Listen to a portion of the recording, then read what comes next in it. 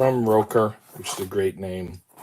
It's called Luminous Globe, which means I think DIY wooden puzzle, mechanical gear, transmission, classic home decoration, USB interface, power cable. Okay, yeah. Apparently it lights up. I don't know how sturdy it is. I mean, it looks like a pretty big box. I don't know if it's something you would really... Oh my goodness. I hope I didn't break it.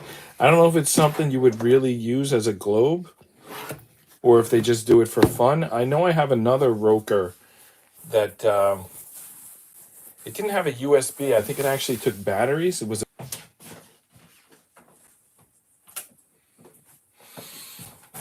so this was from ROKR, and I believe, yeah, there we go. I don't know if it's a charge or batteries, but so that thing actually works. I kept it. It's on my desk. You know, a lot of these puzzles I give away or I trash when I'm done with them, but I kept this one. I thought it was cool. So I don't know, maybe this globe will be capable too. It's from the same ROKR company. Let's find out.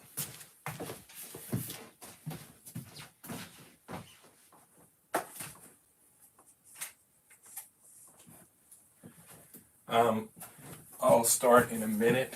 I'm just, it usually crashes. The stream usually crashes in the first 2 minutes. So I don't like to start before it either gets to 3 minutes or crashes twice. And then I feel like it's safe to get started. Because when it crashes, there end up holes in the broadcast. And if I'm just doing the introduction, it's fine. But if I'm like opening the box and taking out the pieces, then it's like valuable content lost. Not valuable, that sounds like the wrong term, but like useful information is lost. So let's give it another minute. I haven't launched it on my screen yet. I don't know if that usually causes it to break. Let's see. Let's see if it launches here. It didn't launch. I don't see it on my screen yet. Maybe it's about to crash.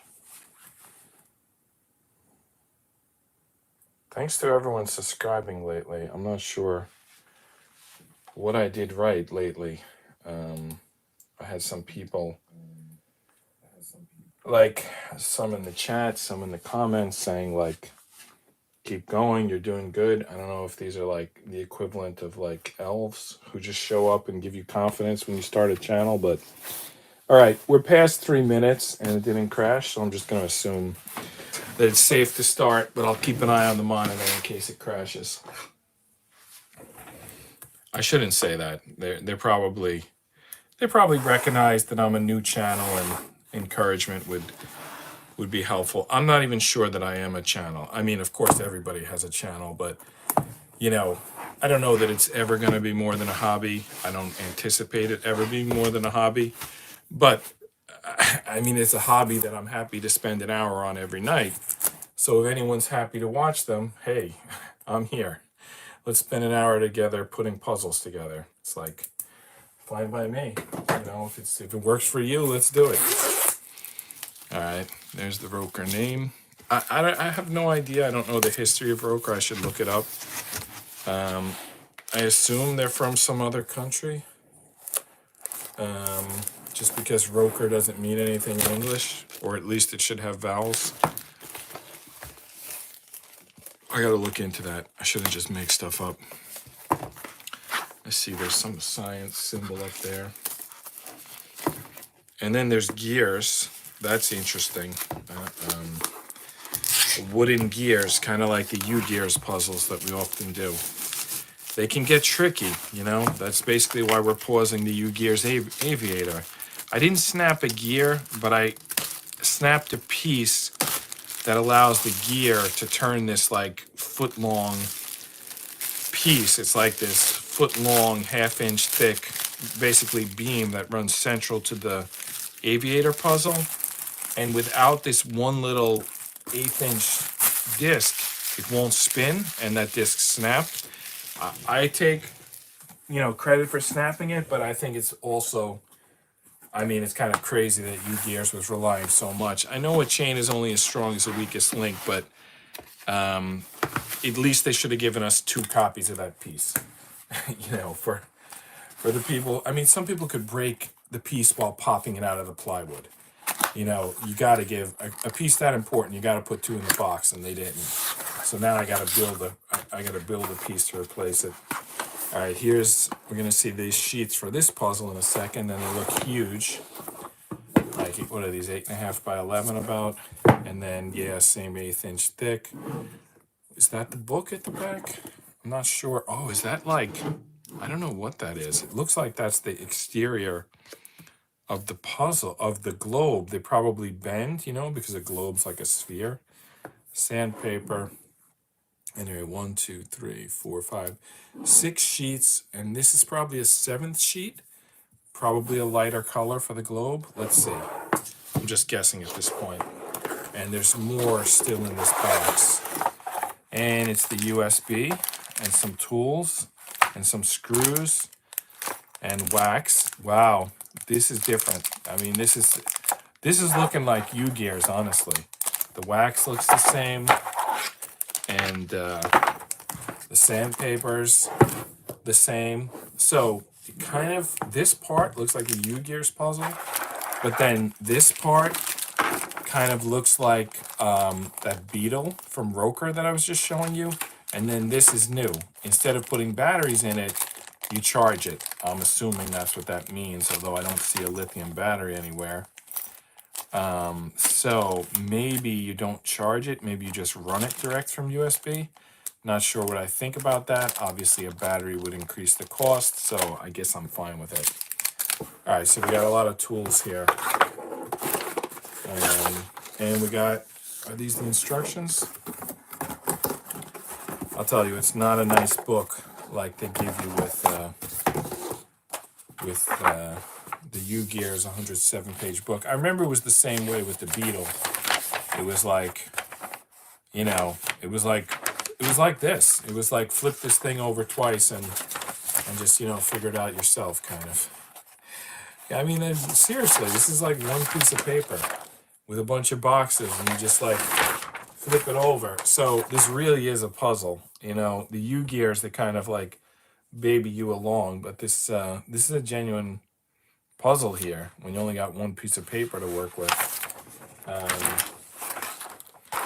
Yeah, and I don't even know where to start when they only give you one piece of paper. I also feel like I need like a flashlight and a magnifying glass to see what's going on here.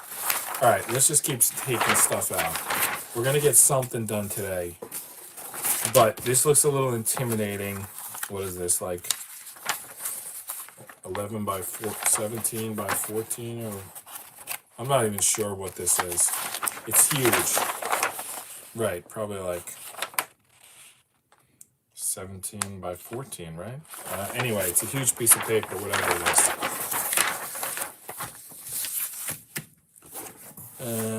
That's it. The box is finally empty. Alright, so I'm going to start stacking stuff up here. A little bit off camera, but I don't think you need to even really see it. That'll be useful if I need to put things in trays. Alright, now, they give us a screwdriver. So I guess we'll use that to open the sheets.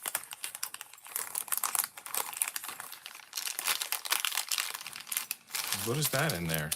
Do you see that? Some like translucent piece of, I don't know. It's the shape of a discus, if you know what that, if you're familiar with that shape. And then here's some little rings, transparent rings. There's a lot going on here. Yeah, this is not a 45-minute puzzle. I don't know. I think it's going to be a few days, which means now we have 3 puzzles active at once. The Move Stone, this one we're about to start, and the Aviator. And plus, we have a break on Thursday. We're going to talk to Costas Mantoulis about sharks on the train. And then we have another break coming up. I was speaking to, I mean, I'm not going to say it now, but it's a guy who does a novel series, and it's a pretty good one, and you're going to like it. I'm not going to, I'll tell you when when we have an official day scheduled, I'll tell you more. It's kind of like Handshake at this point, but it's not like officially scheduled yet. It's going to be cool.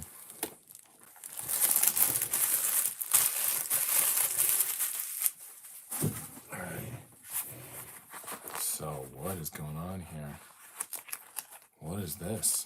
I think, are those stickers?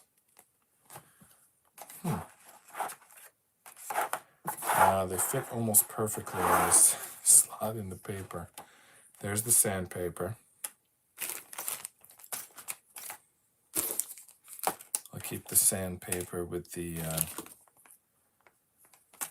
wax. All right, so these are definitely going to wrap around the globe. So we're probably not going to need these till the very end. All right, what is this thing?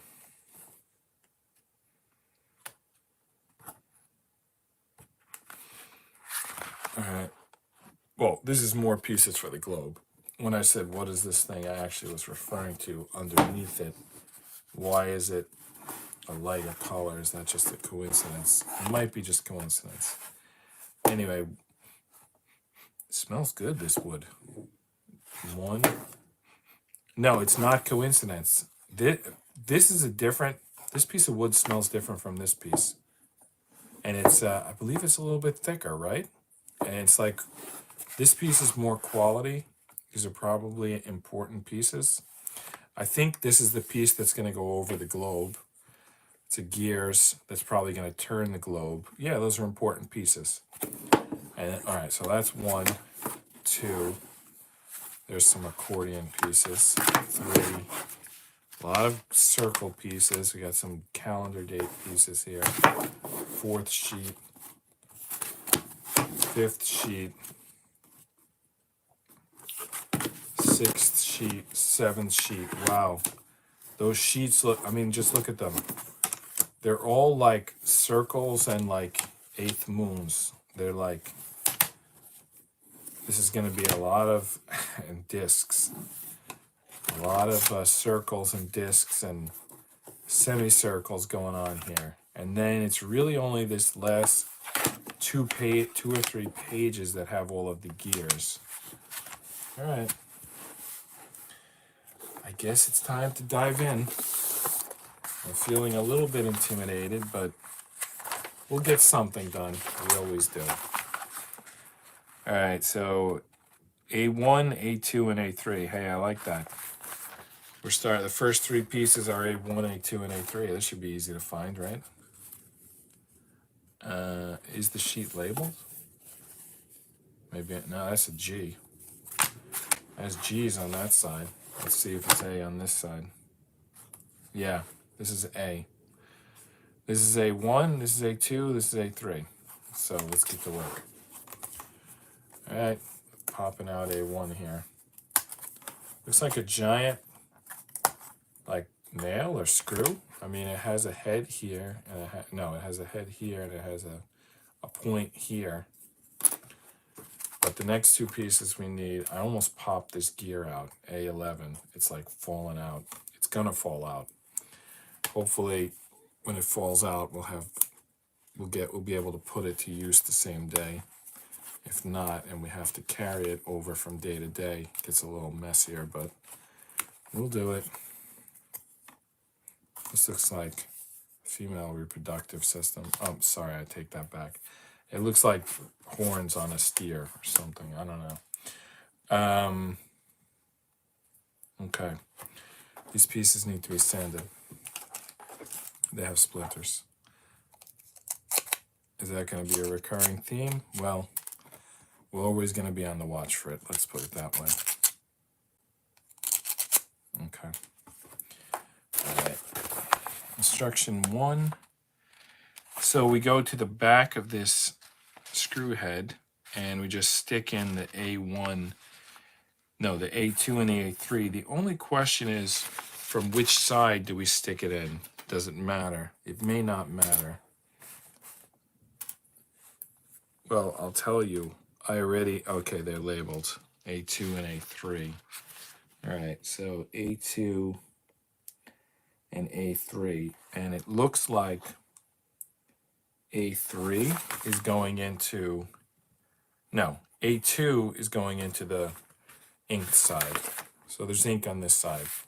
It may actually be a burn of the wood, but anyway, it might be a laser etch, not ink, but anyway, the inking is on this side, and that's the side A2 goes on. A2 is the one with 2 sticks. So I believe you just stick it in here, and then you stick A3 into the other end, and it's going to make a little screw head there. Anyone ever read the Screw Head tapes by Mike Mignola? I have a copy of it. One day on the live stream, I should go through it. I'm sure that 100 people have already done it on YouTube, but I'll do it too because it's pretty wild. That's not necessarily an endorsement of the book. It's just pretty wild, and you might enjoy checking it out. All right, the next instruction. Now we're going to go to the G's. We're jumping to the G's. Press to the deep. G 1, 4, 5, and 6. And they want them all sanded and waxed. So G1, 4, 5, and 6. So let's flip this over. I believe the G's are at this end. That looks like 4, but why are there 3 of them? Oh, 4, 5, and 6. Is it seriously 3 of these? Yeah. And then G1. Well, anyway, they need these 3 different sizes. Is that what those numbers are on here? 2, 3, 4. I bet you that's what they are. All right. 4, 5, and 6, right? G1, 4, 5, 6. They want us to sand and wax everything. That's always a good idea with circles and gears. And these pieces are 3 circles and a gear. I mean, look at the splinters on that. It's actually pretty bad. You definitely need to sand these pieces if they're all going to break out like that. All right, this looks like G1, but I don't see it labeled. Oh, is that it? You see that little tiny writing there? Yeah, that's G1. Wow. Instead of putting the instruction here, I guess they wanted to put it on the piece, the label. So they printed it the only place they could. They had to reduce the font. Wow.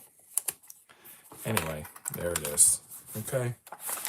Now, while I sand and wax these pieces, let's answer a question here.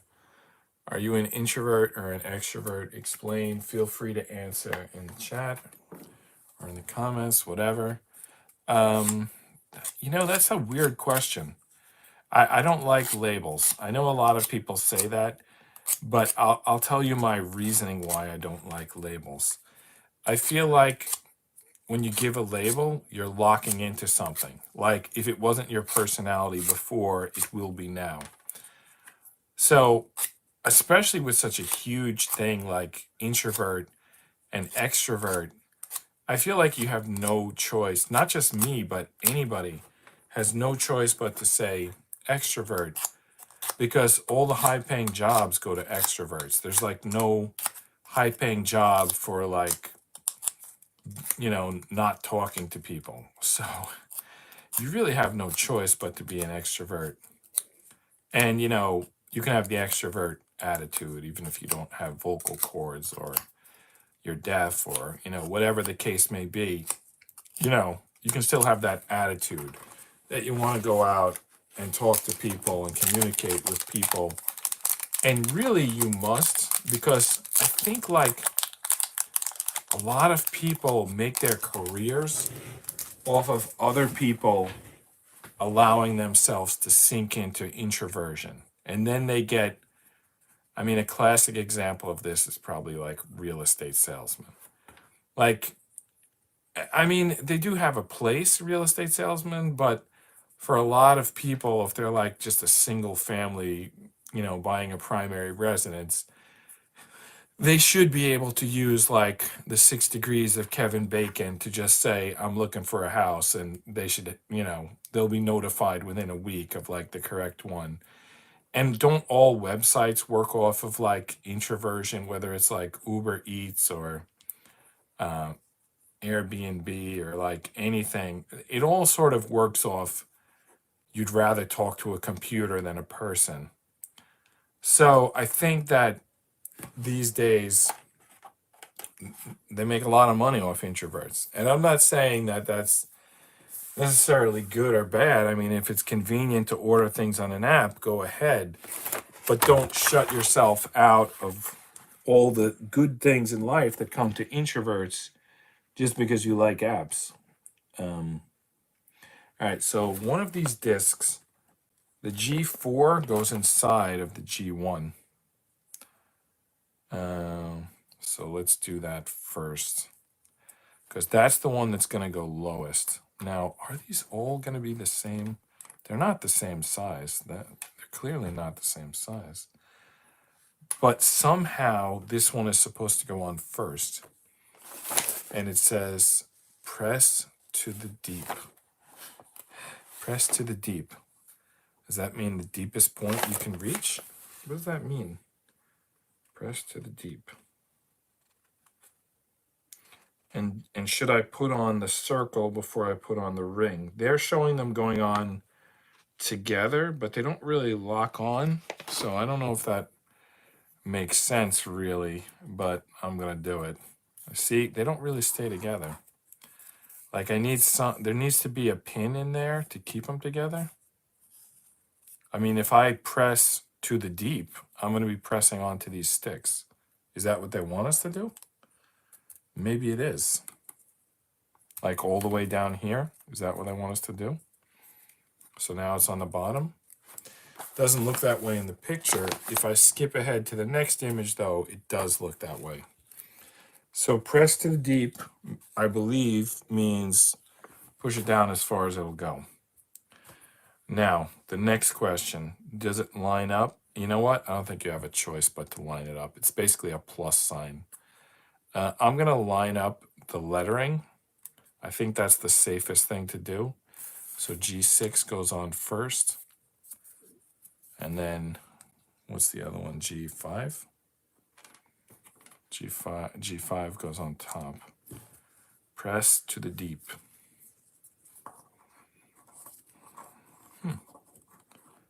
If we can do it without breaking pieces. For some reason, this one is not going on. The first one went on like with no effort. This one is not going on. Should I take it off and sand it? What do you think? You don't want to break it, that's for sure. Otherwise, I'll have 3 broken puzzles lined up on my desk. Yeah, this is not going on. And there is a ridge there. And I assume that ridge is what's stopping me. Let me look ahead and see if it's supposed to stop at that ridge or not. No, I don't think it is. It's supposed to go all the way on. Next question, which order? G6 first, G5 second. Yeah, this is supposed to fit on. So if we can't get this on, then we gotta sand it. Okay, I got it. It's on. All right, now, all right, G5, and then we move on to the next instruction. Press to the deep. I'm quoting the book. That's how they described it. Press to the deep. All right, I guess another question while we get that piece to go on. Describe a time you felt alone. Who reminded you that you weren't? Felt alone? You know, this used to happen a lot before they invented mobile phones. Does anyone like remember that era? Like when you would like just to like a simple thing, like you would go to the mall or to like an amusement park, and you could easily get separated from the people you were there with, and without a phone, like unless you would tell people like, let's all meet 4 p.m. at wherever. And then you would know if you get separated, we're all going to be at wherever at 4 p.m. So you'll see them there and that kind of. but you don't always you don't always think ahead like that, and sometimes you don't see them, and sometimes you end up alone. I don't know if they're asking this question like physically alone or like metaphorically or metaphysically. I'm not really sure. I know that sometimes you can scare yourself if you start thinking about certain philosophies. There are some scary ones out there where you feel alone in the universe. I don't know, watch some philosophy videos, read some books. I actually think that reading the books would work better. I know if you're watching a video, you could pause it, but it's not the same thing. If you like read a philosophy book, you can't help but stop and think while you're reading it. Whereas if you watch a video, it's a jarring thing to like stop and start the video to think. And I'm not sure everyone thinks when they're watching the video. So I would say that, I don't know, invest in philosophy books. I don't think they're going to be replaced. Like I think novels can be replaced. A4 is the next piece we need. I think novels can be replaced with movies. Not always as well. You clearly can't get as much information in a movie. Or let's say you can't guarantee that the information is transmit. A picture's worth 1,000 words, but a lot of the responsibility is on the person watching the movie. And, you know, when you write, that's like, you know, a lot more precise, let's say. But philosophy books, I mean, you can get the same points from a movie, I guess, but I don't think it's going to be quite the same. All right, this again says press to the deep. So we're again going to we're going to line up the inks, all go in the same direction, all on top, all in this corner. Is it going to go past this lip or not? I guess we'll find out. I think it is, but we'll find out in a second. All right, so this is stopping already. Is it really stopping way up here? There's no way. No, it's supposed to go further. But it's not. I guess we got to line it up sort of perfectly. Yeah, okay. You can get it there. Is it going to make it past the next one? No way. If it had trouble at the first one, it's not going, no, it's not going past that next one, I'll tell you. There's another lip here, and it's going to stop on it. No way it's getting past that.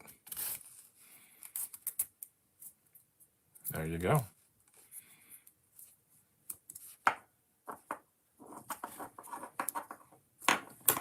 I thought maybe you could spin it. No. All right, let me try one more thing. Ah, I can't do it. Why can't I do it? I should be able to spin this. Okay, whatever. I can't spin it. I thought it would spin like a top, but I can't get it to work. Okay, now we need a lot of pieces here. It's showing 4 pieces at once, 2 of them long, 2 of them short. What I don't know is if the short pieces are kind of angled such that they have to go in either before or after the long pieces.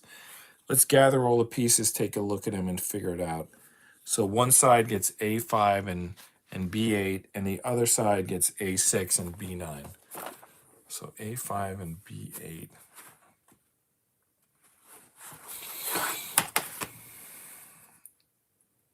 Those are the G's. Okay, I had it right the first time. So yeah, A5 and A6 are going to go on opposite sides.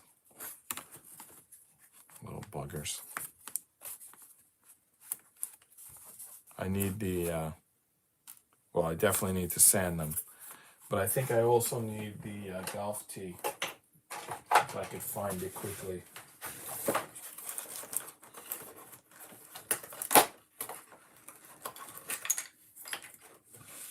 Yep.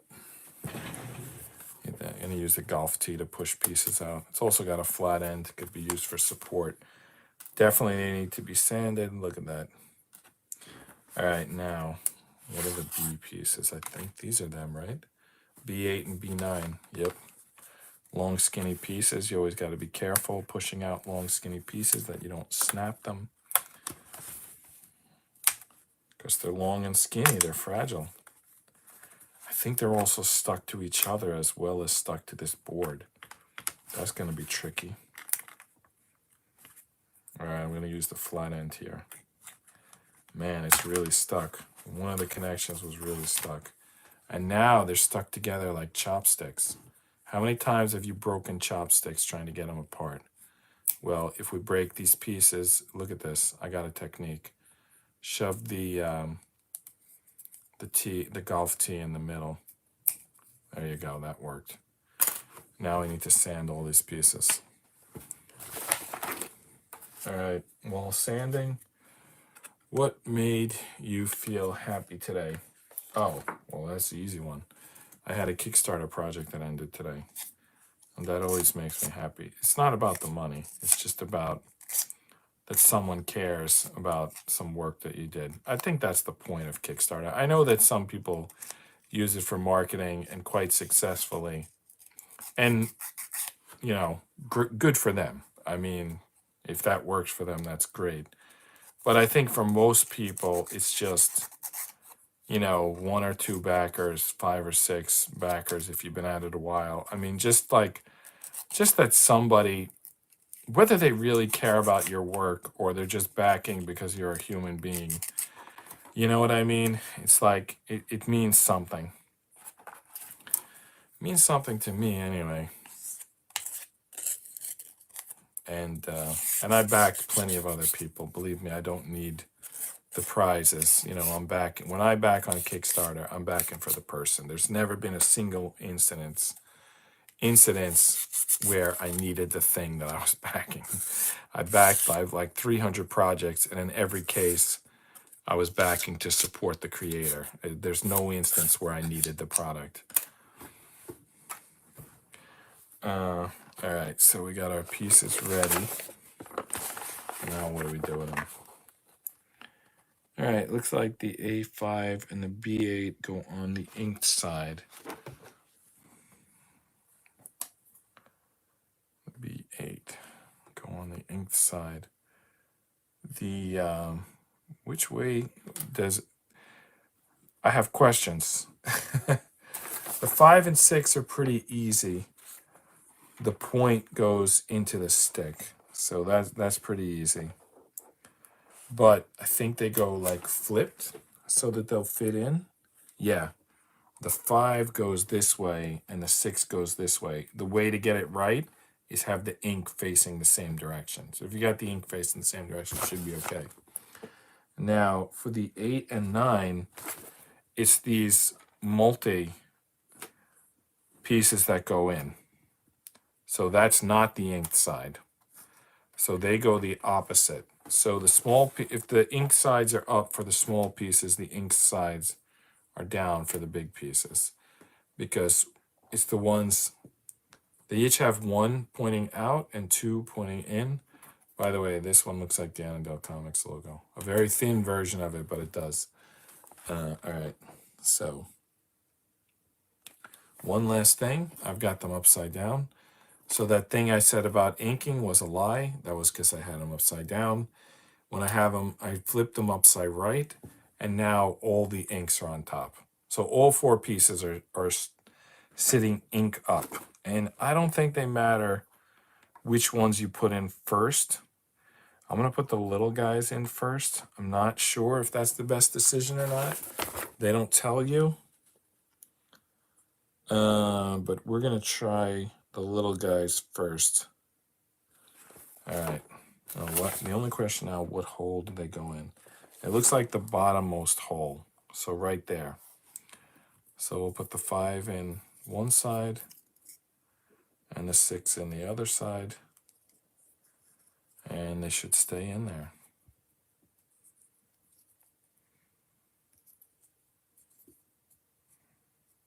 All right. Not going in, but I'm sure we'll get it. You know what it is? It's like gravity. I think I want to put the one on the bottom in first, because gravity brings it to the bottom. If you put the one on the top first, you got to like hold it up to get the one on the bottom in.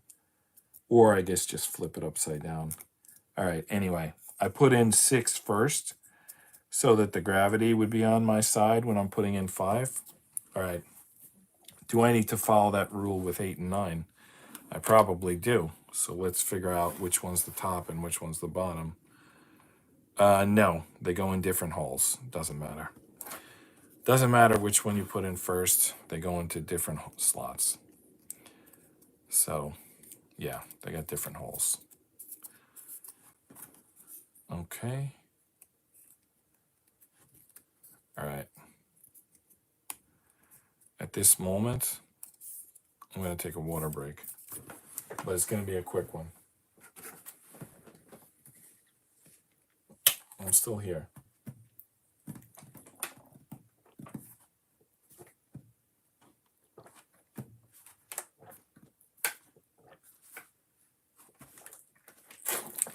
Those symbols didn't mean anything.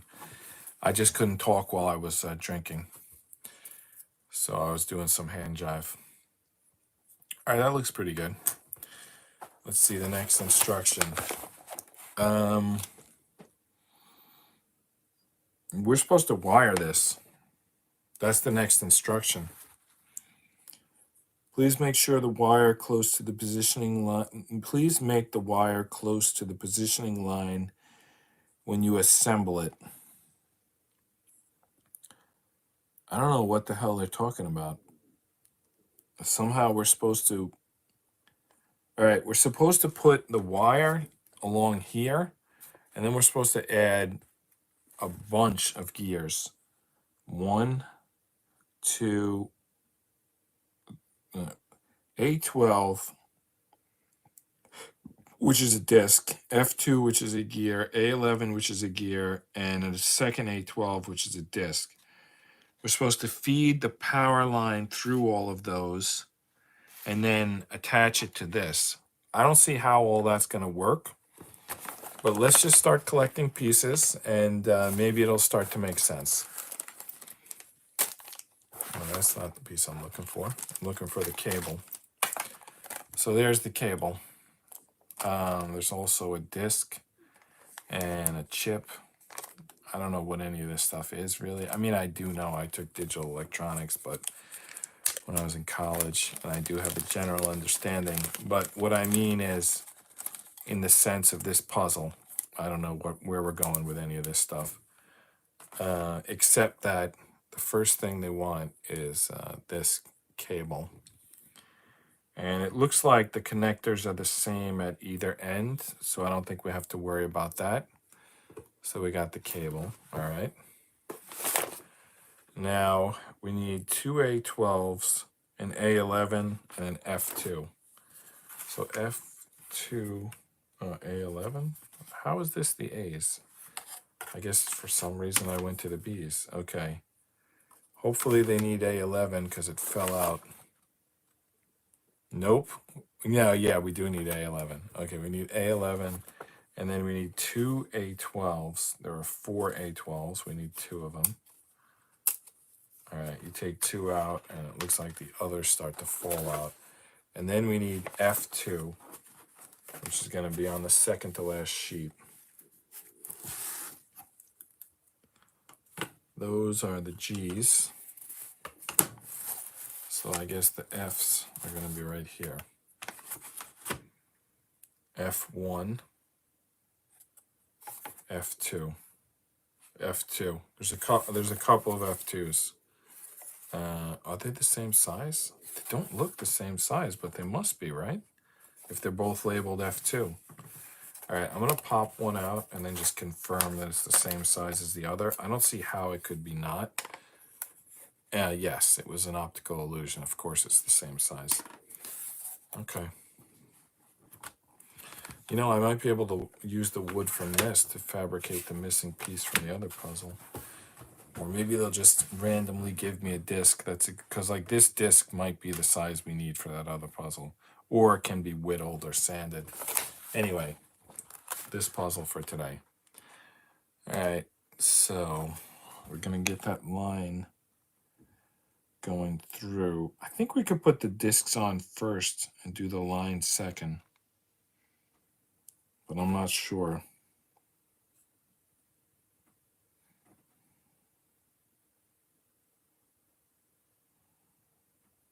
All right, let's do one piece at a time.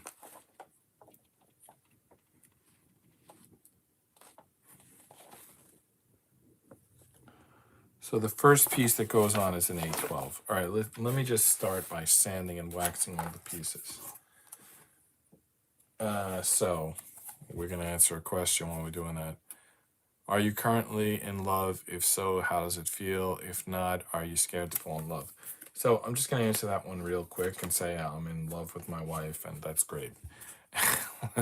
I don't want to answer that one on the theory that you don't brag about something like that. Describe your greatest moment of internal discomfort. Internal, like psychological, or internal, like indigestion? I'll tell you about indigestion first. It was the day of my sister Mary's wedding, and currently I'm aware that I shouldn't eat cake and ice cream, but at this time in my life, I wasn't aware. And so after a full like day of the wedding, and I had ice cream, not ice cream, I had cake, wedding cake with a lot of icing on it. And then at that point, I only lived in Brooklyn for 2 years, but it was during those 2 years I lived in Brooklyn, and the wedding was on Staten Island, and I had to take the BQE home. And there are some times where in New York, for some reason, the traffic just stops moving. So like where, from Staten Island to where I was in Brooklyn should have been like 45 minutes to an hour. But this was one of those times where the traffic absolutely wouldn't move at all. And I think I was stuck there for like 4 hours. And that was it. That was the most intestinal discomfort I ever felt in my life. So, but I don't think that's what they mean by internal discomfort. I think they mean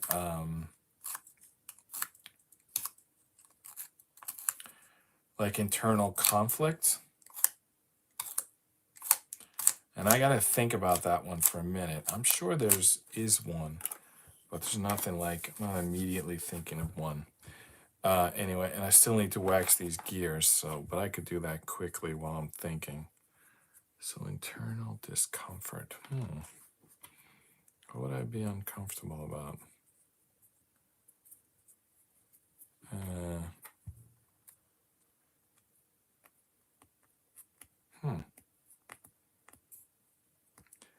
I think I don't put myself in a lot of uncomfortable situations. I know that some people say that you're supposed to do that, like you need to grow and stuff like that. I don't know if I don't put myself in uncomfortable situations or if I just don't get that uncomfortable. Like, I know that there's some things that I do that people will act like it's crazy. Like, for example, it should be easy to play sports, right? I'm the only one in my household. I mean, it would go also for my older son, but he's moved out. But of like the 3 people besides me in my household right now, like they consider like sports as to be like you're on display, like because people can see you playing sports. But I mean, I played sports for a long time. I mean, this never crossed my mind that someone's looking at you. I mean, yes, it is true that they could be looking at you because they like to watch a game of, basketball or soccer or whatever. But I guess I played team sports at a young enough age. Yeah, that's probably it. Probably nobody else in my household.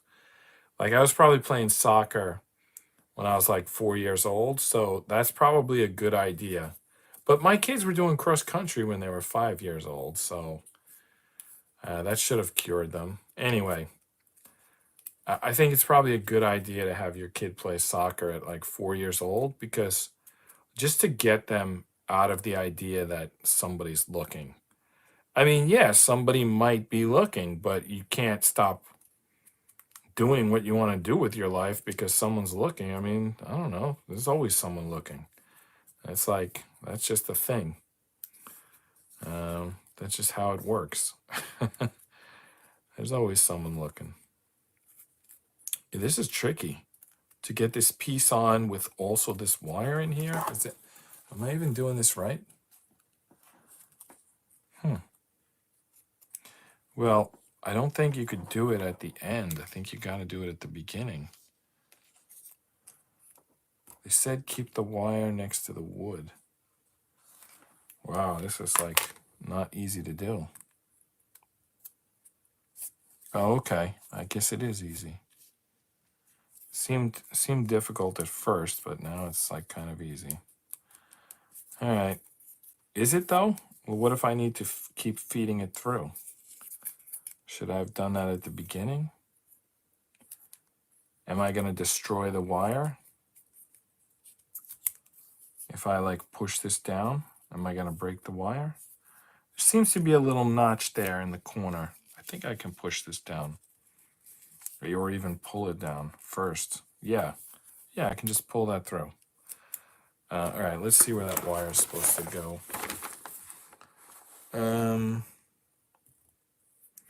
Draw the wire down slowly according to the position. I'm looking ahead, seeing that.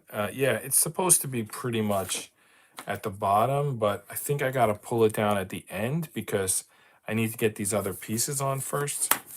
So let me start getting those pieces on. So the next is 11, then 2, then the other 12. I'm just putting them in the order that they need to go on. Let me look now next how closely they get pushed together. Press A12 to position number 1. Press A12 to the positioning line number 2. There's 2 A12s, that's where they're saying that. So 1 and 2. And then in the middle, I go the other 2 pieces, I guess, you know. So 1 and 2. So there's 1 and there's 2. So the first A12 is going to go to 1 and the second A12 is going to go to 2. What's going to keep them at those positions? Do we have to put like pins in to lock them in? That would seem to make sense.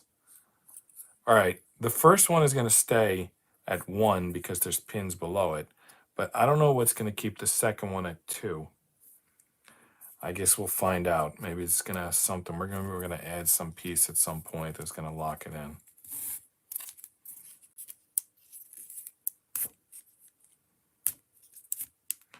All right, the first A12 is at the lower position.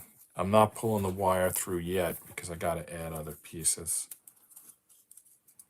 It seems like it moves pretty good. Just keep the wire in this corner here and it does fine. Next piece is A11. You got to start by feeding the wire through the circle, I think. That makes sense to me anyway. All right, there's A12. And then F2. And now the second A12, that actually was A11. So it was A12 to position 1, then A11, then F2, and then A12 to position 2. So A12, we're going to stop at position 2. We're just going to choose to stop at that point. I don't know that it's really going to stay at that point, but that's where we're going to put it.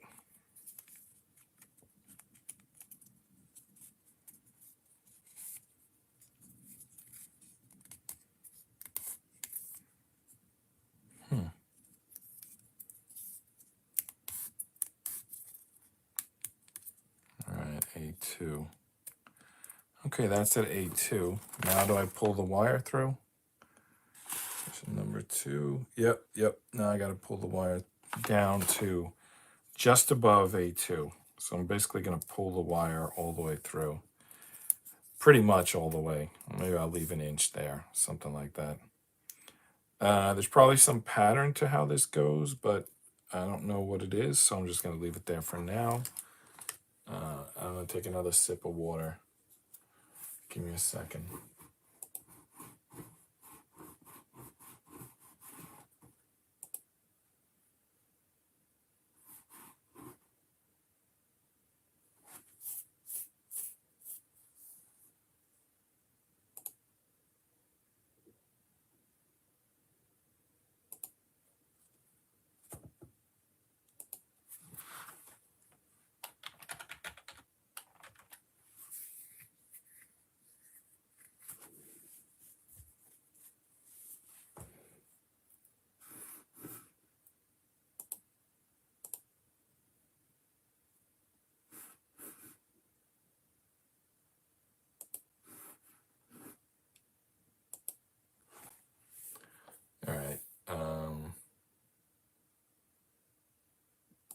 Sorry about that.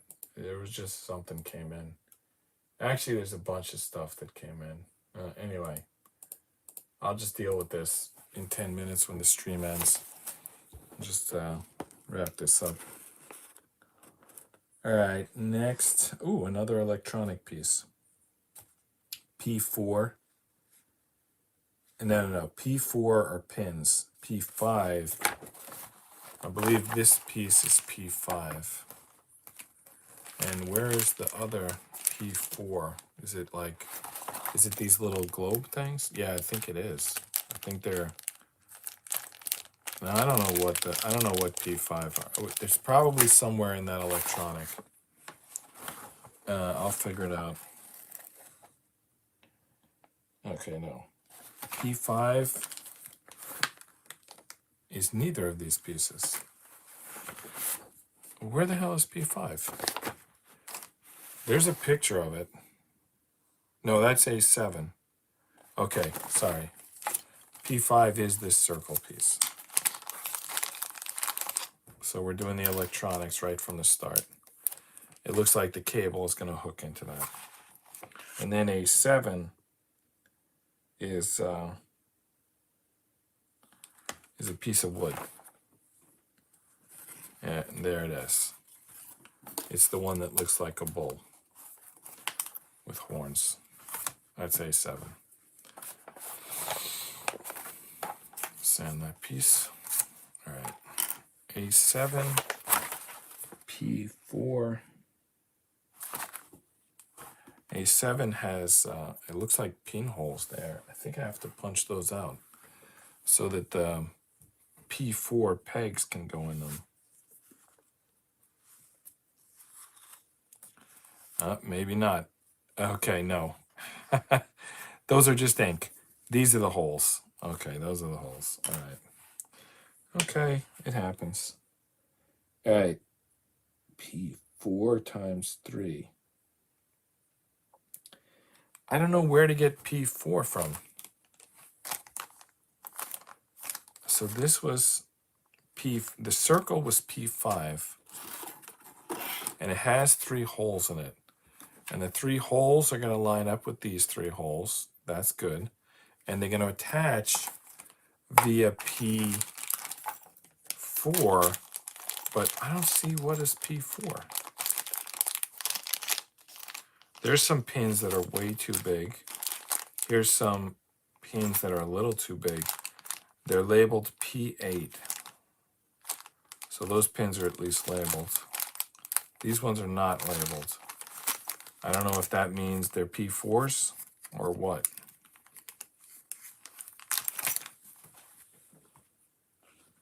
I also don't know if there's an up and down on this piece. Kind of look ahead to see. Yeah, it looks like they got the transistor down. All right, let's see if we can find the P4s. Those are just discs. That's not them.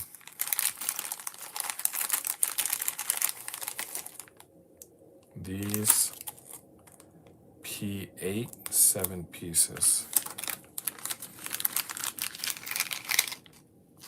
Not there. This weird little disc. There's some pins that are way too big. All right, I do not see P4 in there. We're not out of bags. We've got a couple other bags. 1G27. But this bag also had this P5. But didn't have P4. Here's a bag. I don't see P4s there. I don't know where to get these P4s. All right, let's look up here. P4 is a 6mm screw. All right. So do we have any 6mm screws?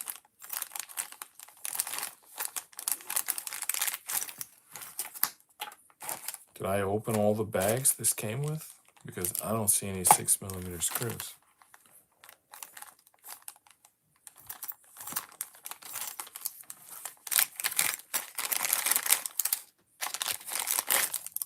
Oh, here's some screws.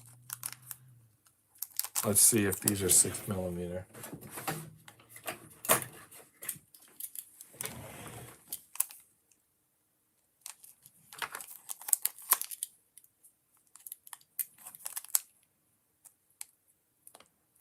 I'm getting 7, but I'm just going to assume that that's correct. I doubt there's 7mm screws here. I think that that's close enough, and those are the 6mm screws. All right. I'm going to need a piece of tape to close that, because once I open it, you know, these things are going to get lost. But each time I take a screw out, I'll just close it with a piece of tape. It's one thing if I was going to do it in one sitting, but I'm about to end this stream. So I want to tape this bag closed before we lose all the screws. All right, so there's 3 screws. 3 6mm screws, presumably. Oh, I don't have tape. Okay. I gotta replace my tape. I'm just gonna stick it in there and Ziploc it closed. And hope for the best. All right, is the little screwdriver gonna work here? How is this gonna go into this?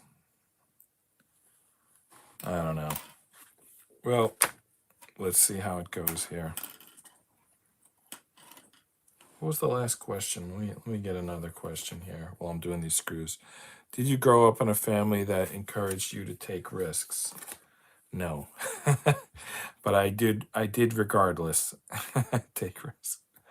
Yeah, I don't think my parents were teaching taking risks.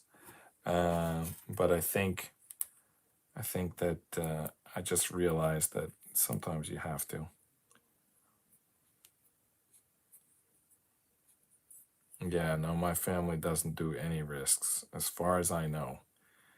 My dad, like, his investing is like buying like government issued bonds. Like, he's not the type of person who he buys like insurance. He's not the type of person who takes risks. My mom goes to church every day, and these are not risk takers, but they're great people, but they're not risk takers. Like, they would, well, my dad was on a few episodes of my stream, but I think it was a little taxing for him. I think it's not something he's totally comfortable with. I think the problem is when we got into controversial topics like politics, I think we should have stuck to the sports, because that's like, you have free reign, and business, just because he already did that for 50 years, he probably feels. But sometimes with the religion and the politics, that can be like stress inducing to talk about for some people. Sorry if I was off camera. And we don't want to stress my dad at his age. But he could talk about sports forever, and he would probably be quite good at it. So next time he's on, we have to remember to talk sports. All right, I put that together. Now what happens to it? Now I think we're going to plug in. It's going to drop to this A12, and then we're going to plug the cable into it. And then we're going to add an A13 above it. All right, let's do that. Okay, it's going to plug in there. Which goes on top? The circuit? Yeah, the circuit board. The wood goes on the bottom. And I should line it up with the plug.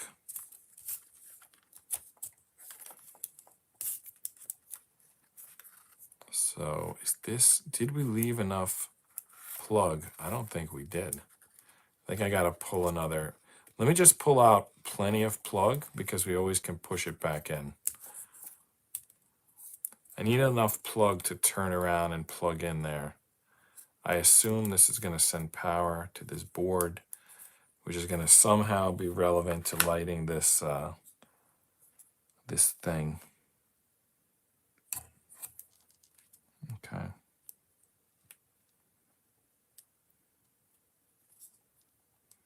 Looking for a little click sound. Didn't get it. I think it's in. I didn't get a click sound, but I think it's in. And I think we left the right amount of cable. Almost stabbed myself with a screwdriver. All right, let's just do A12, and then we'll end the stream for the night. So Actually, the next piece looks really good. It's going to give shape. Let's keep going a little bit longer. Because to finish this first page, like where we are now, we cabled up this like spine. But over the next 4 instructions, we're going to add the basic structure of the globe. So I think we want to do that. All right, so for now, we need A13. And then after that, it says draw the wire down slowly according to the position shown in the figure. A3,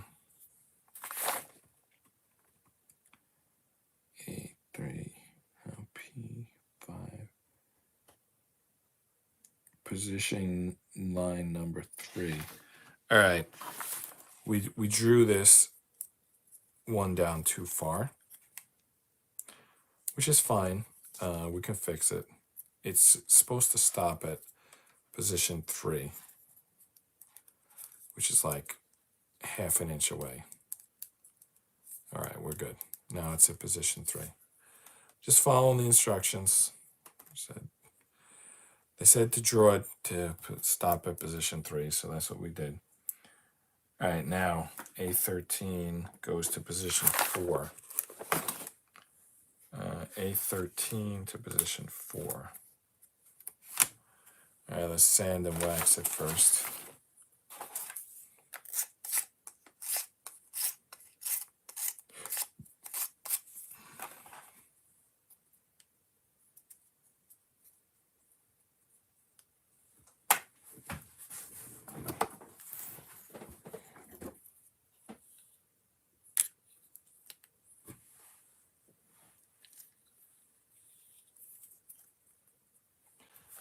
You know what?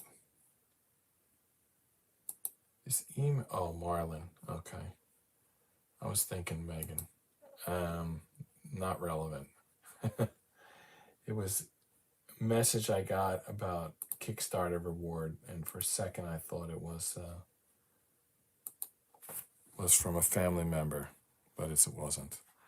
All right, so A13 is going to 4. Position 4. I don't know how precise these positions need to be. I assume something's going to lock onto them at some point, and that's why we're putting them at specific positions. All right, now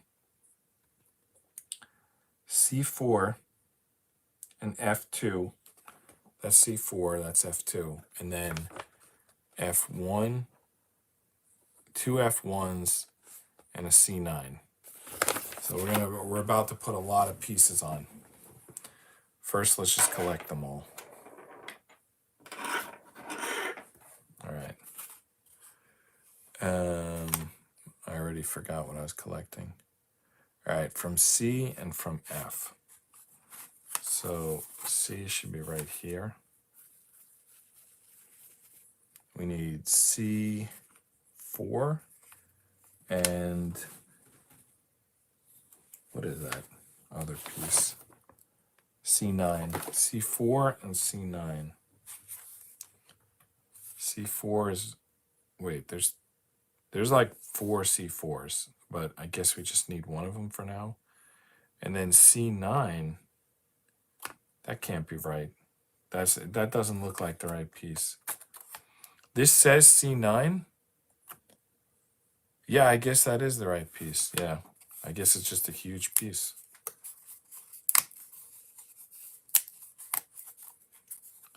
All right. So C9. And what was the other C piece? C4. Yeah, C4. Okay.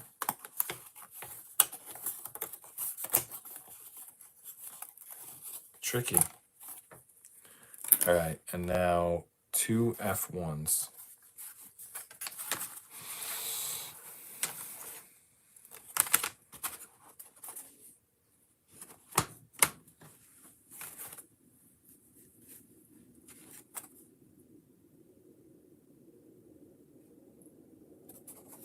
F1s are these circles, and they have other circles inside of them, which I think are just garbage. Well, not this one. This one has F2 inside of it, which we need F2.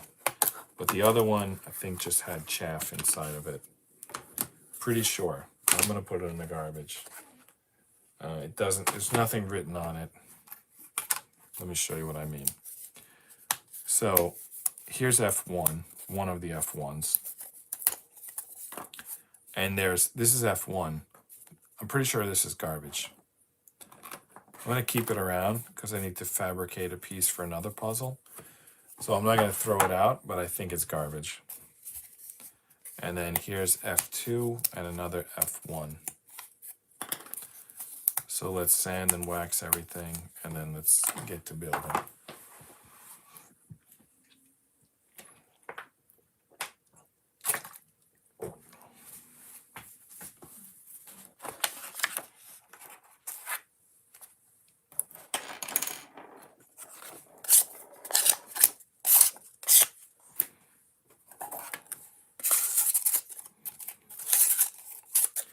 I mean, if I feel a splinter, I'll sand it good, but if I don't feel a splinter, see, there's a splinter, so I'll sand that one good. If there's no splinter, there's nothing to fix, but when it splinters, then we gotta sand it down. And then this one we gotta wax, because it's a gear.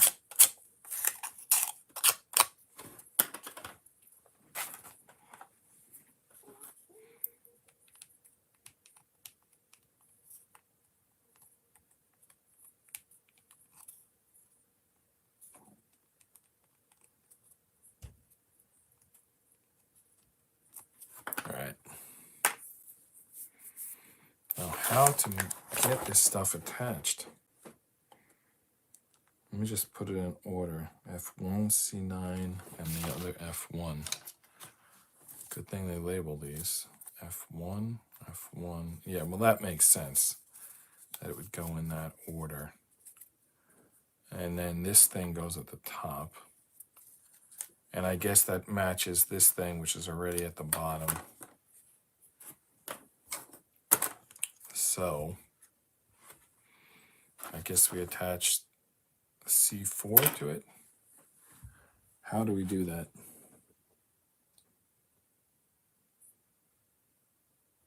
Make sure the arrow is facing down.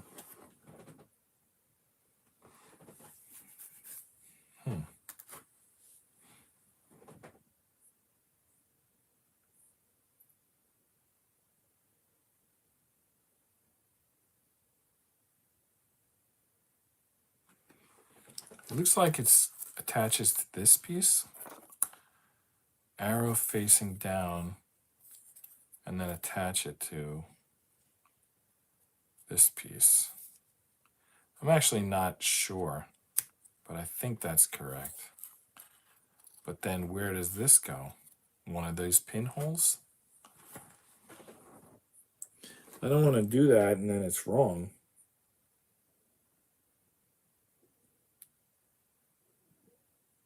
It doesn't look like that's where it goes. Maybe it's going to levitate based on the top piece. Like it's going to kind of hold on to the top piece.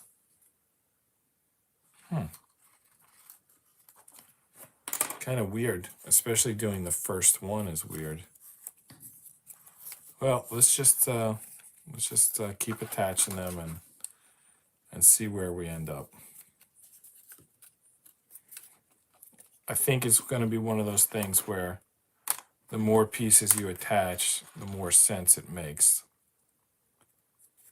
When you're doing the first couple of pieces, kind of doesn't make a lot of sense. But it should eventually make sense.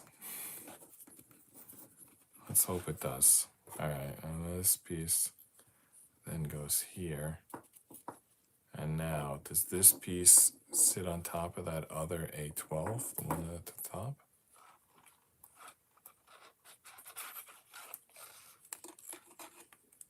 It's not going in for some reason. All right, I kind of forced it in there. Yeah, that's looking pretty good. I mean, of course, it's not together yet, but you can see where we're going with this. It looks pretty good.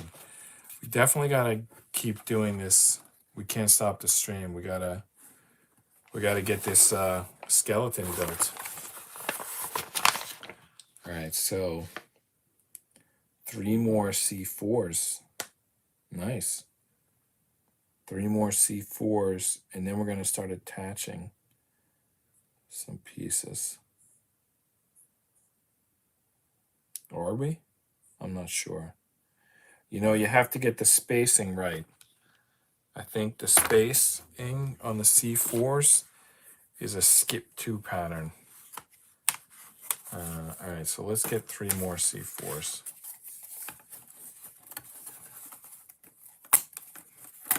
And install them at the skip 2 pattern. You'll see what I mean by that in a minute. Basically, you skip 2 spaces. There's like connectors. You put a connector and then you skip 2. Look at this. Crap just falling right out. All right, let me sand these before I put them on.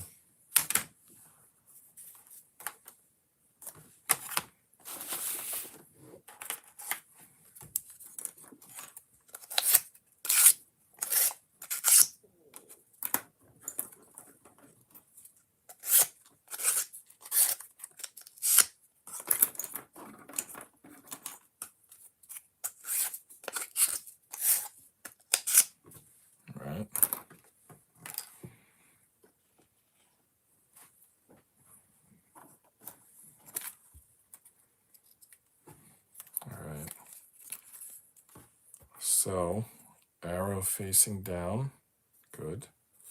Skip 2, and slide this on. That's the idea, right?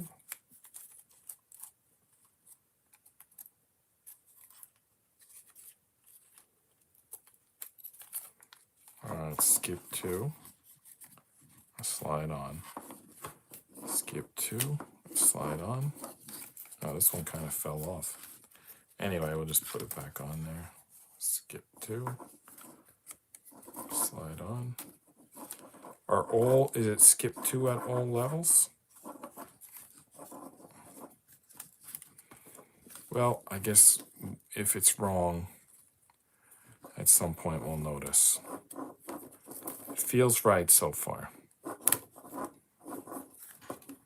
Yeah. All right. Arrow facing down. Next one, we'll go in the other direction. Skip 2 and attach. No, skip 2 and attach. At all levels. This is not going so easy, but it is going. Not going so easy, but it is going. It's going to be a small globe. I mean, it's I don't know what you were expecting. It's not going to be huge.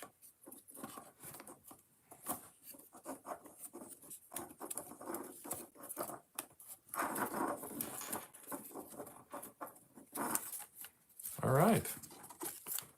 We got 3 or 4 of them on, right? It seems like it.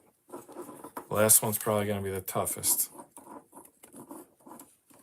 And then something I think is going to go on top to lock them all in, which is going to be, it's going to feel like a globe after that, I guess. All right, last one. Arrow pointing down. Skip 2 from both sides. Yep, our pattern worked out.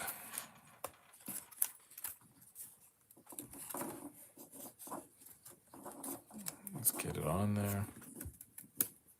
At all levels.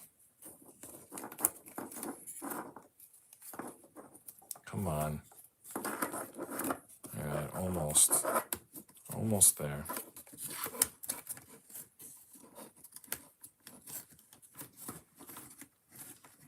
Come on. You can do it. There we go.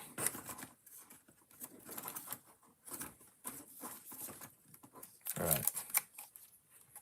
nice. All right, what's next?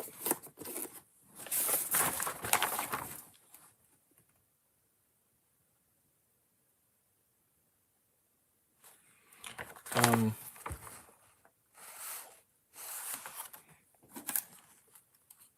feel like something should go on top.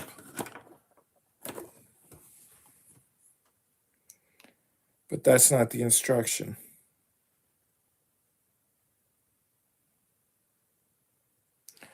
The next instruction is to attach a bunch of pieces.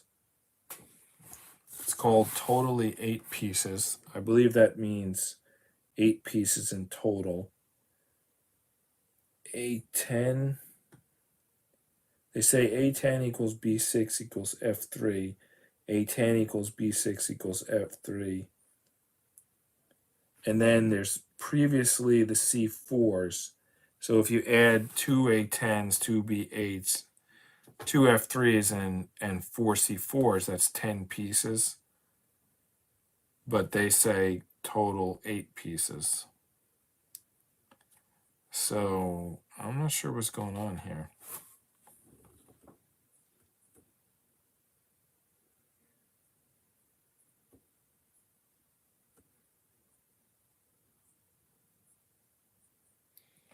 A10, B6, and F3. Total 8 pieces. Well, let's count how many slots we have left. 1, 2, 3, 4, 5, 6, 7, 8. Yeah, 8 pieces. I just don't understand if it's like 3 pieces times 2, that's 6. So I guess one of these pieces there's 8 of? I don't know. Let's just go look for all of the A10s, B6s, and F3s that we could find. And hopefully it adds up to 10. So here's 2 A10s. Right here.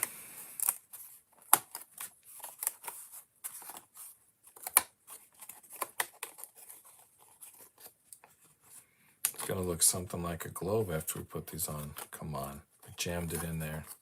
How'd that even happen? All right, it's out. All right, A10, yeah. What the hell was that breaking sound? Hopefully it was a board detaching and not breaking. A10, B6, and F3. All right, 2 B6s. So are they going to be 4 F3s? There better be. Otherwise, we don't have 8 pieces in total like we were expecting.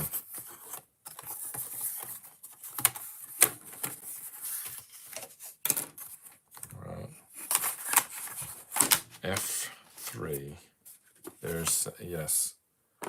Not only are there 4 F3s, but we're done with the F sheet after we put them in. I'm starting to wonder if we can finish this in one night. We might be able to. I mean, we just knocked out a sheet. I got the electronics half done. Why not? Let's keep going. I think we can finish this. Come on. You can do it. Can you? With a little help. All right. Let's just jump straight to the help. Ooh, that was a bad idea. I broke the piece. Okay. That could be a problem. Don't do what I did. I got a little excited, saying like maybe we could finish it tonight. Shouldn't have said that. This looks to me not that bad. It's the pin that holds it into, I think, the top, because F3 is this way.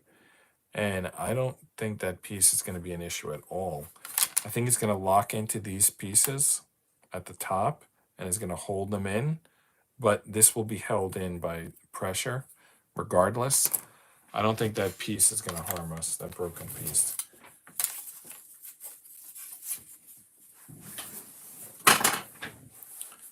All right.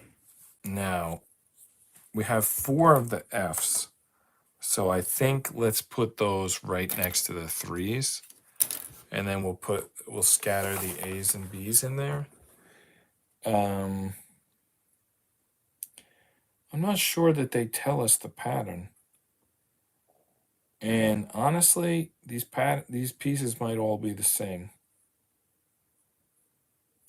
I don't know if the equal is trying to tell us something, like equal and opposite, like put them across. I'm not sure, honestly. But I'm going to do the F3s first. There's no arrow on them, so it doesn't seem to have a top and bottom, other than that the writing, I'm going to keep the writing facing upward, and I'm going to put all the F's next to all of the C's. That's my plan. I see one of these C's is somehow not attached correctly. Let me see if I can fix it. Let me spot check all the others. Yeah, they look good. I don't know why the one right by my finger was off. All right, let's do the next one. I'm going to attach it in the spot to the right of the C. We're just going to put all of the F's next to all of the C's. I think that makes sense.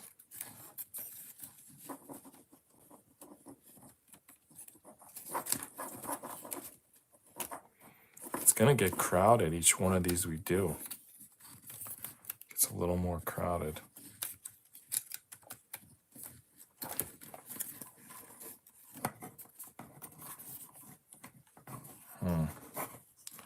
Like pulling them off while I'm like putting one on, another one. I'm putting one on, another's getting pulled off.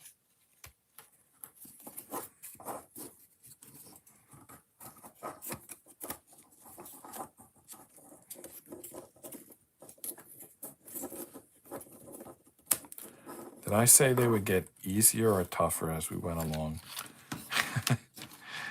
Because they're not getting easier.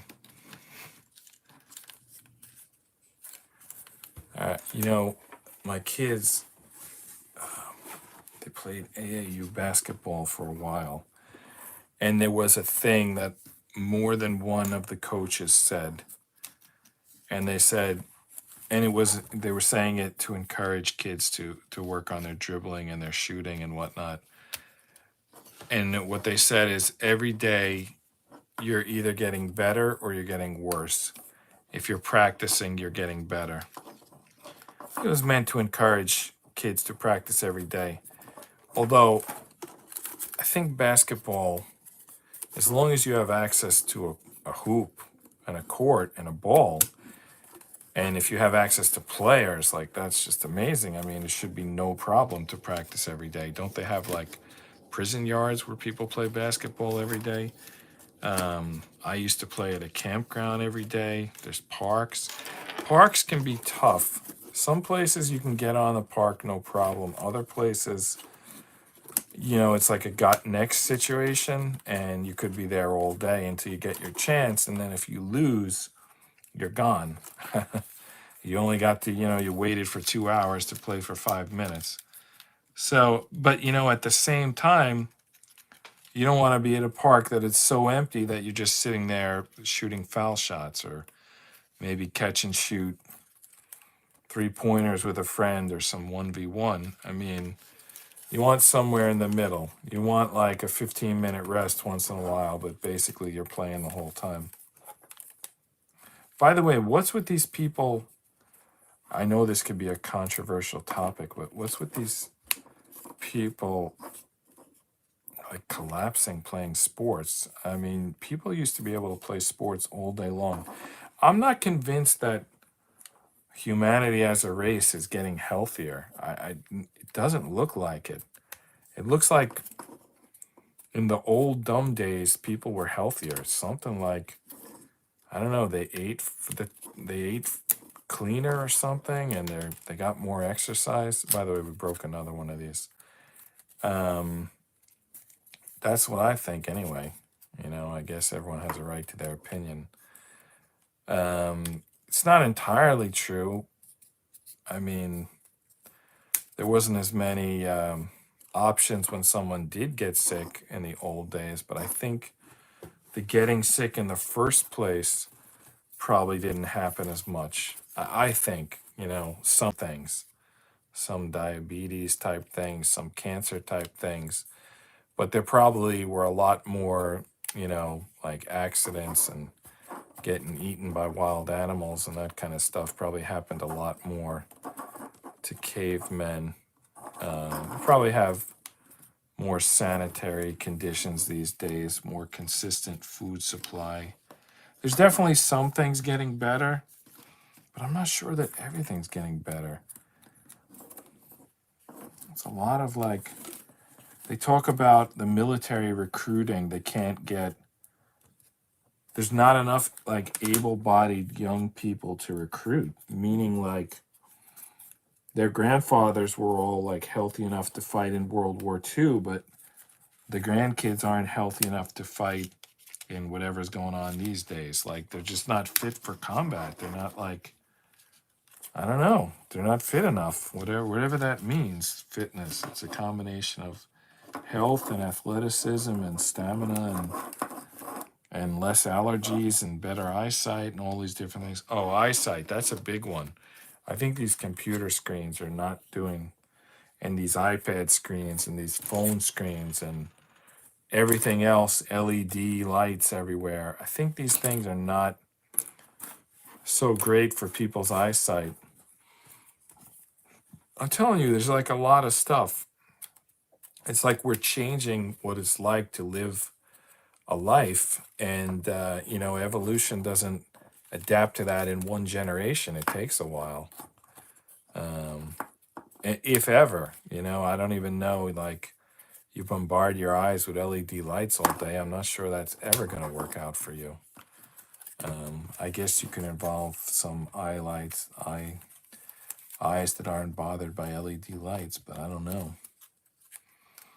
I know I shouldn't make light of it, and I don't think I am, but even in my family, I'm not saying that the eyesight of the older generation is great, but the eyesight of the younger generation,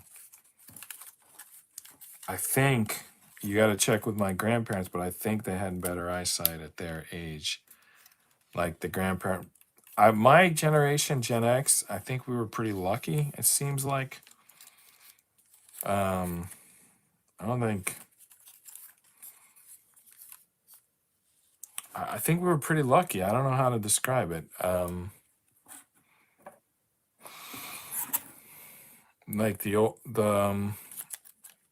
I think we did better than the older people and the younger people. I think the older people had more physical hazards, and the younger people have less general health. I think Gen X was pretty lucky. We had a good combination. We had pretty safe lives and pretty decent health.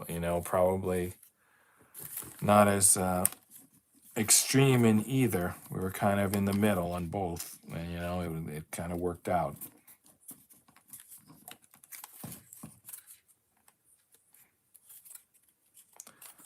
All things in moderation is sometimes an expression people say. I don't think it's necessarily true. I mean, you wouldn't say fentanyl in moderation. I think you should avoid fentanyl at all costs. So I don't think it's all things in moderation, but I guess all things that you would do even a little of, you should keep in moderation. Well, this is looking like a globe already. The electronics are kind of getting buried inside there, though. I think that if we mess something up, we're going to have to tear this apart to fix it. That's not good. But hopefully we didn't mess up. I guess we're going to find out soon enough. All right. I got those. Well, not completely. We definitely got to QC this all when we're done or when we think we're done. One more to go. It's looking like a little globe. Yeah, we're not going to do this in one night. I could. Believe me, I could, but I think I'm going to stop here. I just want to get some sleep for tomorrow. So let's keep going and see how far we get today. Oh, we have a guest. Hey, you're just in time. I just started this. I just started the stream. How are you doing? Yeah, I'm a little late today. I'm just taking the puzzle out of the box. It's like a globe that lights up. What kind? Oh, okay. Who won the football game? I haven't even. Georgia. I'm surprised we didn't talk about that. Georgia won. No, I didn't watch it. I thought it was nonsense. You mean the whole like the four? Starts with 64 teams. Yeah. They can pick 4 out. Put in 64 teams. Chances are those 4 teams don't make it. Yeah. Yeah. It's definitely. I mean, maybe they don't have to do 64, but it's definitely. It's not believable that these are like. I mean, you win 2 games and you're a national champion. I don't know. Yeah. How did they do it before? You would just vote on who's the national champion? Yeah. Right. Well, you could still do that. You don't have to listen to. You don't have to listen to those people. The team that won anyhow. Oh, okay. So they worked out this year. Okay. Yeah. Oh. No, I forgot about it today. I never even looked it up in the paper. I don't think I came home from the pool today. I was freezing. I laid down and I slept most of the day with the chair and heat on and heating blanket. I don't think I ever watched one of those. What are they called? BCS? I don't think I ever watched one of those games. I hear about them usually the next day. They're on Monday night, which is the same as the basketball, but somehow I think the basketball draws more, or maybe not. Is that true or not? I'm not sure.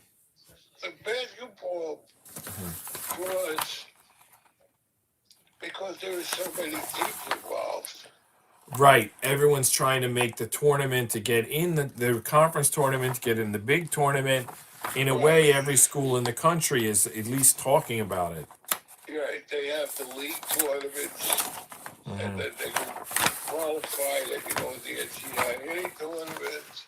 Yeah. So they have all that nonsense going on before. It's like they play a few warm-up games, and then the tournament season starts. Yeah. Right. That's true. Well, there's in the league, the conference, but that just gets you ranked for the tournament. Yeah. Of course, if you're a big school, you get a freebie. I know it's not exactly like that. They claim it's not, but really it is. Yeah. I saw the Colgate Army game the other night. Yeah. Colgate, I guess, is the better of the small teams in the East. I think Seattle lost to Army, didn't they, this year? They did. They lost in overtime. They should have won. Army was very lucky to get it to overtime, and then they won it in overtime. So, you know. Colgate won it on a buzzer beater. Yeah. So, you know, they're probably all the same type of teams. Yeah. The 3 of them. Colgate hasn't lost in their league for years, whatever the hell, whoever's in the league with them. So, but I saw that game. I saw St. John's Butler the other night. That was a runaway. Butler has no team this year. Oh, okay. But tonight, a lot of it was women's basketball. It was UConn women against St. John's women. I don't watch the women games. Right. They probably figure if that's the only one on that night, you'll watch it, but you may just not watch anything. Yeah, well, you end up watching Clemson and somebody, or TCU was playing somebody. Yeah. You know, but I couldn't find, Rutgers was playing. Yeah. I was watching Rutgers for a while. The Rutgers women? 24 at the half. The Rutgers women or the Rutgers men? Men. Oh, okay. Because the Rutgers women, they were famous a while back with the, didn't they win a national championship? And and that's Yeah. how Don Imus got fired. Yeah. I shouldn't laugh. Yeah. I guess he's dead now. I don't hear him anymore. Yeah, I don't know why I'm laughing. Yeah, I Yeah. shouldn't laugh about that. Yeah, I think he is. And by the way, so is Bernie. You know about that, right? Who's Bernie? Well, when Imus had the show, there was Bernard McGurk was on the Yeah. show, and he then hosted afterwards. But he died. He died recently, so he's not around anymore. It's it's sad. I don't think he was that old. I think he was less than 60. Yeah. Yeah, Well, that's the way it goes, John. yeah, yeah. So, Amos had his son, but I don't know if the kid ever got into Hmm. that. I don't think the kid ever was into that type of stuff. Yeah. Probably was out on that ranch he had out in Arizona somewhere. Oh, Wyatt, I think was his name. You used to Yeah. mention him. Yeah, yeah, the Yeah. ranch. Yeah. He was all right. A lot of people didn't like him. In the beginning, he went from being just a nasty guy to more a political guy. Yeah. Yeah, I remember they used to all go on his show, and people would try to be funny when they were on his show. It's not like that anymore. Politics is so nasty these days, but they used to like, both parties would go on Imus's show and they'd try to be funny. There would be people would do like their Clinton impressions and stuff. Yeah. Like everyone's lost their sense of humor lately. Bro, I don't know how that guy is. The other guy like him was the guy with the Sirius radio. But you don't hear of him anymore either. Oh, you talking about Stern? I just say Stern because I know he's on Sirius. Yeah. Yeah, yeah. Well, You now, don't hear much okay. of him anymore either. I wonder if you even know. Well, now, of course, those guys. One is radio, terrestrial radio. The other is satellite radio, and of course, nowadays they're streaming. For example, what we're doing right now. And do you know who's the big name in that? No.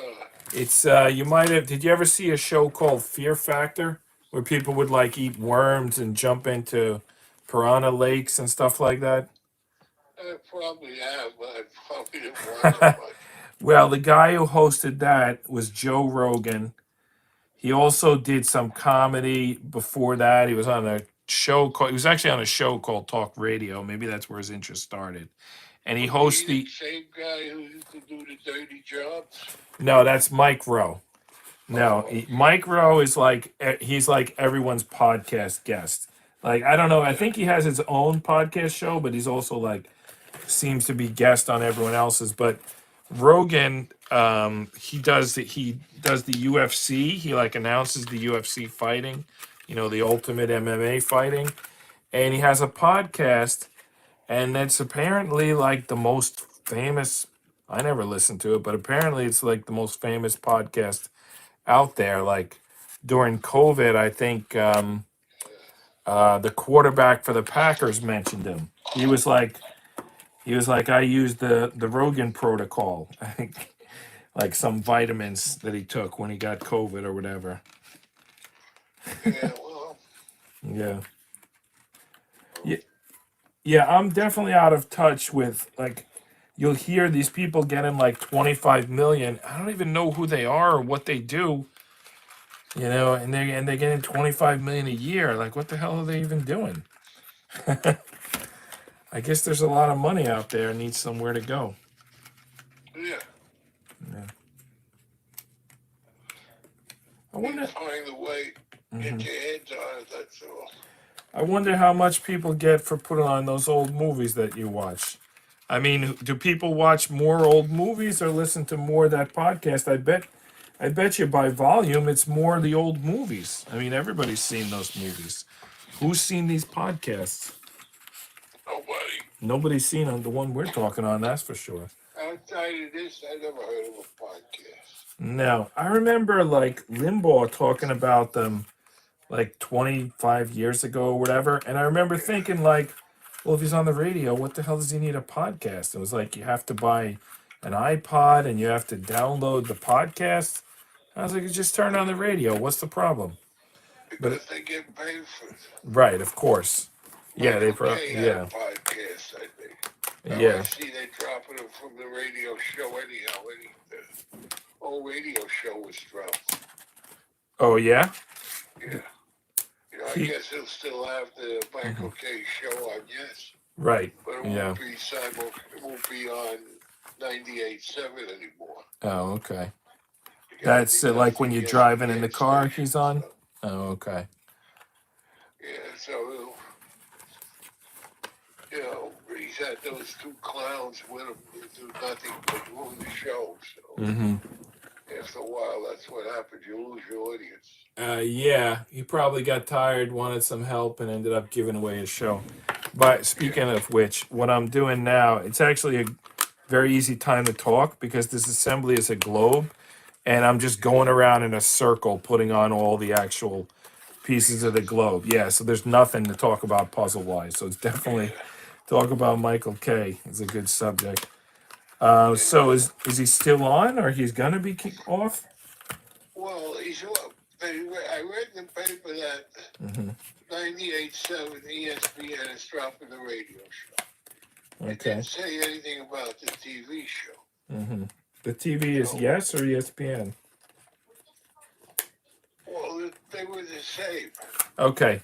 Is the TV show just like a simulcast of the radio? Like it's just a camera broadcasting him doing the radio show? Well, it used to be a camera of him and the two guys. Oh, okay. So it's the same show, really. Doing the Yes and the radio show simultaneously. Yeah, that's what they all do. Rogan. Except, Yeah. sometimes when the Yankees were playing, the show would end early, but it would be on the radio. Of course, the Yankees are on 660 on the radio. So the show would continue. Of course, he would be gone because he's doing a Yankee game. Yeah. And the other two guys would have it. And over Christmas, I turned it on a few times. He wasn't there, just the other two guys. All right. So. And you can't watch them for more than 5 minutes. And then the writing was on the wall, probably. Yeah. So, see what happens. Is Sterling? You're gonna have to start spring training in February. What? Oh my goodness! Wow, you're right. Yeah, it's a few weeks away. Yeah. Yeah. Before the Super Bowl, go right into the first week of baseball. Yeah, I heard the Super Bowl was kind of late, going to be a little late this year. That's what I heard, anyway. Well, it is because we're in the middle of. Yeah. This is the first week. Then there'll be another week. So that's 2 weeks. At the end of January. Then there's a week off. So the Super Bowl will be in February. Yeah. Yeah, it seems like it gets later each year. Well, because they added the extra game. And it could have even been later this year if they had to play off that game that got suspended. Right. And it seems like they always have a week off. Like, right? There's usually a week off. Playoffs and the Super Bowl. Yeah, between the championship games and the Super Bowl. So you're talking about 3 more weeks before the Super Bowl. Yeah. So it's the 15th, the 22nd, the 29th, and the first week of February will be off. And then that'll be the second week of February. Right. So, anyhow, that's the way it's going. Yeah. Yeah, your mother's going away on another retreat this weekend. Oh. She's leaving Friday, Where's coming back Sunday. Oh, okay. Vincent's coming down Saturday afternoon and he's leaving Monday. Of course, Monday's the holiday, so he has Monday off. Right. Yeah. So he's got to come down and stay with me. Oh, good. Yeah, I don't mind being left alone. The only thing I like to do is shower in the morning when your mother's here. Right. You know, so in case anything happens in the shower, there's somebody if I slip or. Oh my goodness, yeah. Well, so but that's about it. But you know, if I was alone, I would stay in the house anyhow. So who the hell would need a shower for You 3 could do a days? sponge bath. I only smell myself. Right. Yeah. Yeah. Well, that's good to know. Yeah. In case we ever need Mom to stay here one night. I don't know. Could happen. Yeah, I drove your mother's car, her new car the other day. Oh, how is it? Oh, it's good.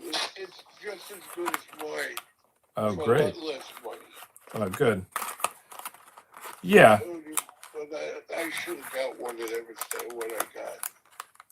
Yeah, I don't think you're Why? going to be hauling any boats these days. I don't think. Yeah. You tell me. No. But when I got it, it's all the buttons that when you're driving, Yeah. you know, there's all these different buttons. If you want to raise the heat and it's on volume, you got to hit a button to get the thing to turn to heat, and then a button so it's back to volume for the radio. Yeah. There's all different buttons to raise and lower the fan. You have the same stuff in your car as in her car? You both have them? Well, her car doesn't have as much as mine, Can you but say what the she's got name? Mm-hmm. her radio buttons are her radio button, her heat control buttons are her heat control buttons. You know, they both have the heated seats. They both got backup cameras. They both got navigation. Oh, yeah, that backup camera is good. That's definitely... Yeah, you don't need the key. You press the button on the door handle. So long as the key's in your pocket, the car opens. Oh, okay. It's like has to be within a certain Press the distance. button when you get out, it closes. You don't need your key to lock it. What's the You name don't of... need a key to start it. You just step on the brake and press a button. What's the make and model of her car? I'm just curious. Our car is a Kia Soul. Oh, you're kidding. So she got the new version of the Kia Soul? Yeah. Oh, okay. All right, so I guess the old one worked out. All right, good. It's really nice. Mm-hmm. Yeah. It's a little bigger, I think, than the other one. Mm-hmm. The only thing she said is she can't lock the back door. We're going to have to bring her back and see what's the matter. Wonder what that's about. The hatchback lock, you know. Oh, okay. I don't know. She's probably, you got so many buttons, you probably got to press a button, but you don't know which button to press. Right. But it's nice. I told your mother I had to get rid of my car. Get one of those. I don't need this fancy car. That's enough, huh? Yeah. But it's nice. I'm not going to be driving that much longer, so I ain't got to keep it that long. I'm giving up driving. So Yeah. It's not hard, but today when I came out of the pool, I was kind of exhausted. I went down the beach, reading the paper, fell asleep, woke up, had to drive home. You were like sitting in the car at the beach? Yeah. Oh, okay. Because it's a little cold to go to the beach. The sun. Oh, okay. So the car was warm. I opened the window. Yeah. I had the newspaper to read, do the puzzle. I say the rosary down there. Well, that's good. And I get tired, my eyes get heavy, I just go to sleep for a while. Oh, okay. Yeah. Well, be careful. Yeah, well, I make sure I'm awake before I drive home. Good. You know, going down there, I was doing 40 miles an hour. Coming back up, I was doing 20, 25. You know, you don't feel like you want to rush sometimes. Yeah, I hear you. Let's see what happens. Oh, I don't know. I think pretty soon I'm going to have to say goodnight. I'm going to take my pills and needle. Okay. And then try to go back to sleep. I'll just mention... I'm watching NCIS now for 5 hours. Oh, okay. It's the only thing on TV. Well, it's a good show. I mean... Horrible. Yeah. activate your Oh, brain watching that. Mm-hmm. yeah, I go through the movie channel, TCM, AMC, TNT, TBS, Mm-hmm. USA. There's some, a lot of them have basketball or hockey, but they're not a team I'm interested in. I find it hard to watch professional basketball, you know, if the Knicks ain't involved. If the Knicks are involved, it's tough enough. But if Yeah. they're not, you know, Yeah. I think Spike Lee started going to the Nets games. I don't know if that means he gave up on the Knicks or if he goes to both. cool. Spike Lee, you know, he always sits in the front row and cheers for the Knicks. Yeah, he probably goes. He goes to Yankee games too. He's like a professional fan at this point. Yeah, well, yeah. It's where he gets his notoriety. Yeah. He's got the money. He probably has season tickets. I think he's even at some Ranger games. Wow. You know, All right. still that guy in the garden, Boston. Yeah. He's had everything. And the camera's always following the reaction shots. I mean, he pays it to his credit. He pays attention to the game. He knows what's going on. He knows what to react to when. Yeah, well, because he got nothing else to do like me. Right. Like, yeah. I wonder how many movies he's making these days. I mean, if he's going to all these games. St. John games, Seagull games, Xavier. Yeah. Great. I just watch all the Big East games. Yeah. So at least I know what the Big East is like. Yeah. I remember doing that when I was younger, watching all the Big East games. I followed it like the way some people follow like WW wrestling. I was watching the Big East basketball. I can't believe how much I was like invested in that when it was like the only thing on TV. It was like the first thing on TV, you know, and it was like, Last night, yeah. I was looking around and I came on NBC Sports Yeah. and it said fight night. Yeah. So the first two fights were boxing matches. Uh-huh.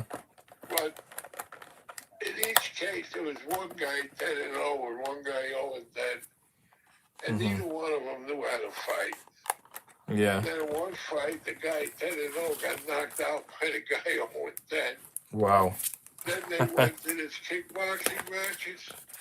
Yeah. And, you know, they would put in some woman, 38 years old, 50 years old, against an 18-year-old kid, and they work all around the ring. Well, you know, The guy would yeah. say, I don't know what the hell this is all about. You know? The announcer said that? Oh, my goodness. So then it was over. Two guys came in. Mm-hmm. And again, it was every favorite against the underdog. And the underdog kept kicking their favorite in the leg. Yeah. The guy, how the hell what's this about? He said, the guy who should be winning's leg looks like a balloon. Oh, my goodness. And then at the end, they give him the match, and he says again, I don't know what happened here. Then they put in the third match, and again it was some stupid thing. Yeah. Then I Wow. said, well, let me look for something else, because the kickboxers were coming from overseas, Yeah. Greece, I think. That's always been difficult to watch, that sport. I mean, unless you also do it. It's like you can't really see what's going on. It just looks like they're hugging and rolling around. Yeah. Most of them just try to knock the other guy out. Well, that's when you can follow it. But certain people, when they do like the Brazilian Jiu-Jitsu or whatever, it's like you don't even know really what they're doing. It's like they're just like holding the guy and then the other guy submits and you're like, well, why do he do that? I mean, some people probably know if they've studied it. But to the average person, they're like, nothing happened and then one guy gave up. Why did he give up? And it's like, well, because he knew that this was going to happen or that was going to happen. Well, I didn't know that. I guess I'm not very informed of that sport. I put on the S channel last night looking to see if they were going to have the Hot Stove League or anything. Yeah. Anybody talking baseball. Okay. They had 5 or 6 hours of the AC Milan magazine. Soccer? Now, who the hell is watching that? Yeah, well, maybe right after the World Cup, maybe, I don't know, but It kept going on and on. It was like hour after hour, like they would repeat it, I think. I Which guess means that's they all had they had. nothing whatsoever. I guess I they, guess they don't want to put on the Yankee rerun games. yeah, So now they're putting on AC Milan hockey game, soccer soccer. game. That was on the Yes Network, you saying? What network was that on? Yes, channel. Oh, okay, the Yankee, yeah. All Yankee right, channel. The Yankees, somehow the Yankees must be involved with AC Milan, I guess. maybe they own something. Well, it's off season. I mean, they Yeah, probably figure like if you're tuning into Yes off season, they got you. You know, they pretty much can put yeah, on whatever they want. yeah. The father put money into that English soccer team. I guess the son put money into AC Milan. Yeah, it was Manchester United at one point, right? Yeah, And I don't really follow that English Premier League or whatever it's called. But I remember at work, I remember when they bought it, it happened to be a British guy at the office next to me. So I mentioned it because I kept hearing it on Yes. So I thought maybe it's like something interesting. He's from Britain. And he was like, oh, those guys are a bunch of like dirt bags or whatever. So I guess not everyone in England likes Manchester United. no. It's probably, they're Well, probably I like think the one Yankees year in the US. Not everyone they likes the got Yankees. demoted down to the B League. Yeah. You know, in soccer, the bottom two teams in the league Yeah. go down and two teams come up. Right. So I think one year they got so bad they actually went down. Now they're trying to rebuild the team. Yeah, they had that even in the Chelsea Peers league that I played in. You would go up or down based on. I remember sometimes we would think like, you know what? Do we want to win this playoff game? Because well, then we're going to go up, and then next season we're only going to win 2 games. We're like, we're We'll go fine. We're down. fine where we are. We don't need to win this playoff game. Yeah. All right, John, I'm going to call it quits. Okay. Thanks for calling. I'm dry, so I need water. Okay. All right. All right. Take Bye-bye. care. Good night. Well, that was my dad, and it was perfectly timed because, as you can see, the whole time he was talking, all I was doing was connecting these panels, and now we have one left, and then we'll move on to something. So there was nothing puzzle-wise to even talk about. I just was connecting these plastic panels, as you can see, making it look like a globe. And we're up to the last one. And the last one doesn't even have anything on it. Oh, it has New Zealand on it. And at the top, I'm not sure what that is. Wrangel Island? I'm not familiar with that, but is that Canada? What is that? Anyway, it's something. Oh, it's Russia, I guess. Wrangel Island. It doesn't sound like a Russian name. It's like Siberia, I guess. Well, I guess someone else. New Siberian Islands is on the second to last panel, and then the last panel says Wrangel Island, which someone other than Russia must have named that, and probably it doesn't sound like a Russian name.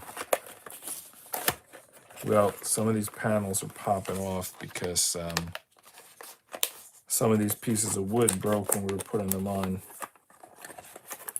But they're just little panels. I'm sure I could tape them in, which is what I'm going to do in a second. All right, let me just get this bottom of this one on. So 12 and 1. 1 was the first one, 12 was the last one.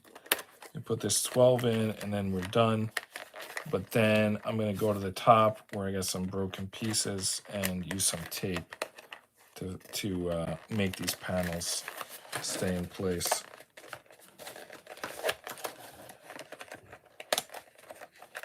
Oh my goodness, I'm like putting the panel in one side and ripping it out of the other.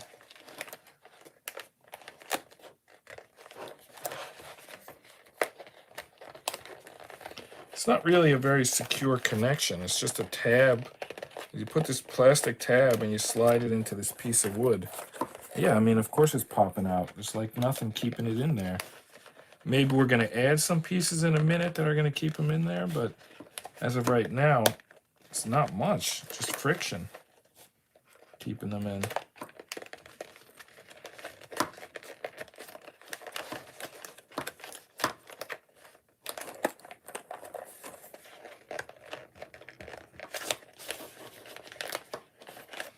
All right. I thought I had it, and then this number 5 popped out. And as I put that in, probably something else will pop out. All right, now these two at the top. What do you think? A piece of tape? I don't have tape. All right, I'll use packing tape.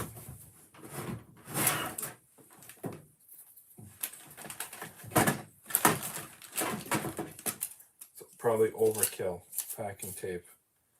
But we got to do something up there. Scotch tape would have been nice, but we just got to do something up here.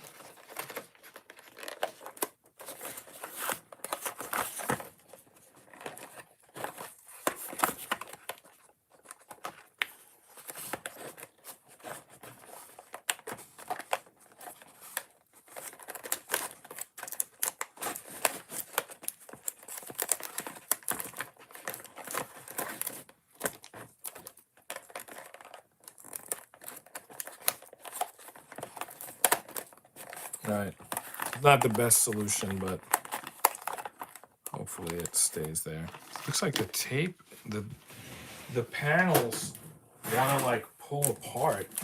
They're like stronger than the tape.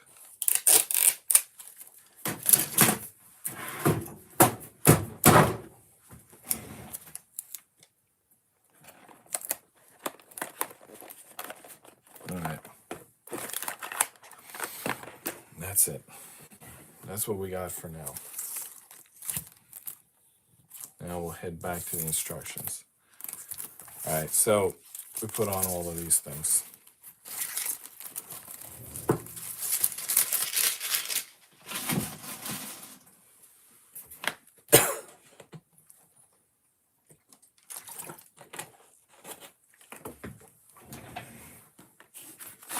What's next after those panels? So,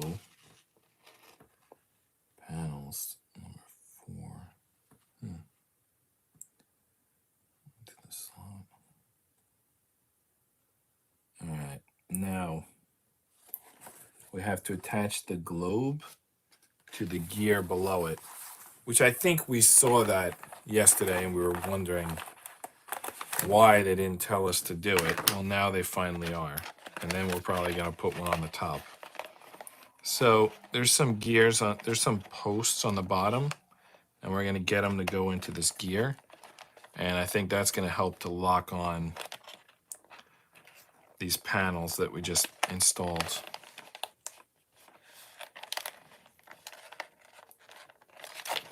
If we even can do it. It's not so easy.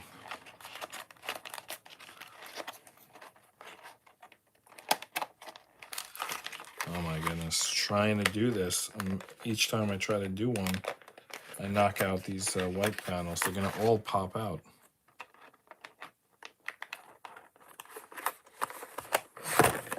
That's if they even line up to begin with.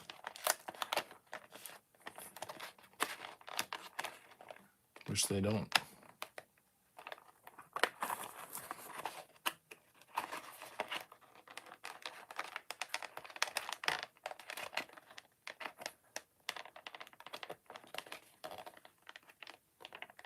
I want to get these two that are like 180 to each other. I can't get them to stay, like the pressure. I can't put supporting pressure on the other side. They're like not strong enough or something. Right, I got 3 of them lined up. They just bend. Instead of going through the gear, the pieces just bend. I feel like I should have did this before I put these panels on. No, it's like you got to put the panels in first because this locks them on. But once you put them in, you can't get your finger underneath to support them. And they need some support to get them to go into this gear. Otherwise, they don't go. All right, these tabs here, I'm going to try to support them from those.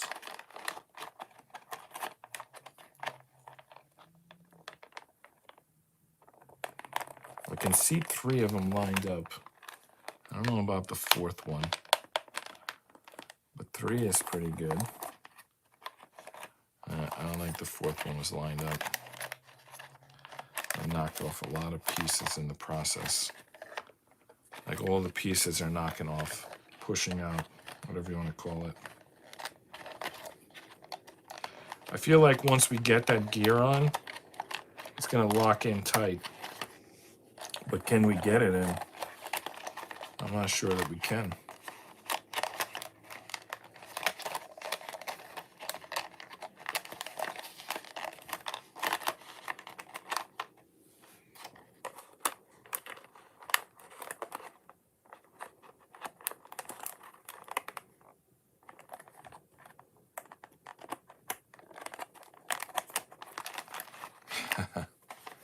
It's not going in.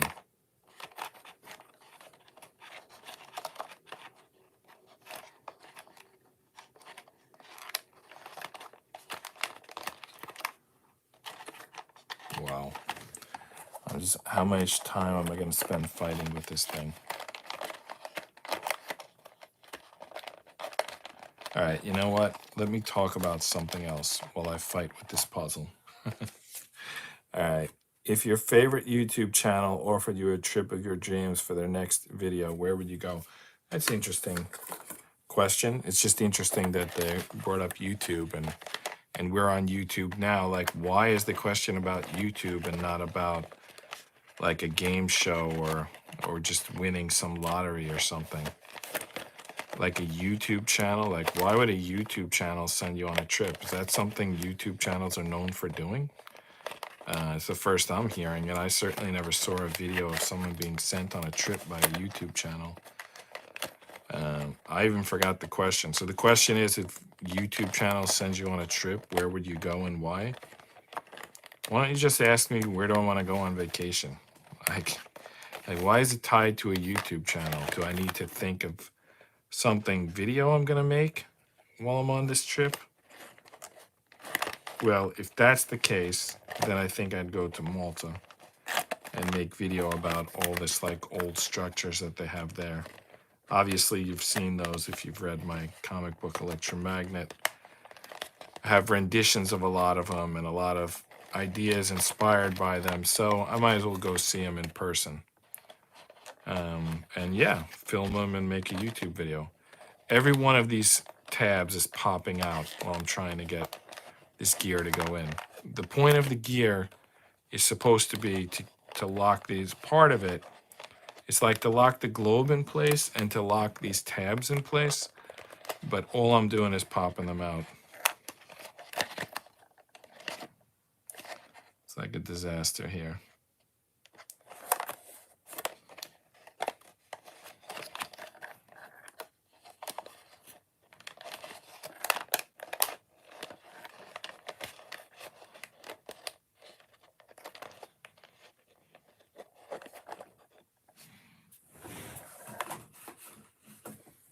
There was a golf tee that we had yesterday, yeah. That might help with getting these things to go in. I certainly can't fit my fingers in there, but I guess the golf tee, nope. I'm just popping more of them out. And basically, all the work I did to put these in, they all popped out. So I basically have to redo everything. And then I have to try again to get that gear to fit on the top.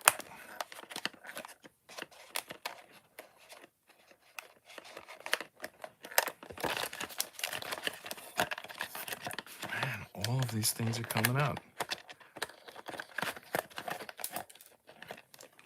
Pieces of wood are like falling out of this thing. That's not a good sign.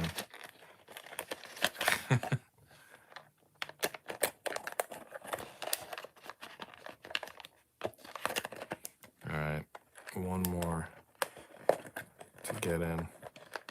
and then we can make a second attempt at locking this on. Okay, I see one that's like kind of crooked. I don't think it can be fixed. Let's try to lock this on.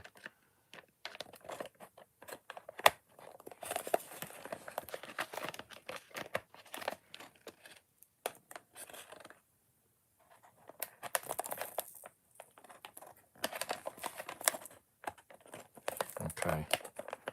I got 3 of them on, but I don't even see the 4th one. Maybe the 4th one is one of the broken ones, and it just doesn't exist. Can't get on. Not here.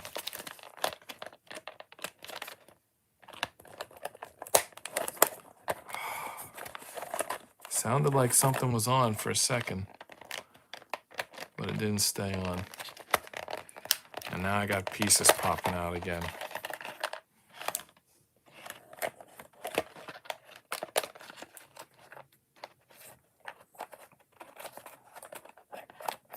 All right, let's try to get one piece in.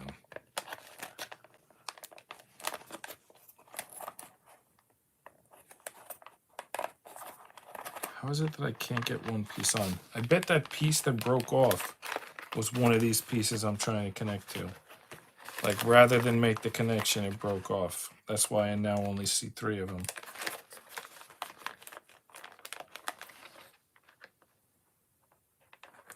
Well, this is a gear, so it has to spin the globe. So we have to get it on. It's not going to work otherwise. And nothing is going on here. Yeah, another one of those tabs is broken. They're just all going to break. Looks like this is going to be a fail.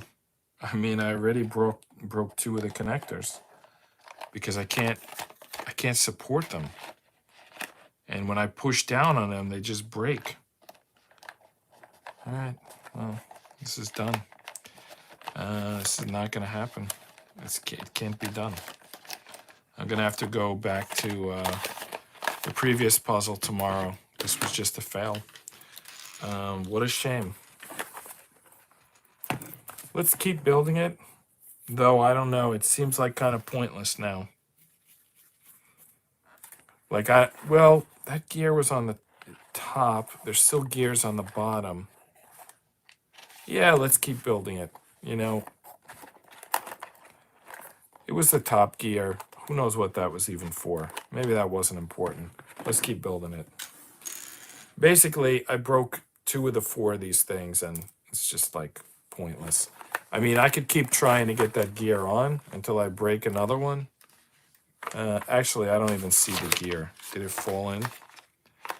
Good. Good riddance to that gear. It wasn't working anyway. Let's just move on.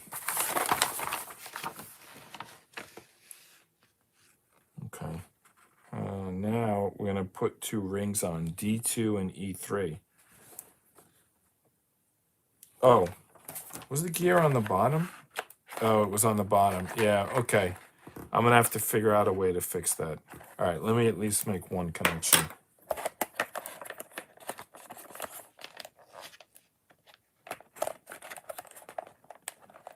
It doesn't. It's impossible. When you push on the piece, rather than going through the gear, it breaks. Okay, I got one connected. We got 1 of the 4 connected. Hopefully that's enough to spin this thing. It might be enough.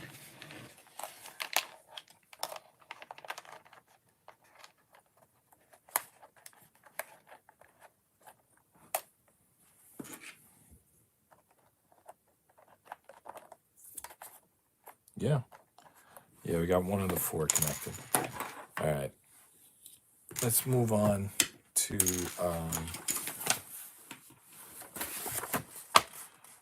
D2 and E3.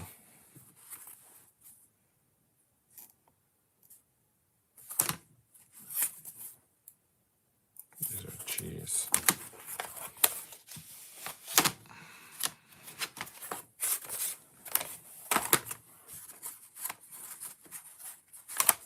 All right.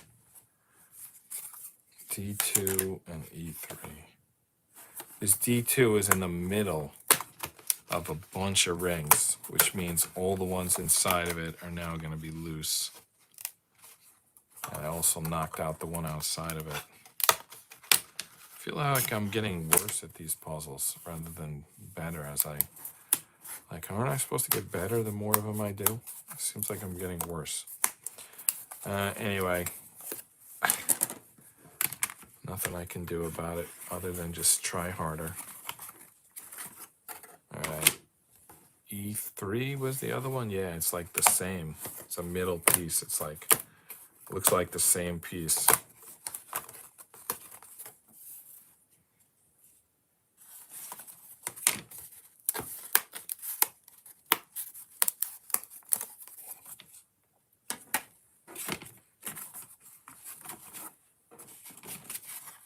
Okay.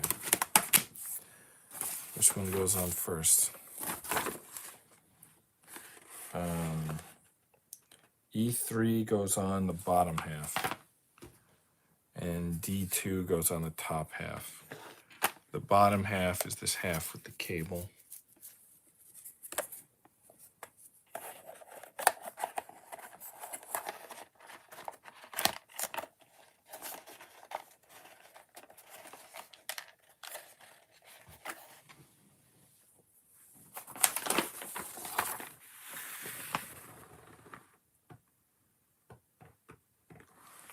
Shows it lining up, but there's no holes in here. So I guess it just lines up with these little dents. Is that right? If I did the other side, would it be any different? I don't think so.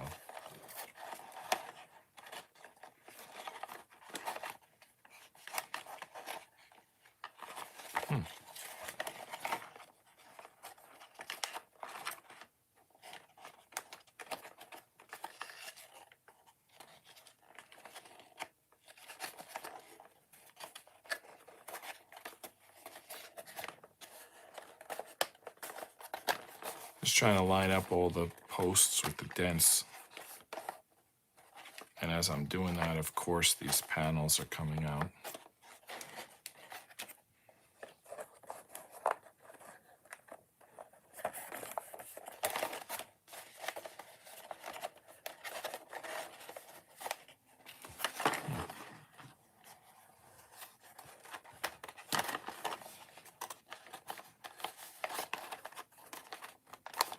Well, I better go back to assembling Mega Blocks because I'm not having any luck with this thing. How did I get that beetle to work? You know, somehow I took my time and it worked. I think, you know what was good about that beetle puzzle? The pieces were metal. That's what's kind of, these like wooden pieces, you know, they break and they move, and it's tougher, basically. I don't think this even looks right. I can't get it to line up with the tabs. Am I supposed to slide it over the top?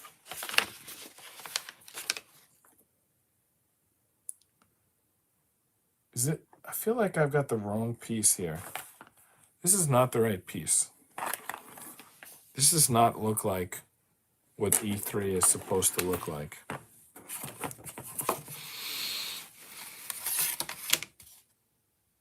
Is this E3? And that piece of wood I grabbed was just like nothing? I think those two rings are just rings of nothing. And it's these pieces that I actually need. Even though they're not labeled. I guess the label is like above or below it. D2, yeah. Yeah, I think these are actually the needed pieces. Well, that's what I'm trying anyway.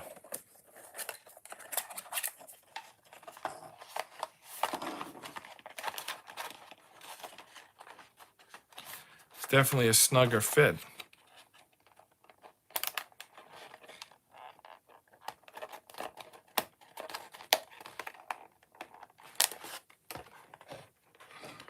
Be careful we don't break this piece.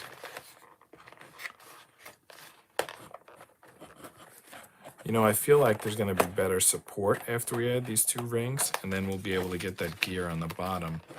Too bad we already broke 2 of the pieces that were supposed to connect to that gear, because now we're going to have good support after we put on these 2 rings.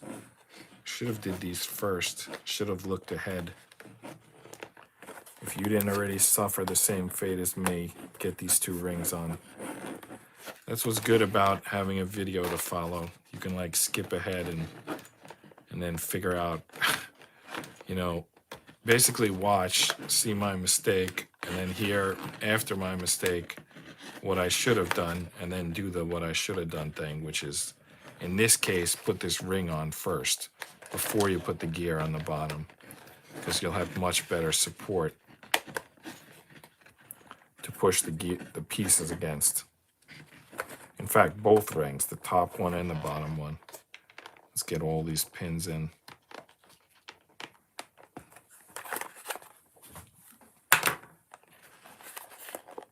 Don't have all of them in yet. I have most of them in.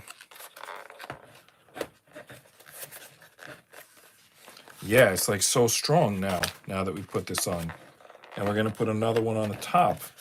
Why the hell did they have us try to push that gear on when there was no support and all we did was break the pins?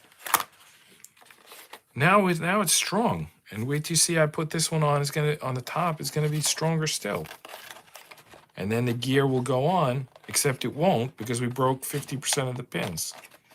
Anyway, let's try to get the 2 that are left on. That should be enough to do the job as long as they're 180. Even if they're 90 apart, it's better than nothing. It's better than giving up. Giving up is not what we're here to do. And I thought we might finish this tonight. Well, that's not going to happen. We'll be lucky if we don't smash it to bits tonight.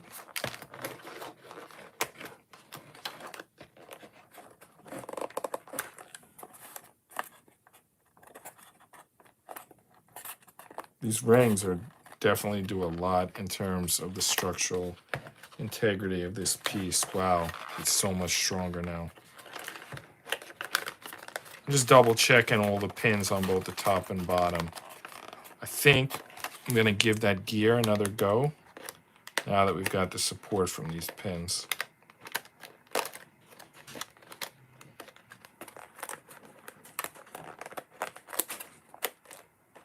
All right, we have 2 pins and they're only 90 degrees apart. But you know, if we can get those 2 pins, at least we got something. I got 1 in.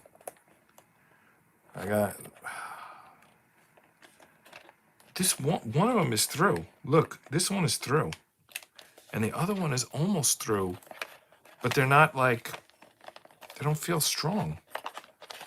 They don't feel like they want to stay in. Why is that? I mean, before they wouldn't even go on, they were breaking. Now they go on so loose that they're useless. All right, maybe one of these squares is tight and we'll hold on to that thing.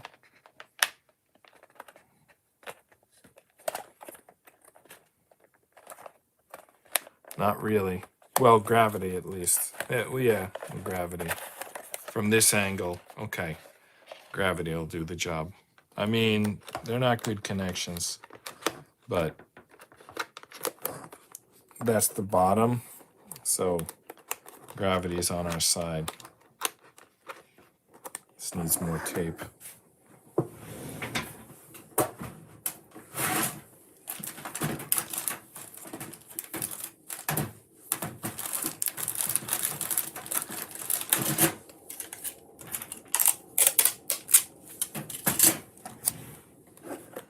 Basically giving up on these tabs holding these panels in place and just taping them on at this point.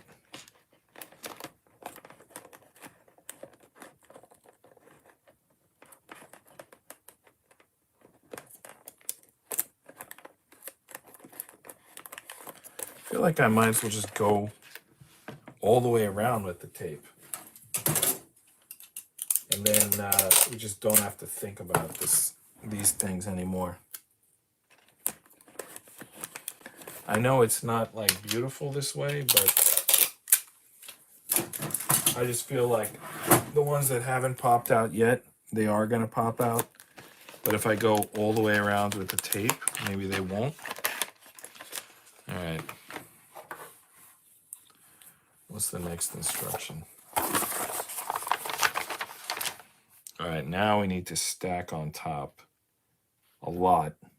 B5, 4, 3, 2, and 1. Press B3 to positioning line number 5. 5, 4, 3, 2, 1. 3 goes to 5.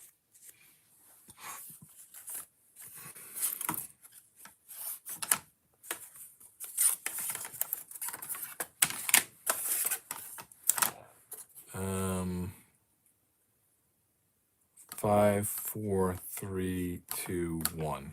They all look different. And 3 goes to position 5. What order did they go in? Yeah, the 1 goes on the bottom. 1. 2 is a compass. 2. 3 goes to position 5 on the stick. 4, 5. That's the order that they're going to go on. And I guess they're going to tighten up. Like all that stuff we just taped, it's going to get tightened by this. So I guess you don't need the tape.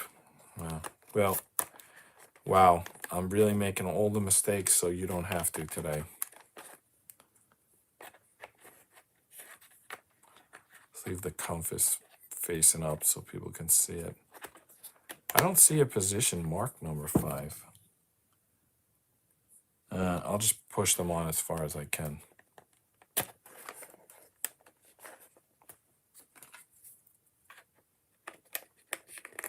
Without that, oh, there's number 5. Okay. So this one only goes down to here, I guess, based on their instructions. It's kind of a weird thing to ask. They should have put a notch in the wood if it's not supposed to go past that point.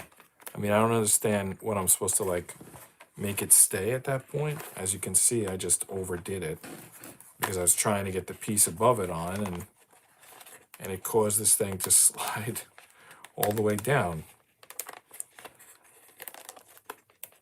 A better design would be to put a notch in the wood so that I can't go past that point. But anyway, I'll just do it again. I'll find some way to stop at that point, which is right there, by the way. All right, what I'll do is instead of pushing the piece on, I'll sort of wiggle it on like 1 millimeter at a time. Or maybe let me pinch the bottom of this and then do the wiggle.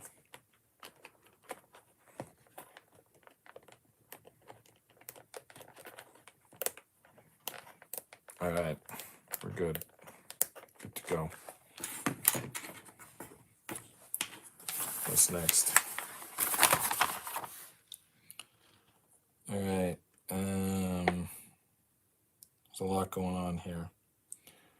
One piece, which is called C. Actually, we need to build the piece. We need C1, 2, 3, 5, and 6. We don't need C4. But basically, C1, 2, and 2 3s make this little like key-shaped piece. And then C5 and 6 make that into like a plus sign. And then you feed the cable through it. Basically, there's a lot to do here. 1, 2, 2 3s, 5, and 6 from the C board. Don't ask me why we don't need 4. Well, there's the piece we're going to feed the cable through. That's C1.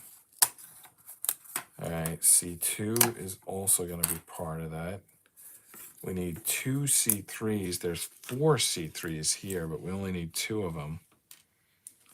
By the way, there's another C2 here. I don't see another C1, though. I'm not sure what that's about. All right, and and C5 and 6. Right here, C5 and 6. Kind of stuck together.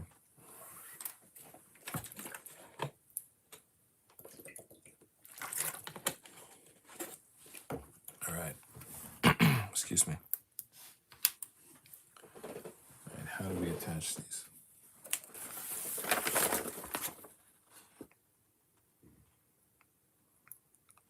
We use 2 C3s to attach this piece like this. What's the angle it goes at?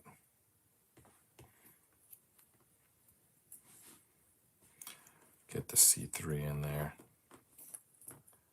So that means there's going to be a little bit of space in the middle, because the way this C3 is shaped, it's going to leave some space. I guess that's the space for the cord that we're going to feed through, I think. It doesn't need much space. It's a pretty skinny cord, but anyway.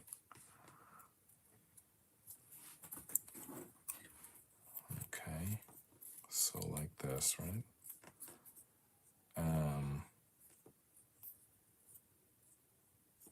I feel like it should go like that so that the lettering faces out, but it's not what the instructions say. And we are definitely going to follow the instructions. All right, that's it. That's the thing. And now we need to put C6 and C5. C at the. This kind of goes up. They both do. And they have separate pins, so they're not going to collide with each other.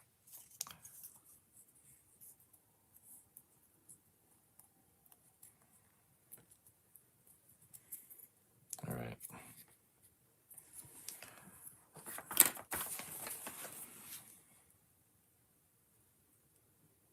Don't let the wire block the round hole. So we have to feed the wire through there. And then we have to put more pieces on the other side. Did I do this wrong? Yeah. Yeah, we can push this all the way together. And then the C3s come out there. And then the wire goes through here. Well, but we just put those pieces on that now block that.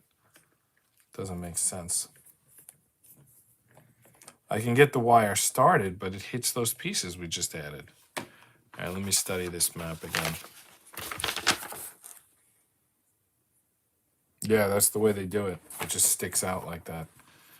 Kind of stupid, but I don't know. It looks stupid to me, but I guess it makes sense. You know, I mean, I haven't seen the full build.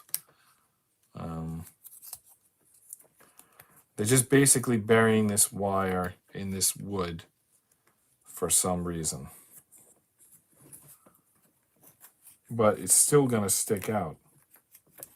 It's basically just goes in this wood for an inch or two and then comes right back out. I doubt it's going to make a difference, but that's what we're doing. We're following the orders. So there it is. So the wire comes in here and it comes out there. For some reason, which I guess we'll find out soon enough what that reason is. All right.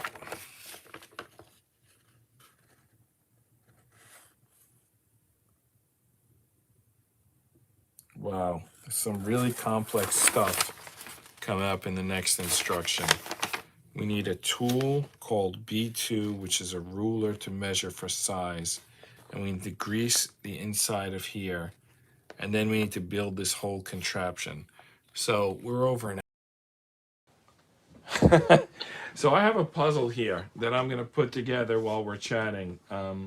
Though I'll have to delete that like video that I did. Now I have to figure out that like 20 minutes of spam that we broadcast. I'll delete that video. Um, oh, good. It's private anyway, so it's not a big deal. But I'll delete it. Yeah, 23 minutes of spam. I'll delete that. All right. So how's things going?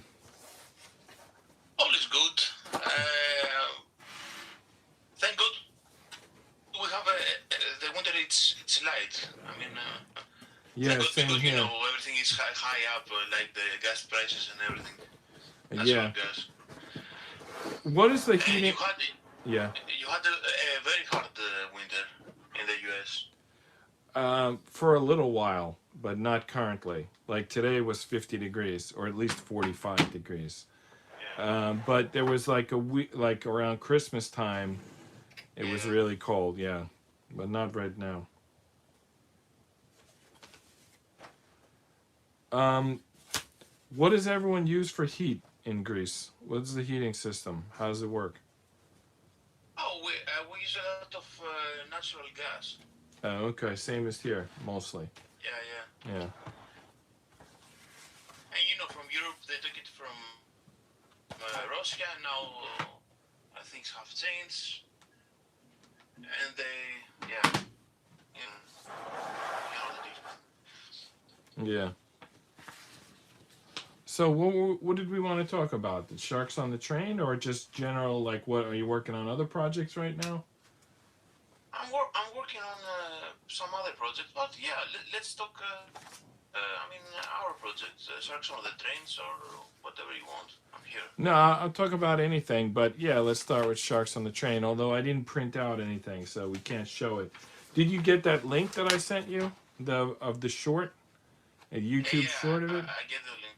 Love it. If anyone's listening to this, you can just go on my channel. There's a short of a YouTube short of the first issue of Sharks on the Train, which you colored that first issue. I actually have two versions of that coloring. One Dijo Lima did, and one you did. And I think yours is more dramatic. His is more. I mean, you could tell it's like a digital. It's like it's a common style these days. What was your system for coloring? How did you? Is it like on paper?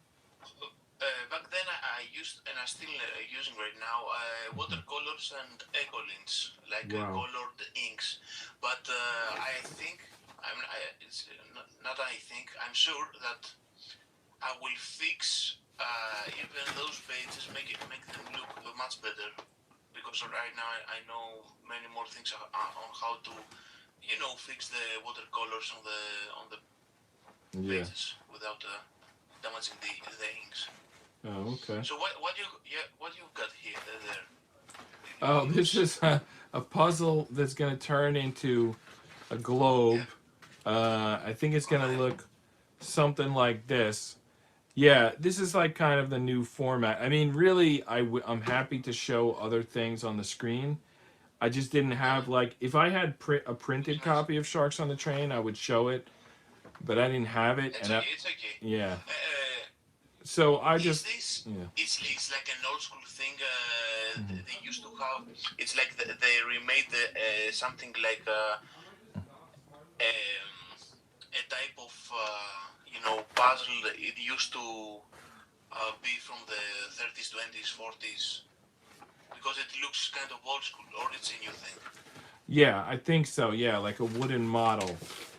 This one probably, in the olden days, they probably just carved their own pieces, but like this type is kind of simple. The pieces are like big. But I have another one I can show you where they use like laser etching to do the pieces. Like this other one is from a company, U Gears. It's like much more pieces, much more precise. These actually aren't. Nice. They're nice, but like you break one piece and the whole thing doesn't work.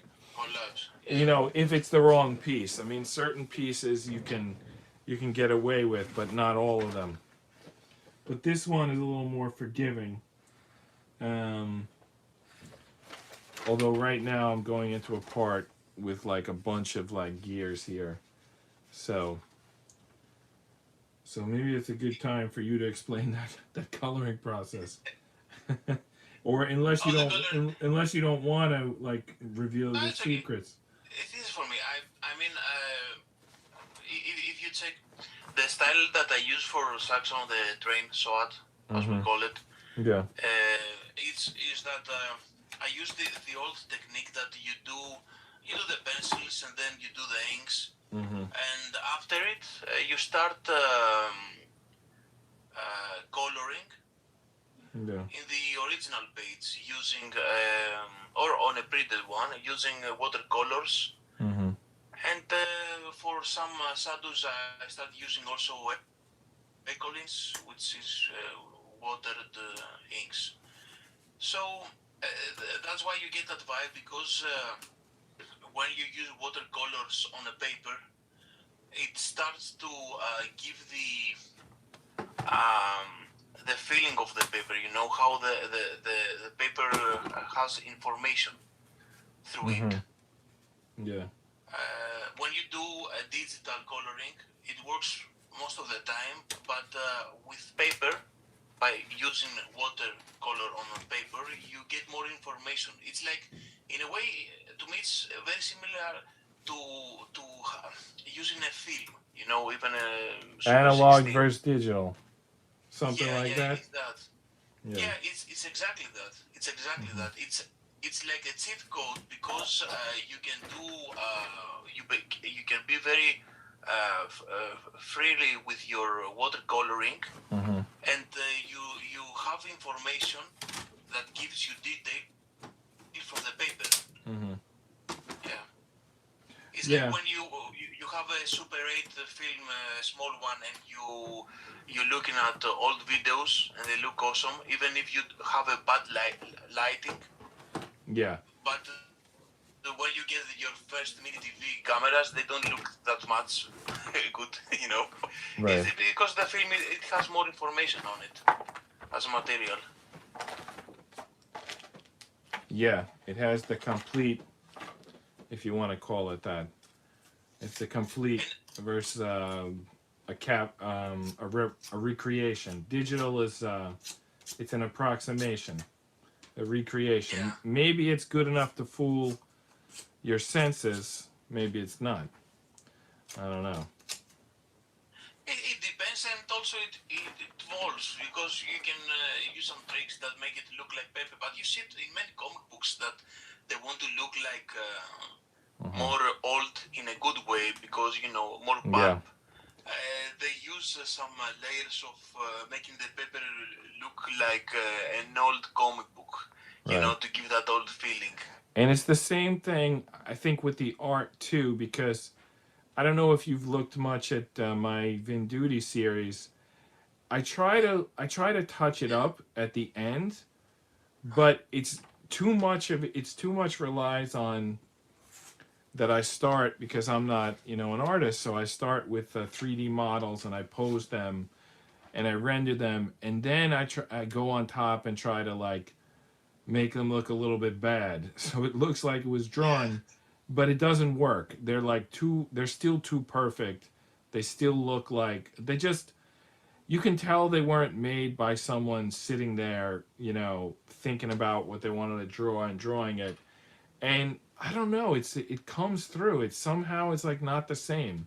Like when you know the person, when you know that it was a computer, it's automatically garbage. It's like it doesn't matter how technically good it is. Maybe it is. I mean, you're talking about the information, and that's giving like sort of scientific credit to the person viewing the art. But I'm kind of taking more of the maybe narcissistic or something psychological route, and saying like it just doesn't feel that. It's just like it's not real, and you don't want to support it.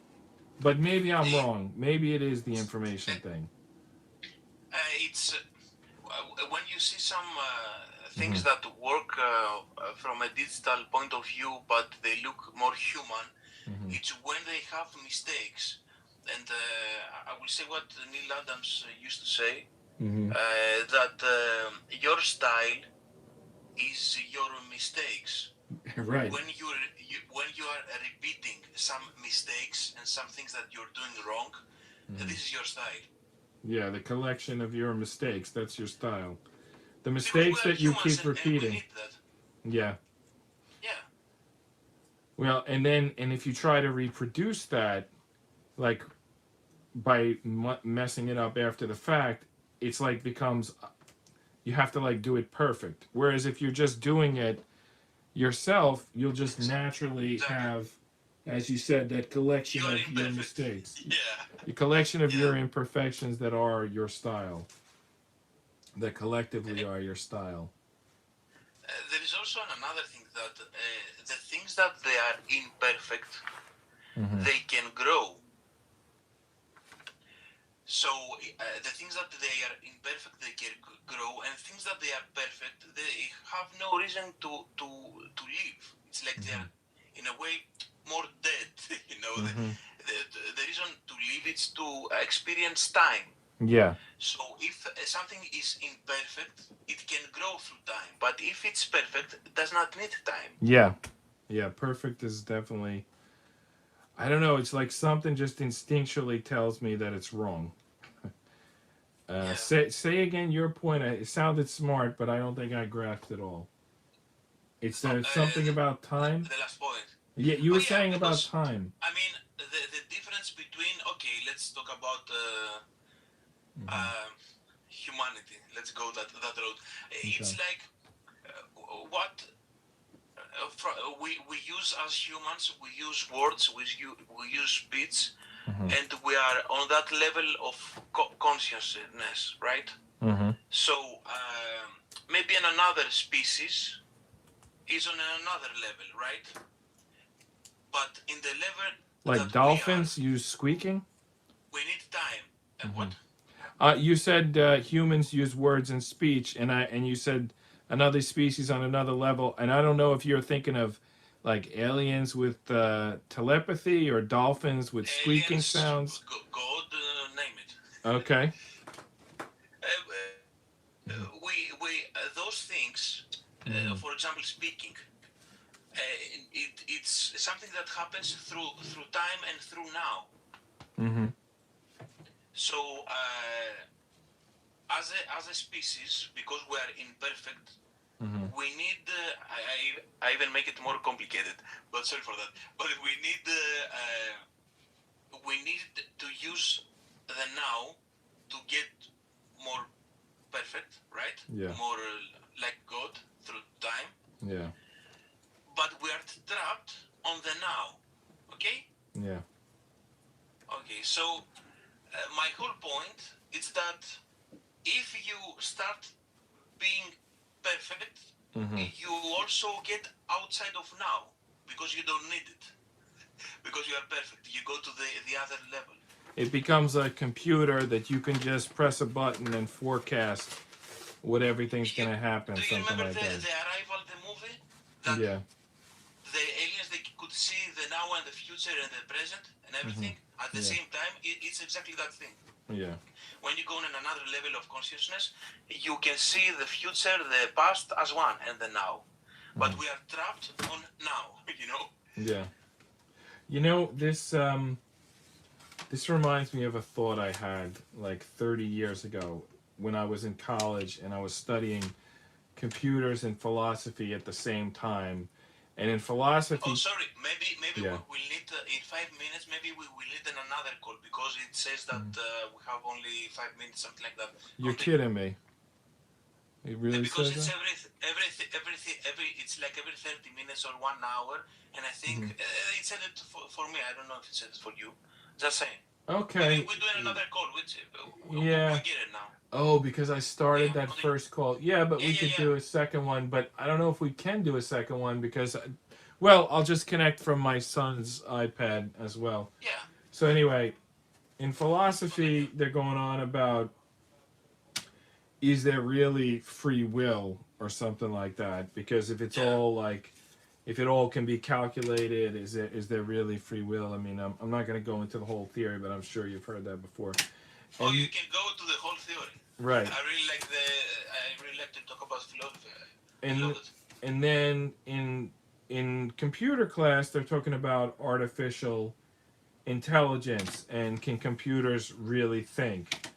You know, and I kind of combined the two and came up with the theory that not a I don't know, I'm making it sound grander than it is. Basically, it just made me think that words aren't precise enough, you know, of a communication form, Yeah. and that's a good thing because that lack of precision leads to a person thinking 10 different things. Like if you really could speak and have people understand 100% what you say, then you would probably end up with those like robots, you know, artificial intelligence, men without free will. But because you're always kind of guessing and intuiting and things like that, it actually becomes the real intelligence. And then I was thinking, like, well, how could we put that into computers? I started, I don't know. I was trying to support what you said, but maybe I went on a tangent Whoa. there. No. Mm-hmm. The thing that you say, it's really great Mm-hmm. because we have a discussion on a podcast some Mm-hmm. 1 or 2 weeks ago about AI with some Mm-hmm. other artists and Mm-hmm. friends Yeah. and a writer, and we start talking about words and the language, how we use language and how specific in language be. And the thing that you said make a lot of sense Yeah. if you start thinking about those things. Mm-hmm. And it also goes back to imperfection because Mm-hmm. it's exactly that. We find it's like words, it's an innovation, right? Yeah. It used to be the new iPhone. To give you an example, I mean, we used to draw back into something like the oldest drawing they find on a cave. It was like 45,000 years ago, Mm-hmm. but we start writing for 5,000 years ago. It's Mm-hmm. crazy. Yeah. It's like for 30,000 years we did not write the words that we Mm-hmm. are using. Yeah. You know, So I. the Mm-hmm. new innovation, it's a written word. Right. That's the new iPhone. Well, then you can transfer data through thoughts through time with the written word.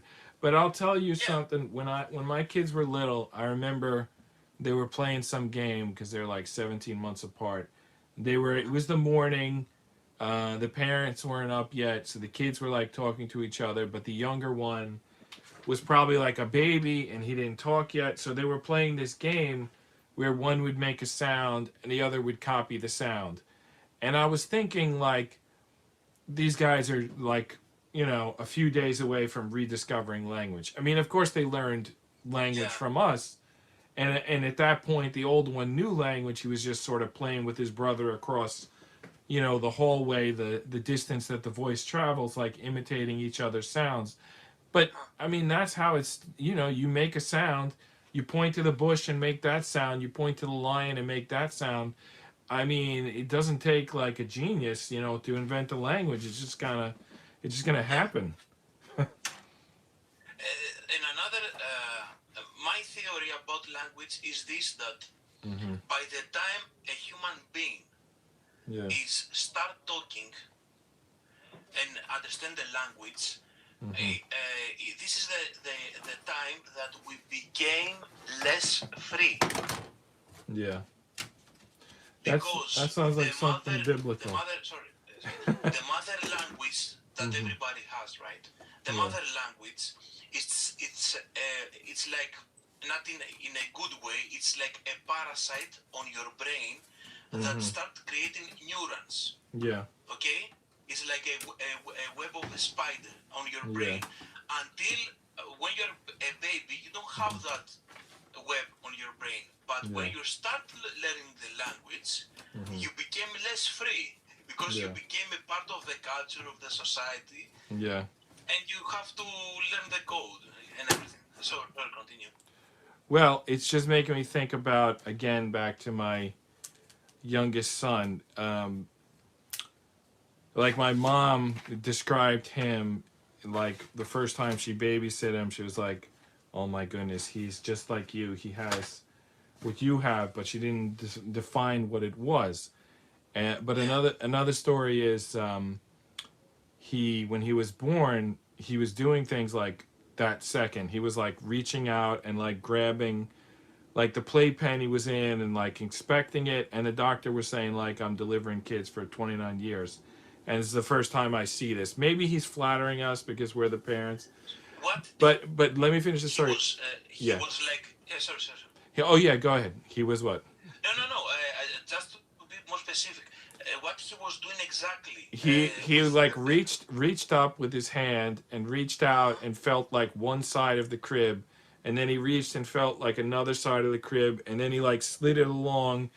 And you know, he was in a womb for 8 months or 9 months, sorry, and then he was just born like a minute ago, and he seemed to be dealing really like well with it. And now here's the thing that I think. Now you're talking about some people taking the language from other people and the mom, and they take the opinion. I notice about him, you present him with a situation, and he'll think of his own solution, which he doesn't have a lot of experience yet. So sometimes he's right, sometimes he's not. And I'm thinking that's probably what my mom was referring to. You know, I think that that's the thing. Okay, it says this free meeting has ended.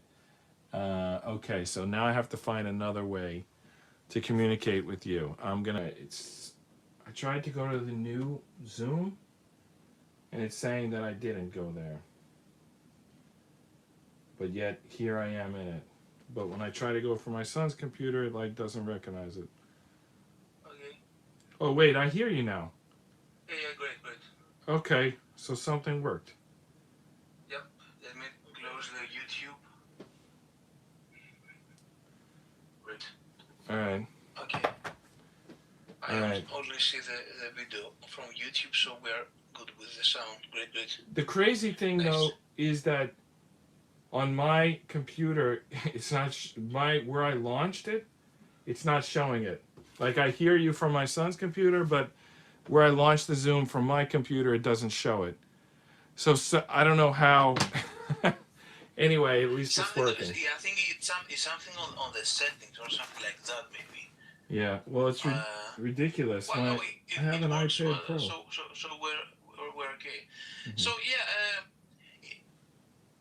also then when the kids they are very young, and when we are very young, it's the closest to the what a human is, you know. Yeah. What we are. It's crazy. That makes sense. We go so much because we are social beings, right? And we need that. That's why we survive. How we survive. Yeah. But we are before the programming.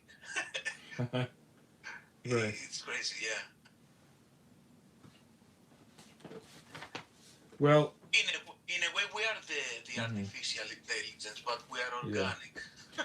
Well, that's another thing that is being lost. Well, nowadays they're doing memes, I guess. Like, it used to be, you know, like at least everyone read the Bible. You know, they had like at least some common reference. And then it was like, well, at least everyone saw like Star Wars. I'm not sure what the common reference is these days. It seems like they try to make these like memes and stuff, and everyone has, but they don't get nearly the amount of like, what is it? Not as many people can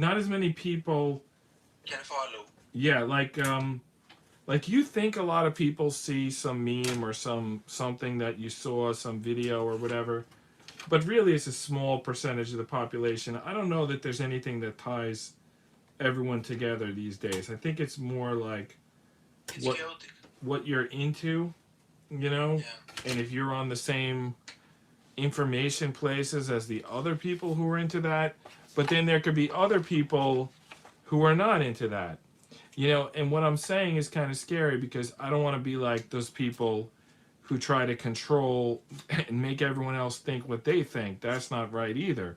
I'm just saying, like, be familiar with the same, like, concepts.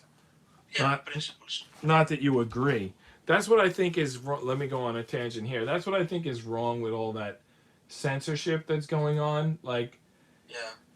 it's not like it's good to for everyone to be on the same page, but they don't have to agree with the information on the page. Like, I think they went really overboard with, like, this is correct and anyone who says something else is wrong. They were supposed to stop at everyone be aware of this thing. Like, that's really that's all you need. Is like people could disagree, but they just need to know what's out there. And another thing is that something like if you take the personality types, I think like something like 40% of people close to that they are debaters. They are not diplomats. So they just want to disagree. Oh They yeah, enjoy disagreeing. It's like this is their thing. I have friends that they love to disagree. like They, Coke they versus don't care Pepsi. about winning, about the argument. They want to disagree. It's that's how they massage their brain, and Yeah. that's wonderful. And on the other hand, to have a open and free conversation, Mm-hmm. we still have to have some codes in every setting.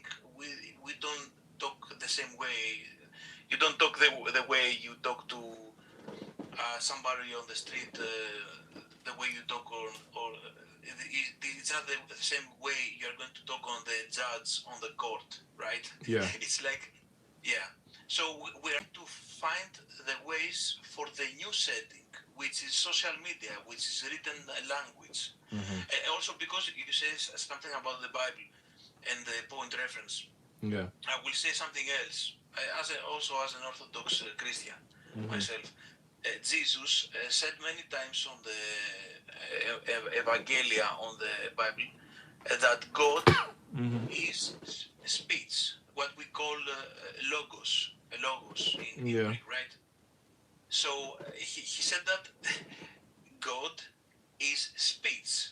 So in a way, Logos. he's Yeah. saying to you, Mhm. he's saying to you that God is the in between consciousness that you people have. Mhm. The thing that you're using is God, okay? Mhm. And that level of consciousness is God, because you can communicate and have societies and do things. This is the tool to do things as a collective, Mhm. if you think about it. Okay. Yeah. So a part of God, okay, Mhm. is to have societies and build stuff, Yeah. not only Wow. build stuff, but have conversations, have arguments, everything. Yeah, go ahead. Yeah, you can bring back the whole Bible through these conversations. Like, because then you're going to end up with the Tower of Babel, which is when they separate Yeah. based on the language. So, Yeah, that's like, how you go back to the Tower of mhm. Babel, because we are going to Mhm. that. Maybe we will avoid it. Who knows? Mhm. Yeah, like everybody understanding. There Sorry. is something much more scary. Sorry Yeah. for that, but there is Mhm. something much more scary Yeah. that now that AI is start getting in our lives, and many other things, they are going to change the human race. There are those weird theories from some Machiavellian guys like Harari and others, that they say that the human species is going to separate on 2 or 3 different human species as it used to be. As it used to And, be. yeah, because we used to be other species, and the other Oh yeah, like the one killing. Neanderthals and Yeah. stuff. Yeah. And Yeah, you're right. some people, they have some theories that the rich people, they are going to be the ones that they will be able to live through hacking the DNA live like 800 years old Wow. and have even use like neurolinks to maximize their intelligence, and they will become like God among us, you know. Wow. So that's why we are going to become 2 different or 3 different species. Mm-hmm. And that's really dystopian. I don't think it's going to go that way because of nature and God. And this is the next level type of Tower of Babylon. Yeah. Yeah. That was in the Time Machine. The Murdochs and the, what were those called? The Murdochs and the, I don't remember, but I Yeah. love the movie. yeah. And it's funny, you said time machine, and I'm seeing the circles, the wooden circles, and it's like the time machine. Yeah. Yeah. Wow, so much of this stuff is it takes me back to those like philosophy classes, and I feel like I'm not thinking about this stuff enough lately. It's I should, like, what have I been doing lately? I mean, now that we talk about it, it sort of brings it all back, but you know what? Nowadays people are like there's too much to information, like you can't even watch all the movies on like the streaming services, and to even try, you probably end up with not enough time left to think your own thoughts, like the thoughts that you would normally have, like the stuff we're talking about now. I mean, I remember thinking about this stuff in the past, but not lately. I'm thinking back to years ago, and that becomes scary when you think about the kids that are growing up today. Yeah. Maybe they're never gonna get to that. Never gonna have those. I'm just talking about internal, like, thoughts. You know, like in their own brain. Borgs. Yeah. We became Borgs from Star Trek. Yeah. And it's paralysis through information, visual information, and sound and everything. Yeah. Yeah, I think you're right, or whoever said it. Yeah. Yeah. There is a very famous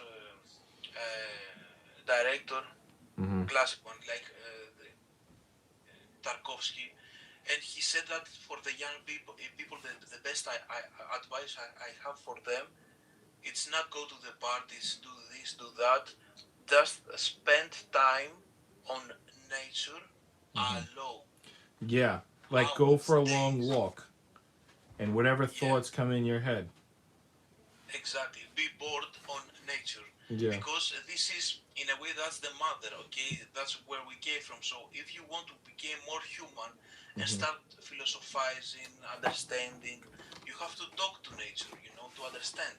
Yeah. Not to do it as a fashion, being a hippie, etc. Practical things. Or go in there to like take pictures and show that you were in the woods, but to actually go hiking and have some time to hear your own thoughts. Yeah. It's a thing. You have to. It reminds me a lot of dystopian fiction books. That there is a character that is inside the society, the dystopian society, and when he or she is going outside on the woods, start caring less about the clothes, how should walk, should exist, should speak, and became a more not barbarian, but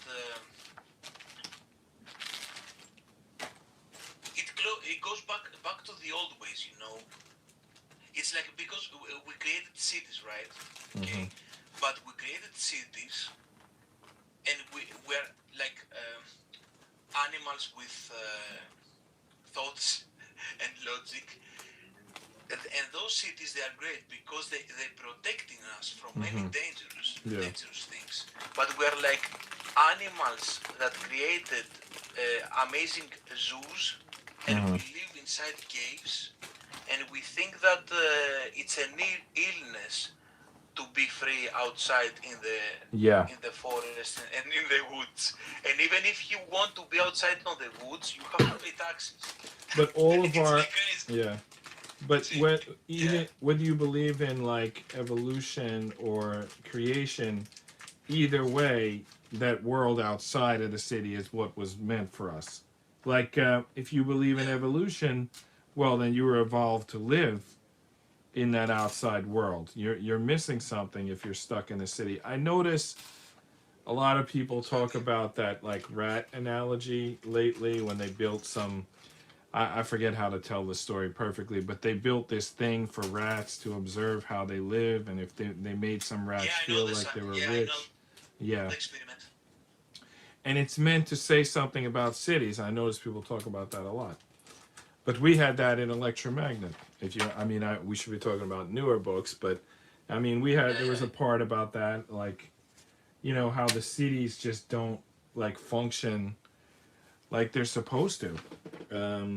They yeah, don't. Like the world and the country, the nature was made to take care of us. And when you put in the city, when you shove all the people into a city, they're away from the world that was either made for them or that they were evolved to adapt to.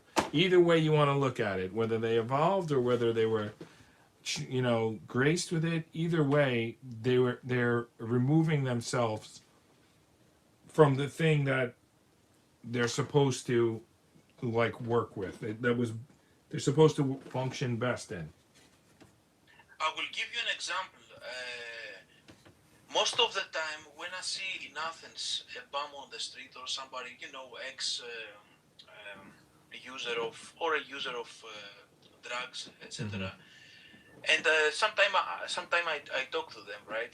And Mm-hmm. they are like 90% of the time they used to be kids from outside of the city that they came to Athens for work. Mm-hmm. Yeah. Things did not go well. They grew up on nature and Mm-hmm. they could not cope with the city and all the craziness and they start using drugs. Wow, that's interesting. I didn't know about that. I wonder if there's a stat that tells you that. That makes sense. Yeah, They just need to get out of the city. that's why people take drugs on the cities. Yeah. If you're in nature and you have to Mm-hmm. have a goat and have a Yeah. small field and do all those things and have Mm-hmm. mud on your hands, you don't need drugs. Yeah. Drugs, you see, I mean, you have animals to take care of and you see the eyes of the animals and that calms you down. You have struggled to do things, that's why you enjoy them more. Yeah. And when it's the same thing we say on the start. When things became so perfect, like the cities we have, Mm-hmm. we start getting, Mm-hmm. uh, it's good to have imperfection. It's a good thing. You can Yeah. evolve. But they want more. They want to expand them into smart cities where your every Yeah, movement is tracked. yeah. Your And you every will have like. more drugs, more depression, more Oh my goodness! everything. Right. It's That's like what we, that's yeah. the answer for Yeah, everything. I the same mean, thing. when I was growing up. We need, sorry, on that big, Hmm. because we need to create imperfection to involve. That's why you take drugs and you destroy your life on the city because Wow. you need that imperfection that nature gives that to you naturally so you can involve. Wow. Sorry.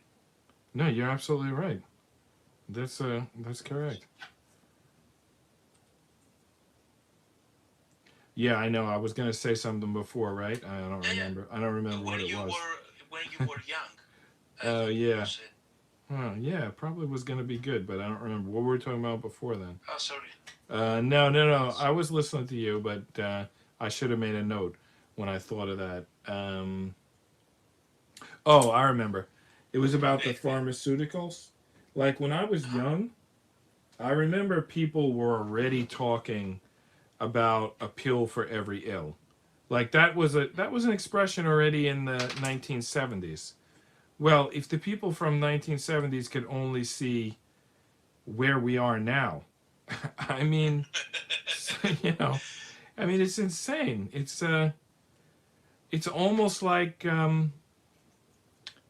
aliens. Like is it they like you said, Yeah. two different species. Like they want to be like They want to be aliens. I don't know who they are, but whoever supports this way that the masses are going, the hive mind is going, it's like they don't seem to appreciate being humans. They prefer some alien existence that requires like pharmaceuticals to like function. I don't get it. Huh. I don't like it. It's true, and also you see something really weird when you have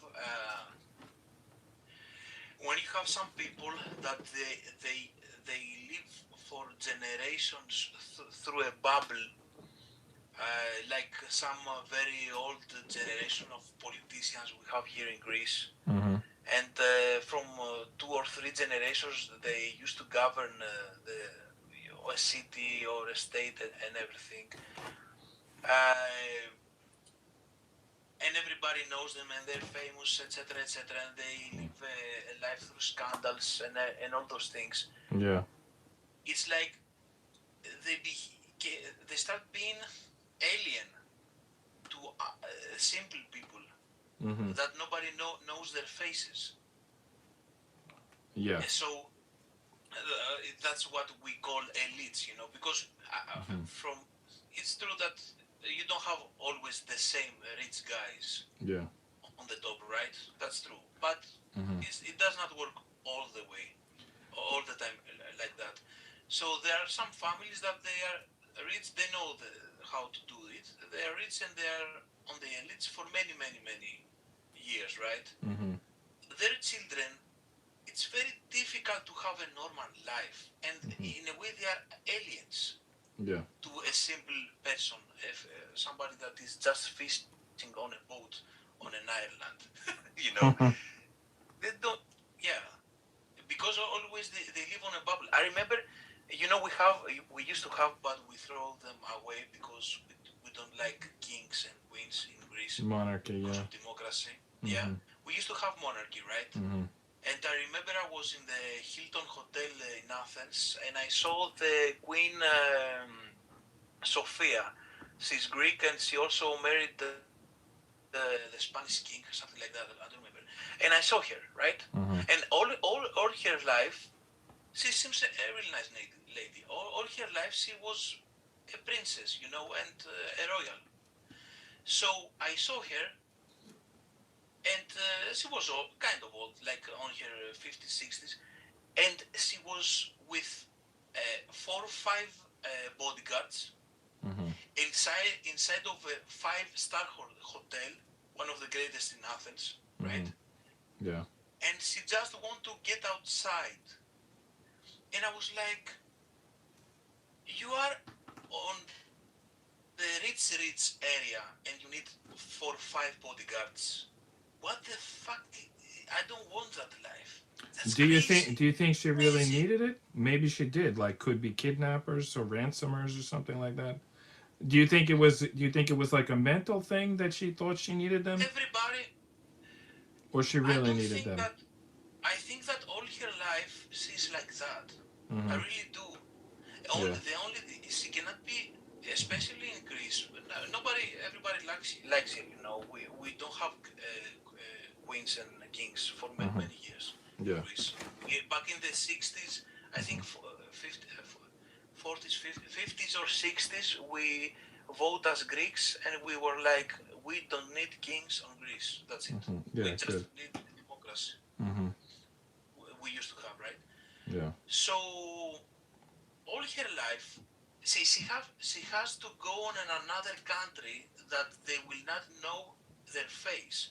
But how can that be when you have Greeks and Spanish people all over the world? Yeah. A false sense of whatever. She Yeah, thought she was anonymous, but she wasn't. Yeah. Mm-hmm. Even by coincidence, it's very difficult. I mean, because Queen Sophia, you can. It's very easy. I mean, I don't know how those people live. It makes me sad, Mm-hmm. It really makes me sad. Yeah. In a way, we are a different species. That's what I was gonna get to. The last time we were on, you said something.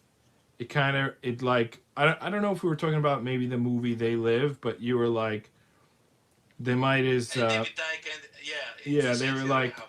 Yeah, yeah, oh yeah, you were talking about David Icke, but I was thinking like that They Live movie. It's like yeah, even if they're not another species, yeah, they might as well be. Like what, and yeah, yeah, maybe in yeah. the future they will be. Like they The, just don't there's just nothing I don't know. they are not part of our society. Yeah. They cannot do what we do.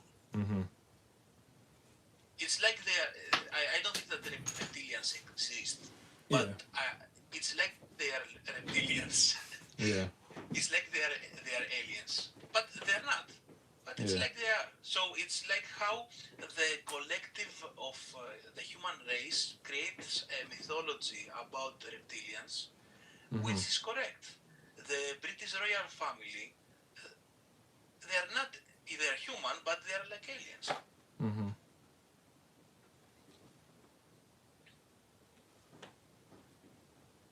I'm just looking. And, Yeah. Go ahead. I and was. so Mhm. also if you start using technology to for all Mhm. those people to start, if they want to, maybe they understand life better than us and they will not do this, but if they start using technology to live forever and have more conscious, and then they're going to become aliens. And also Isaac Asimov said that thing about some colonizers, humans, that they go outside of Earth, and by living outside of Earth for so long, they became something like a different species. Right. Sorry, continue. The aliens could just be humans that launched Yeah, 10,000 years ago and now harvest Earth. I think there was a movie about that, although I had that idea before the movie. So I want to tell you about this puzzle just for a second. I was trying to get this piece to go through, and I had to push so hard that it broke this piece of break wood it. I off see it. and it stabbed me in the Yeah, finger, and I got a black and blue. And then I looked at the instructions and realized, oh, it wasn't supposed to go through. It was stopping on purpose. It was supposed to stop. It had a hole, so I thought it was supposed to go through, but it wasn't. So now, so I stabbed myself in the finger for no reason. It'll heal. it's Anyway, okay. now I'm looking for a piece D7B, which I can't find. Um, so what's scary about that idea of the humans moving on, let's say, in technology, and then physically moving on, maybe to another, to space, if you want to call it that, or there's a lot of other theories. They don't have to actually be in space, but then what would they need humans for? Like one thing would be like to create YouTube, to create content, but then another thing would probably be like organs, right? I mean, Yeah. if they're gonna live, like, how do they live for 10,000 years? Do they live on their own? Like, did they come up with some? Do they make artificial organs? Do they hook themselves to machines at night, or do they harvest? I'm not saying that they even exist. I'm just sort of thinking it through.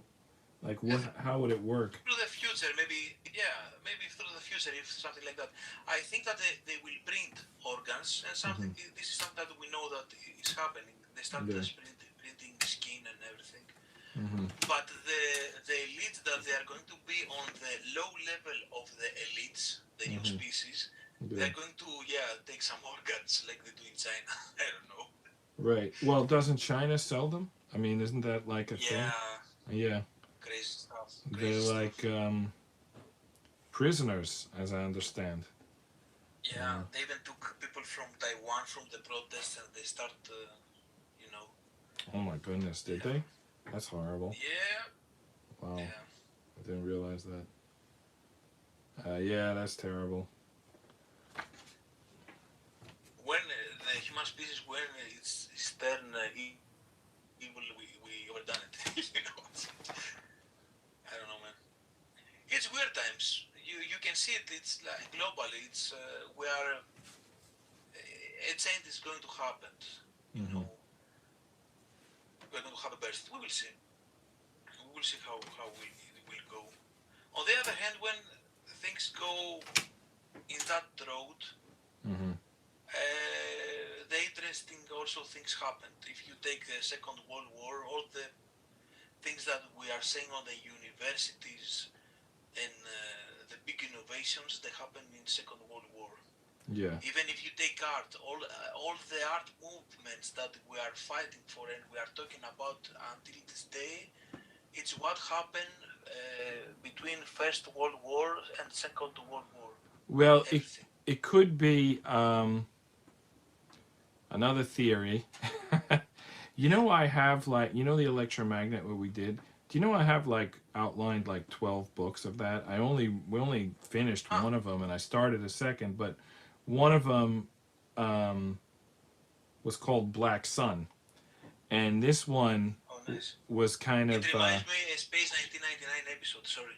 it was based in Noatel was around during World War II, and I guess I won't. I guess I'm kind of giving the plot away a little bit here, but basically, all of the electromagnets, they exist in their own non-existent universe, but so they're consistent to each other. It's not like a multiverse, but they're not consistent to the real world that we live in. So I just want to say that for anyone listening. So, but they're ideas that can make you wonder, oh, could that be happening? You know, like for example, that meeting that Moran has in the beginning of the first one, and he's like, here's how we're gonna basically depopulate. I'm not accusing anyone of that, but it makes you wonder, like, could that be going on? Like, how would you know? So anyway, in Black Sun, what's going on? It's really creepy. In fact, one of the reasons I didn't move forward with it is, you know, there's a lot of subjects you got to be careful. Like, if you're already like rich, famous Hollywood director, you can do it like carefully because you've got the right consultants and you won't get in trouble. But I was viewing this like grand scale good and evil war, and the point of the World War II, this is not in real life, this is in the book, was to suss out what technology did exist. Like to keep pushing the most painful buttons to get the other side to reveal what technology they did have, which ultimately was like nuclear weapon. But even in the first chapter, it's UFOs. So like all sides have the, like in the book, like it's not like one side has secrets. Like all sides have secrets. And it was and you know, by pushing the most, I mean, it's horrible what I'm saying. That's why I haven't done the book. I mean, it was an interesting idea when I thought of it, and I went so far. I went so far as to outline it and even do a few sketches. But it's just like you can't do that as like an independent. You could do that as like you know, some famous director who's won Oscars. Then you can probably do it because you can get the right consultants on board and they can make it so that nobody's like feelings are hurt. But it would be tough to do in my position. And maybe it'll be the 12th book or something like that. It's very interesting because, in a way, from another perspective, it started as an idea with what happened that the technology moved faster. Mm-hmm. But you don't think that they have hidden technology? You think that they come, like for example, they came up with the nukes, but you don't think they already had them? Or you think like I'm thinking it's not like some, if you have something, is the first thing you do sell it to consumers, or is the first thing you do extract every possible advantage out of it? Like if there's some guy with a time machine, is he gonna let people book flights for like, you know, $5,000 per flight, or is he just gonna keep the time machine secret and extrapolate all the value from it he can until such time as there's like Terminator 2 war and there's no choice but to use the time machine to win the war, something like that. I think that the technology through the human history, technology and army, they are the same. It's like they are synergetic. You know, it's like they're on Symbiotic, the same yeah. field. Yeah, The internet. They military have it for many years. yeah, Or the technology of the iPhone. Military have it for many years. Whatever, yeah, name it. yeah. Name it. As a species, we try to kill Flying each other many cars. times, and we will find Yeah. new technologies to do it. Sorry. Well, you said name it, and I said flying cars. Anyway, I'm at the Yeah. end of the page in my build, and this thing is saying there's only so minutes left. Does it say on your screen how many minutes we have left? Anyway, the point is, I'm gonna stop. I'm gonna stop building and just focus on the chat for. And whenever it ends, it ends. We'll just, that'll be the end. Okay. When it happens. Yeah. So what comic are you? No, no. Want to do another one and close it until it's end? We'd like start another Zoom. Yeah, start the last one and Okay. Okay. Yeah, great. All right. Let me try to do that. All right. I still don't even understand how you and Nick got in this one, but I didn't. And I see that it doesn't even say his name. I don't know what that's all about. Oh, now it shows me. If it works, it works. Now it shows me back in. All right. I don't know what's going on. All right. So I'm going to end this, and then I guess you'll get a new invite from me in a minute. All right. So I'll say goodbye. All right. Great. No, you know what? It says to assign you the host.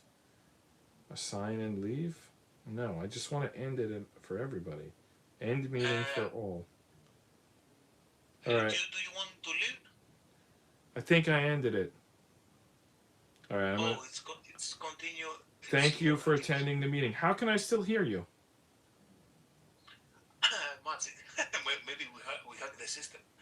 Okay.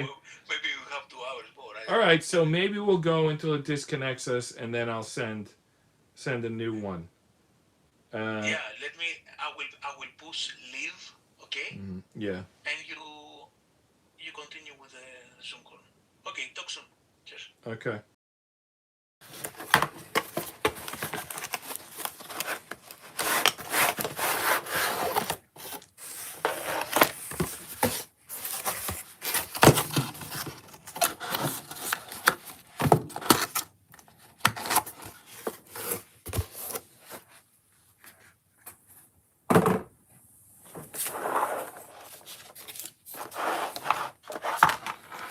There's the sheets. There's the instructions. USB cable. Not sure what these stickers are for. Let's get to work.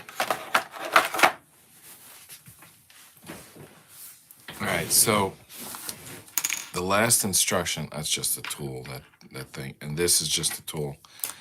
The last instruction was something like line these etchings up with these holes, but to not put it through them. Do they even line up? They do kind of line up. But there's nothing keeping them in place. So I don't know, it's just sitting there for now. What's this extra sheet of paper that there is? This is like an alternate way of doing the skins. Like inside out or something. I don't know.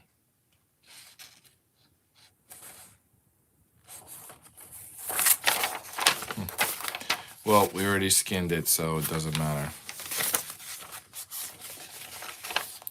All right, so this is where we stopped. So we had these 2 rings with these 2 pegs in it. And then it said, look, please locate, actually it says locating, but please locating parts with auxiliary lines.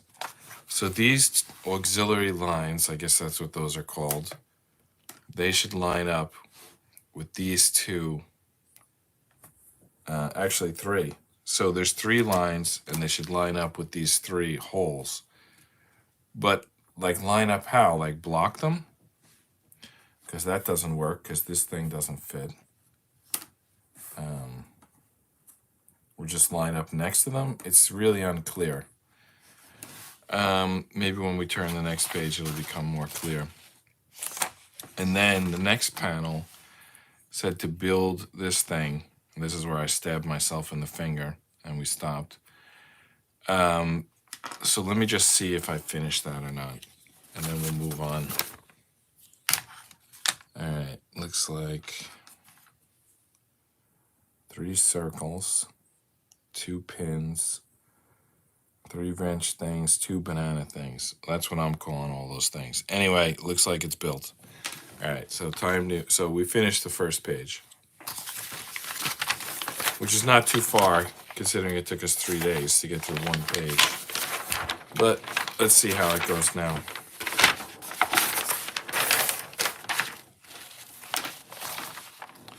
All right, so they want us to attach this globe to this sort of construction here. Those pieces that we laid out.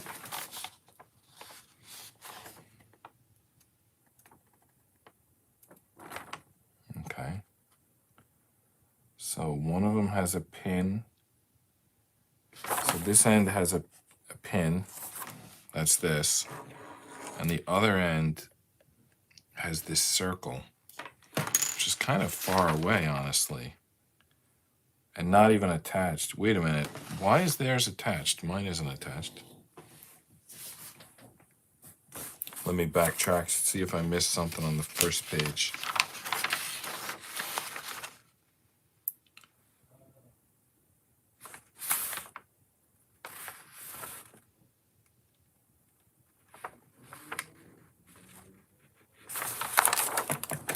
So there's wiring here, but I don't think it's like attached by the wood, is it?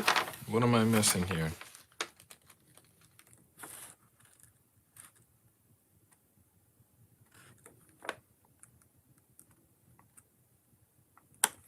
Yeah, I don't see it being attached by the wood. But then when I turn this page, yeah, it's still not attached. I don't know. So they just want us to stick that through there, but it's not attached in any way. I mean, I probably could like pick up the slack here a little bit. Seems like it's like this wire should be in further. I don't know if that's gonna be. Probably should have did that before I tightened everything up. Might be tough to do now.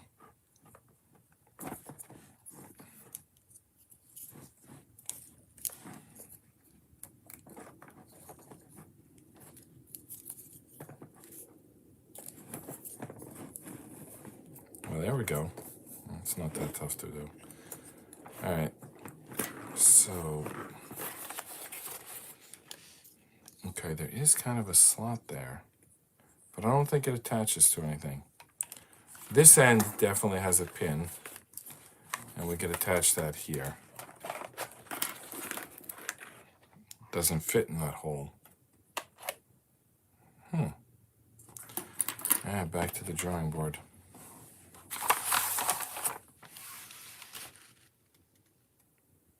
Oh, okay. It's supposed to attach to this bottom layer. But how do you keep this layer in place? Because we haven't put any pins through yet. We just kind of lined it all up. And now it has to attach to this bottom layer.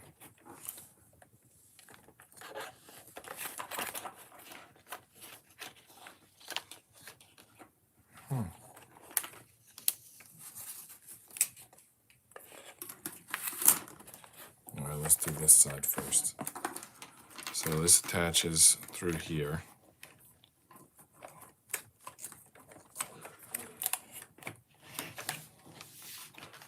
And then this attaches here. And this thing's gonna go in the middle. But there's nothing holding it there.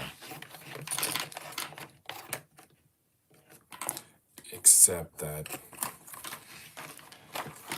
it won't go, you can't add it later because this circle won't fit around this other circle. So even though it's not attaching to anything yet, we have to keep it in between these two pieces because we won't be able to add it later. It has to already be there. We can like play with it later, but we can't completely add it later.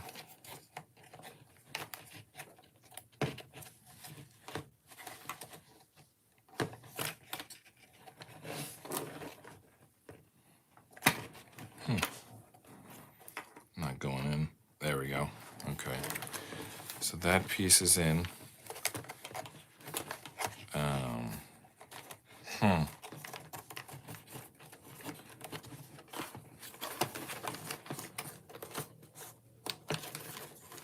This is supposed to be through here. On which direction? It's kind of pay attention to the wire location when assembling.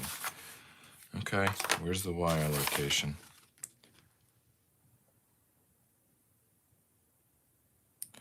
Ooh, this little assembly. This little thing we built goes in there too. We're kind of squeezing everything together here.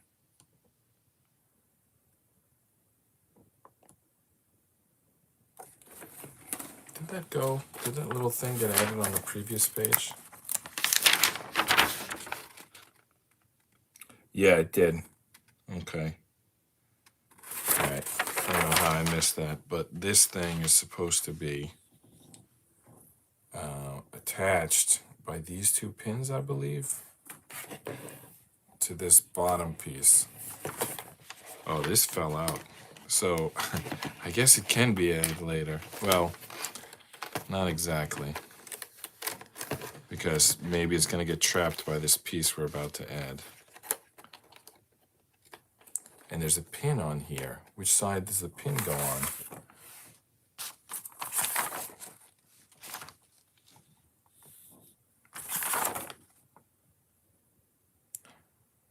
Pin's not even here.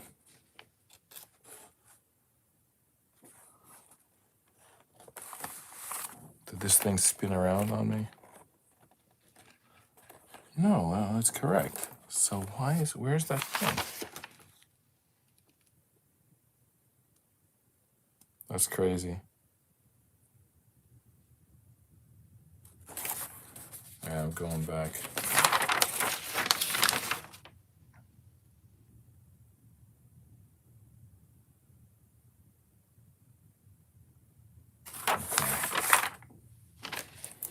So it's actually, we gotta spin this a little bit.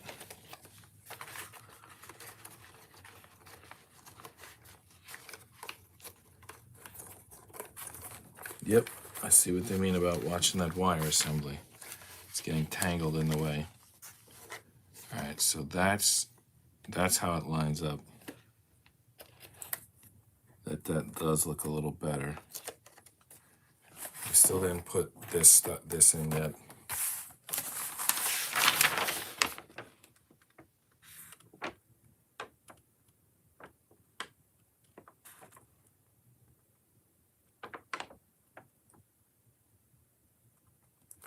In the picture, it shows this little piece going into this half piece, but it doesn't show, well, I guess it does, yeah, because I can see the pins there. Okay. So it kind of goes like this. And it's going to trap that piece in there. Okay, so this is going to help with locking those two pieces together.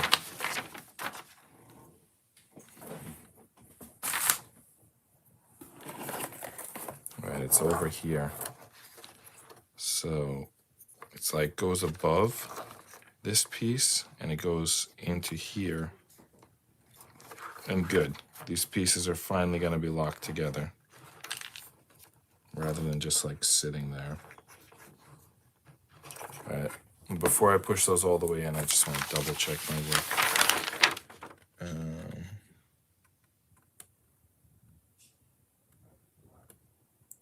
Well, they don't really show what it looks like after it's in.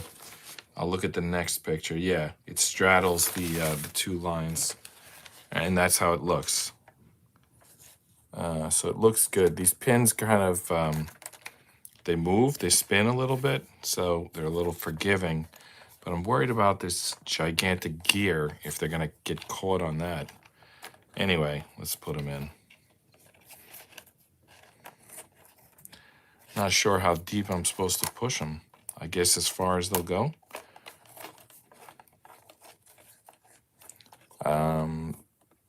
Right? I mean, what else am I supposed to do as far as they go? That definitely looks like it should be curving the other way. Remember how I said these things spin? Well, we can spin them all the way around to the other side. And then the curve is going to seem to go the other way. And I think we got to do that. Yep, absolutely, we got to do that. That's the tricky thing about these things spinning, is that tough to keep them in, like, these arms, they can spin all the way around to the other side. And in fact, that's how you're supposed to install it.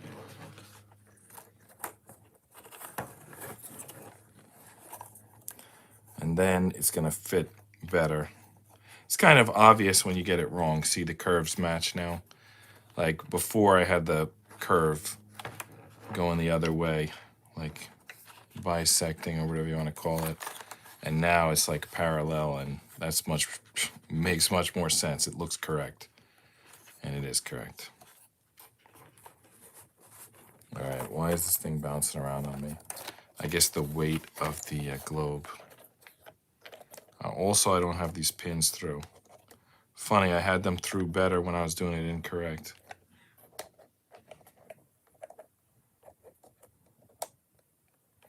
Come on, get in there. How did they go in incorrect, but they won't go in correct? All right, because it's out a little bit. All right, let's calm down. Try this again. These pins do not want to stay in.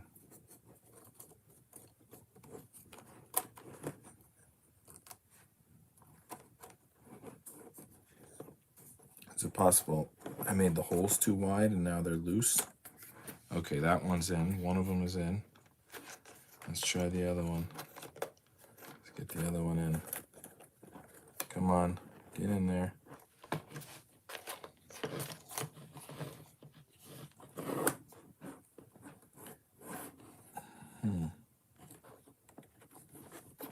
I don't think it's gonna go much further, just because of that piece of wood in between. So yeah, it was never gonna get flush. But let's see how we're doing. Let's check our work here. It's a tricky part, that's why I'm going slow. All right. All right, the orientation of those two pieces looks good. This piece is fed through here. This peg is fed through there. Yeah. Time to go on to the next part of the instruction. And the next part, it's actually these same pieces, but now we're going to put pieces on top, which makes me wonder why we didn't put them sooner, because that would have held the arms in the proper direction. Probably they're going to go over something here. That would explain why we're holding off. So let's check that out.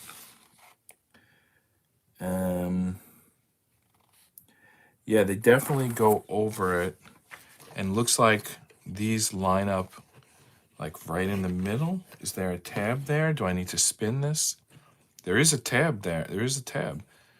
But this is not facing the direction that matches it. Let me look closely here. Okay.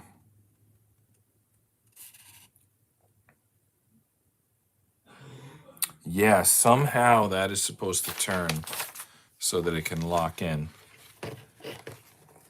All right, the gear definitely turns. Does this whole structure turn? Wow. Well, it's locked in on the other side. That's why it's not turning. Basically, these two pieces are not, I got to take one or the other of them off, because they need to both point down, and like one of them's pointing sideways. All right, I think this one will be the easier one to take off. This one's pointing down. This one's pointing sideways. They need to both point down.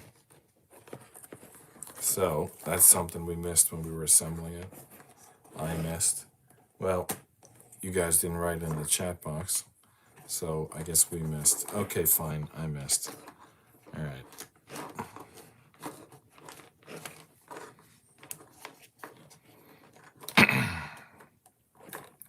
Now can I get these pieces apart without breaking them?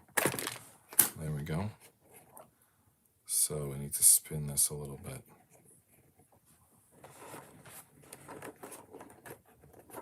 And then put its holder pieces back on.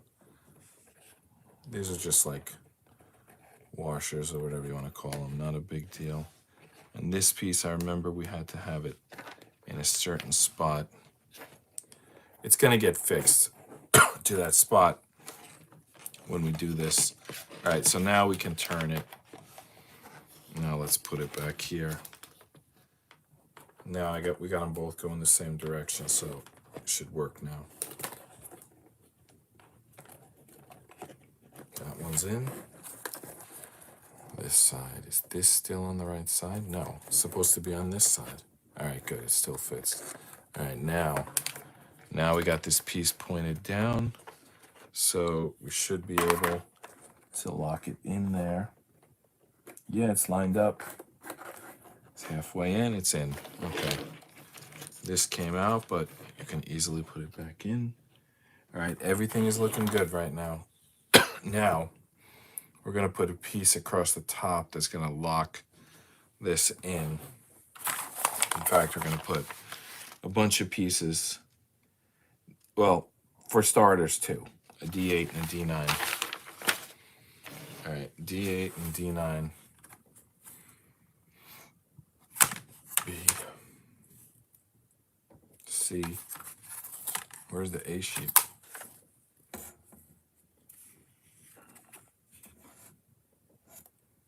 All right, here's the A. Obviously, my sheets got messed up. Here's the D's. There's D8 and D9. All right.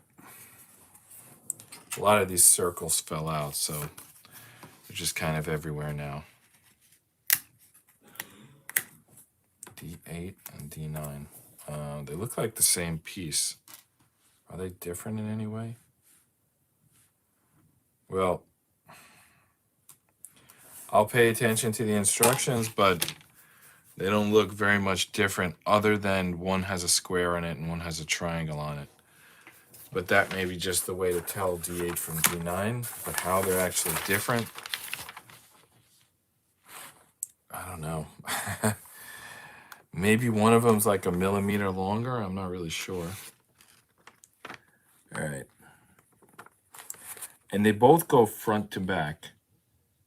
The D9 goes on the same side as this gear, and the D8 goes on the other side. Whether they're really different pieces or not, I don't know. But the D9 is the one with the square on it. If nothing else, it's got a little square on it, if that's the only difference. All right, so it's gonna go, remember that piece we constructed? It's gonna go from one pin to another. Now this thing, how far away is this supposed to be? Well, it's in the circle, so it's not gonna move very far. All right, so the small end goes on the metal pin, and the bigger hole goes on the wood.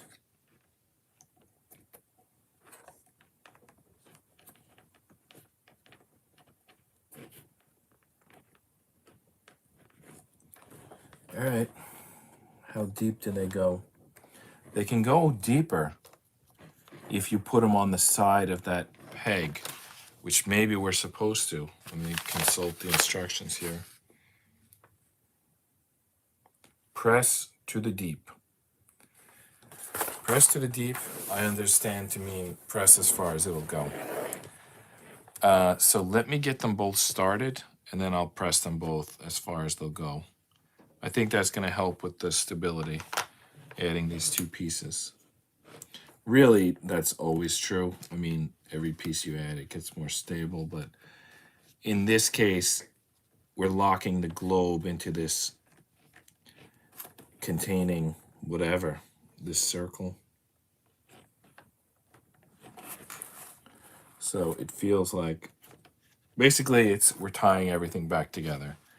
Like at one point we had like 3 or 4 pieces. After we put these 2 pieces on, everything's tied back together as one.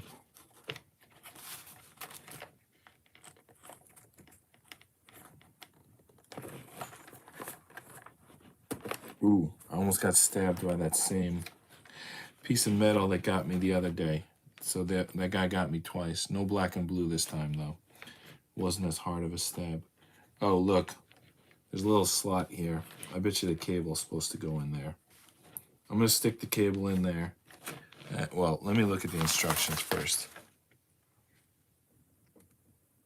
I think we passed the point where we're supposed to observe that cable going in there, but I'll just tell you there's a little slot and there's a cable that needs to be managed, so I think the cable goes in the slot. It's also gonna, yeah, the cable's now in the slot, which is gonna help me get these pieces down. This time I'm gonna use the golf. You know what? I was thinking to not use my finger because it gets stabbed with the pole.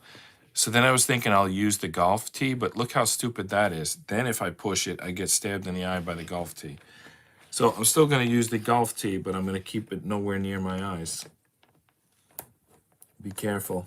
All right, careful of your fingers and even more careful of your eyes. I would say if you don't wear glasses, maybe wear safety goggles when you're doing this. I mean, be careful. I know it's not the most dangerous thing in the world, but please be careful. All right, let's see what's the next instruction here.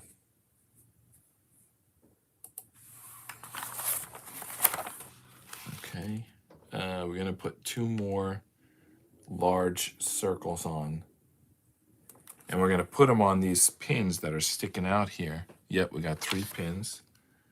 Yep, they're gonna stick out there. Did we line everything up correctly? Doesn't look like it. This needs to be spun a little bit. I think it got kind of, I think it moved while we were installing it. You know, it was tough to keep together. Probably when we locked it in, we should have double checked, but anyway, it can be spun. And right now it looks fairly accurate. Anyway, so the pieces we're gonna add on top are B10 and E2, and there's instruction here to wax them, which means get that little wax crayon and rub it all over these pieces, which are B10 and E2. All right, so this is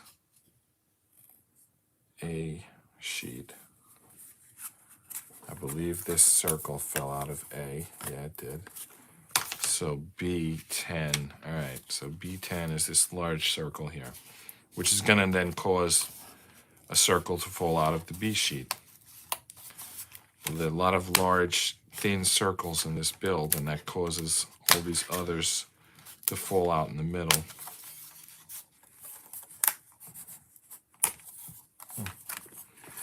There we go.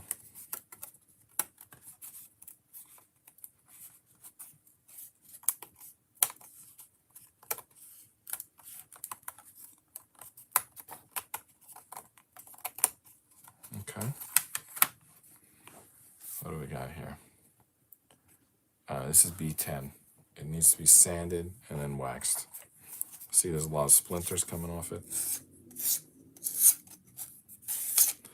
I guess I don't know if yours has stickers, but, sorry, splinters. But mine has splinters. By the way, these stickers, was I supposed to use them to keep this, to put them on the seams of this globe? No, they're too short for that. If I was, we would have missed that opportunity, but I don't think that's correct. It's too short for that. All right, let me find E2, I think was the other one, and then I'll wax them both at the same time. There's A, B, C, D. So this should be E. And the discs have fallen out. So a lot of discs have fallen out. This one comes from C. This one comes from E, so this should have E2, right? No, E2 is the big one. This is E2. It's still in the board. But really, these discs are falling all over the place. They're popping out of the boards, and they're just a stack of them. They're no longer in the sheets.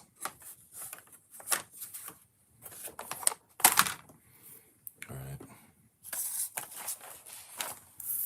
Sandpaper this one, not completely. It has a geared up edge, but we'll sand the smooth edge. Okay. And I'll wax them both. I gotta wax both the round, the inside, and the gear. The gear needs to be waxed everywhere. It's kind of annoying because you gotta wax all these little holes. So let me answer one of these questions while I wax all those little ones. If you could never fail at anything ever again, what would you do?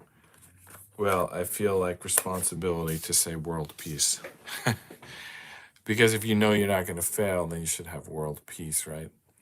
Although I heard, let me clarify what I mean by that. I mean a lack of aggression. I don't mean, because I know that some people will say, oh yeah, we have peace. You know, let's not accuse anyone in real life. Let's talk about the Empire and Star Wars. To the Empire and Star Wars, peace is a lack of a rebellion. So that's not what I mean.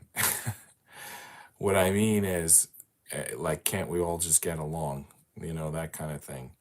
So if I could achieve that kind of peace, but you know, it goes beyond not starting wars, because I think a lot of people are like, it's actually a very common problem in today's society. Everyone's like agreed that like aggression is wrong, but they're agreeing with it so much that they're letting all the liars and con artists and whatever like do whatever they want, like steal, you know, millions, billions, $1 trillion, and they just get away with, well, they didn't physically hurt anybody, but really they did, because if you're ruining the economy for everyone but you and your cronies, then you're creating the conditions that are leading to the violence that's hurting people. So, I mean, it's good to say world peace, but I don't think you can define it. I don't think you need a series of like books or videos or lectures to really even say what you mean by world peace. You know, because that could be misinterpreted a lot of ways that do more harm than good. All right, anyway, I waxed those pieces, so let me go back to the instructions here. All right. So E2 goes on lower than E1, then B10. E2 goes on first, and then B10 second, and the dots like line up. Like they're gonna go through both of them somehow. There's an arrow here. I don't know if that's supposed to line up with an arrow here.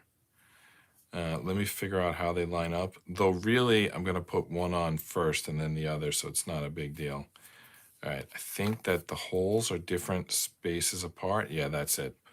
So like these holes are, let's say, 2 inches apart, and these are 1 inch. Those are not the real numbers. The point is, these are further apart than these, but I'm gonna put them on one at a time. And why did we never install this fourth piece? Like, they didn't tell us to. I remember specifically thinking, there's 4 holes, there's 4 pieces in the board. How come they only want us to put 3 in? So let me check here. Maybe that was an error and we should put the 4th in now. Nope, they still only want 3 connections. So even though we have a 4th one of these pieces, they don't want us to install it for some reason. So they just want 3. So 3 they shall get. All right.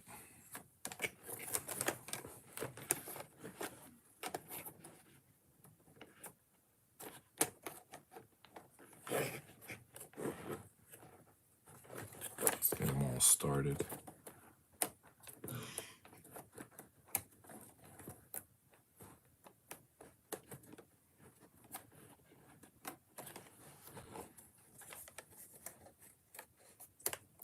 All right.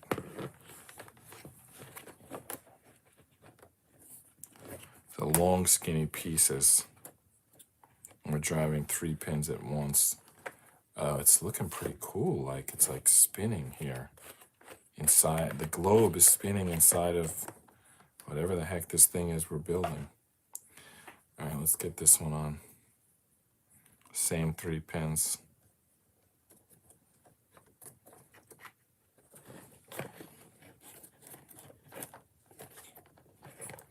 I gotta tell you, none of these pins are tight. I know that some puzzles, the pins are all tight and I end up breaking the pieces because they're too tight. But in this puzzle, the pins are loose. I mean, it's gonna fall apart if they don't. And why are we not using this 4th pin? I still don't get that. I mean, if we're gonna put it in, now's the time. What are we waiting for? So what was the name of that piece? Pretty sure we have another one of those. I remember thinking, why are they ignoring the 4th one? Yeah. No, we don't. We only have 3 of those pieces. Well, maybe I was just looking at the 4th hole and saying that. All right. I guess some long piece is going to go through all of them at some point. Anyway, I'm just speculating. But there's clearly 3 more pieces lined up, but there's no pin going through them. All right, let's see what the next instruction is. I'm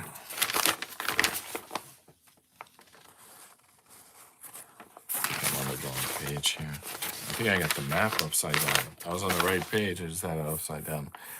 All right, so it's kind of like we're building this in reverse, this like structure here, because look at this piece coming up and look at the 2 before it.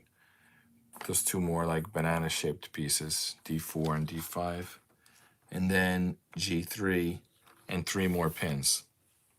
So it's like we're building the same structure on the other side. So anyway, right now, D4 and D5. D4 goes lower than D5. There they are, D4 and D5. We put the same 2 pieces on the other side. Remember, D5 had the little bit of cute little art on it. So it means they go like this. And they're gonna go on those same pins, you know, those pins that keep stabbing my fingers. Well, let's get the golf tee this time so that I don't stab my fingers.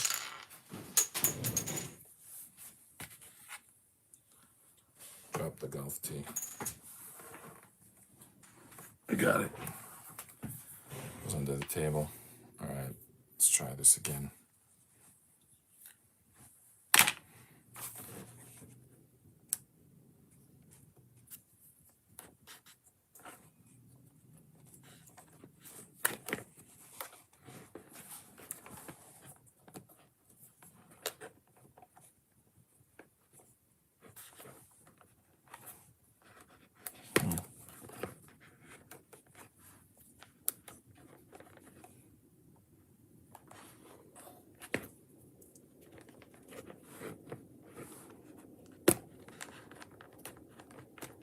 Come on. I need a paper clip to pull this thing in line. It's like slanted. I can't get it lined up. All right, I think I got it. But that paper clip thought wasn't a bad idea if I couldn't get it.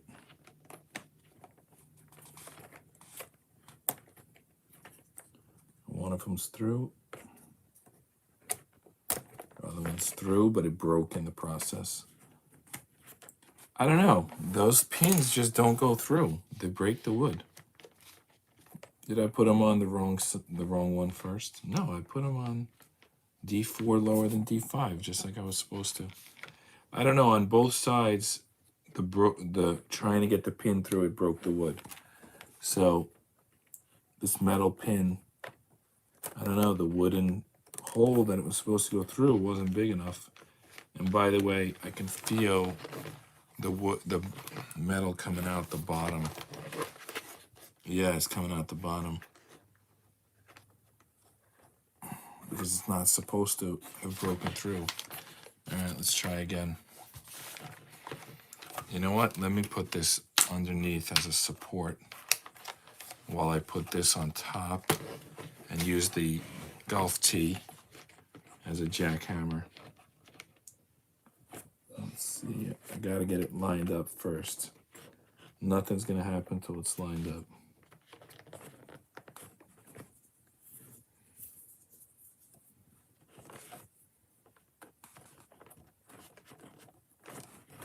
Right? Yeah, it's broken. I just karate chopped the piece in half. I'll still push it on, and it'll still do some good, but it's broken.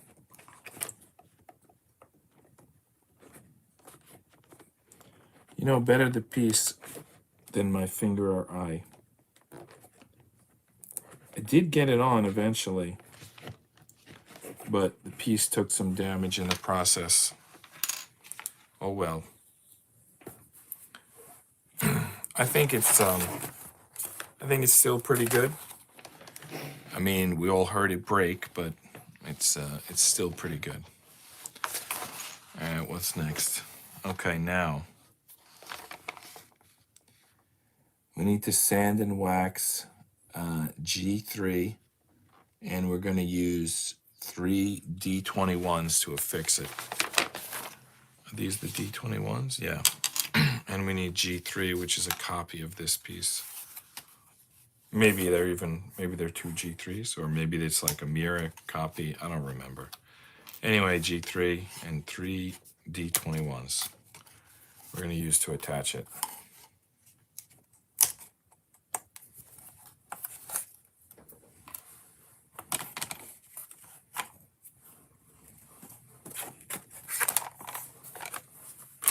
All right. So there's our G3.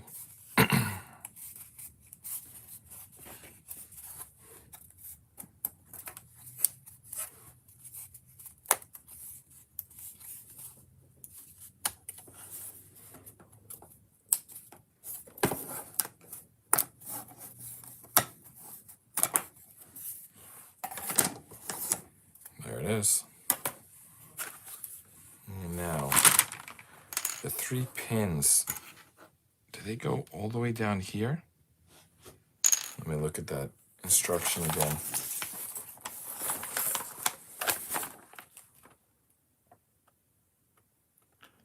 They all go on the same side. And I believe they do go all the way down. Yeah, there's the 3. And they're gonna go, like it's gonna pinch this whole thing together, I guess. They're gonna go straight from the top to the bottom.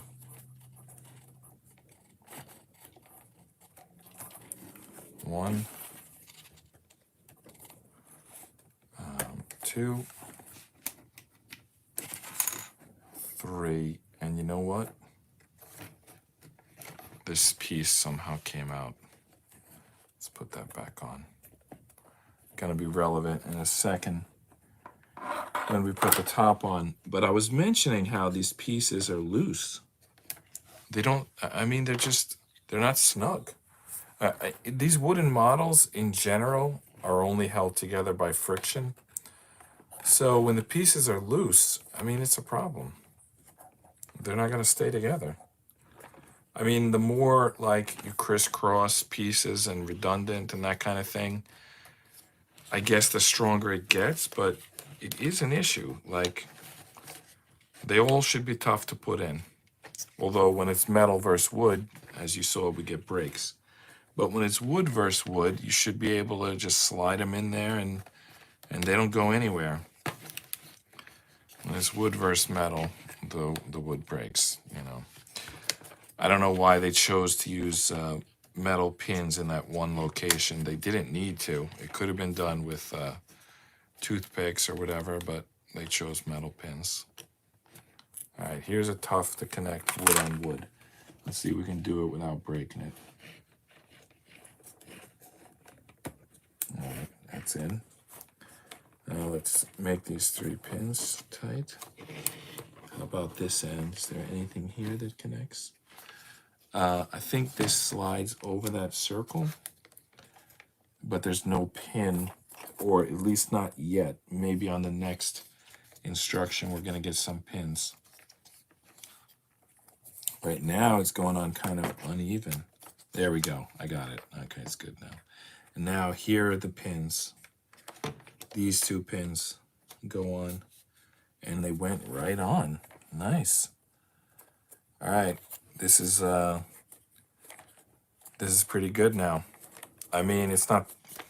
I would like it to be tighter, as I've mentioned now several times, but it is in there. It's all one piece. It looks pretty good. Yeah, if we were over 60 minutes, I would stop for the day. But we're at 45, so let me get a few more pieces together. All right. I forgot to wax the inside of this, but what do you think? Is it going to be a big deal? It might be, but anyway, I'm not going to take it apart. All right, next we need a lot of pieces. D10, 11, and D10, 11, D10, D11, two D12s, and a D13. The D12s go on both sides of this, and then the D10, no, the D13 goes on top, and the D11 and 12 go on bottom. So we need D10, 11, 12, 12, 13. All right. There's nothing in the D sheet. Oh, this is a B sheet. Why the hell was it in the D position? All right. D. Here's the D. All right. D13, two D12s, D10, D11. That's what we need, right? These are the pieces. Do we need to wax them? I mean, they look like they should get sanded and waxed, but the instructions don't say to. That could be, you gotta sometimes flip ahead because you don't want to wax them if it turns out there's something that's supposed to hold in shape by friction. If it's something that's supposed to turn, then you do want to wax it. But if it's something that's supposed to hold, it's better if it's not waxed. Anyway, so on the top, no. I don't know which is the top and which is the bottom. Okay. The way they have it set up, well, it doesn't matter which one I call the top and which one they call the bottom, but the way it's orientated here, when you're looking at this piece on the right side of this piece, then the top from that orientation goes 12 and 13. So there's a 12. This must be a 13 because there's two 12s, 11, and I'm pretty sure this is the 10. The 13, yep, that's the 13. So 12 and 13.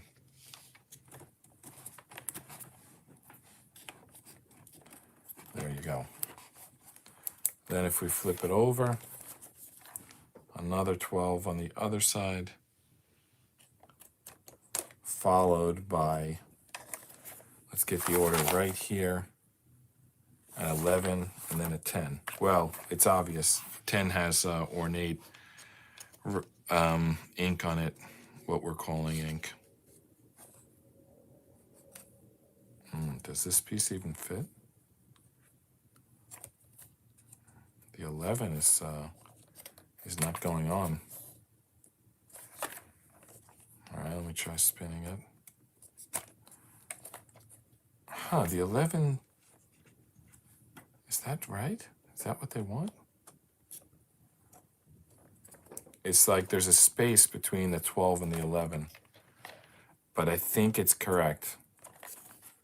I'm gonna look at the picture, but it does kind of look like it's all making sense.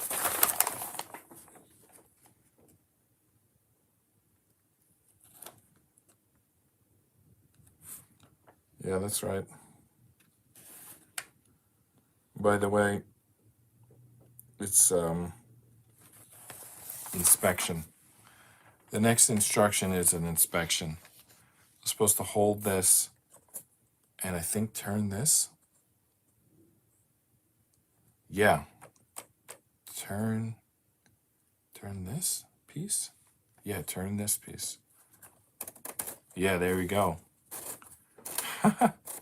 That's cool. Well, it doesn't turn very far. I don't know if they want it to turn. Are we just testing that it turns, or do they want it turned to a specific point?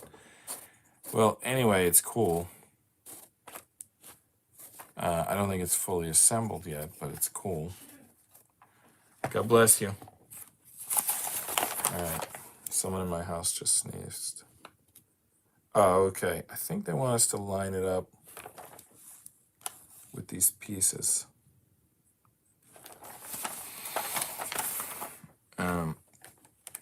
I think we can see them from this side. Are they already lined up?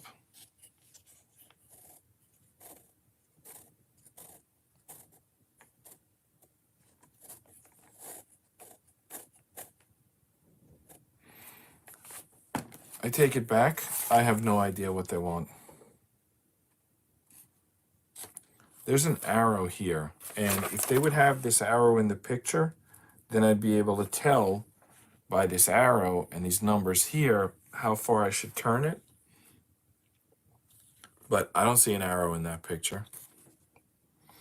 What I do see is these two pieces being almost lined up. You know what? When they're almost lined up, then this arrow is going to point at the 0. So yeah, I think that's as good a confirmation as we can get that it's correct. The arrow is pointing at 0. Okay. I don't know why the arrow's not in the picture, but these two being almost lined up is in the picture. And when you do that, then the arrow points at 0. But that arrow is not in that picture, so I don't know what harm, how much they would have spent on extra ink if they had put that arrow there. Whatever it was, I think it would have been worth it. All right, so at this point, we put this aside, and I think we're going to start building the base now. Yeah, we're going to start building the base. Okay, let's start on the base. So we need pieces E4, D3, and 4 D19s. So let's do the D's first. D19, wow. I see D18, and these are D19. They're tiny little pieces. I can knock all 4 of them out at once. But I won't. All right, there they are. There's the 4 D19s. These are some tiny pieces. All right. And we're going to use that to pin together E4 and D3, which are our circle pieces, which means we got to look through our collection of circles here. E4 and D3. We're looking for. Those are the B's. Those are the A's.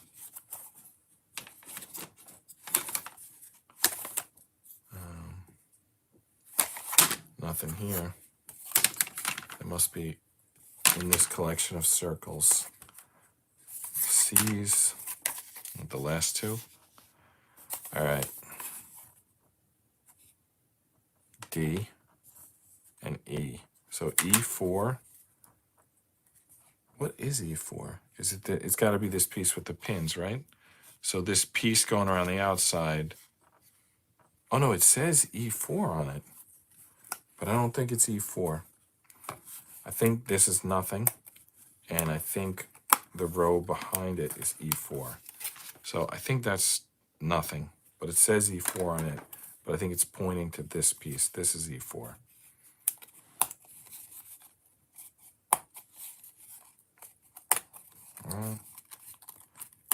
E4. And now we need D3. This is D3. I think it's the same situation. The first circle is nothing, right? And then the next circle is actually D3. Oh, it's not a circle, it's a disk. Well, I guess that is kind of a circle. All right, so we just line this up and we push the 4 D19s through.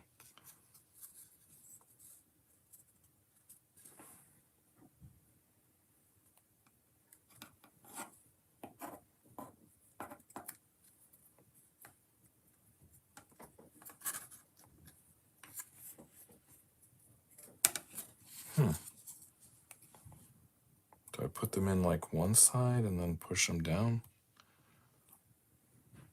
I'm going to do that. I'm going to get them all started on the underside of E4. And then I'm going to squeeze these two together. And I'm going to hope that that works. I got to tell you, these are circle pieces. These are circle holes. And these are kind of rectangle pieces. I don't know what that's all about.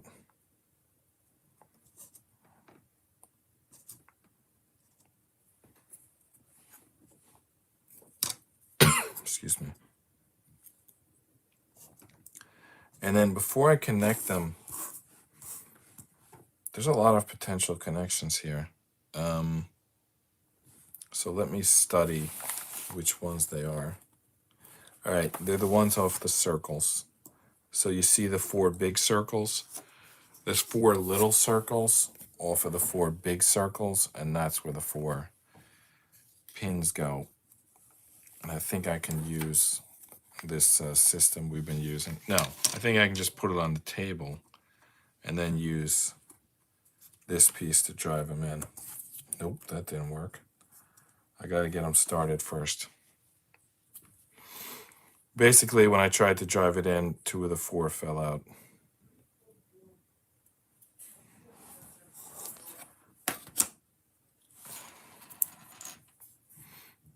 So, change of policy. We're now going to put them in the bottom first, because we can at least drive them in to flush.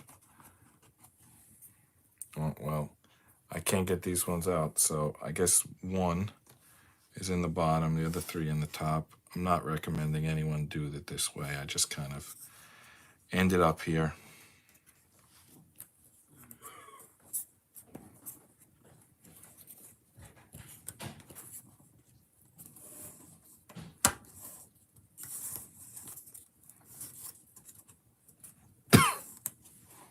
I heard one piece go, yeah, that piece is gone. Oh, here it is.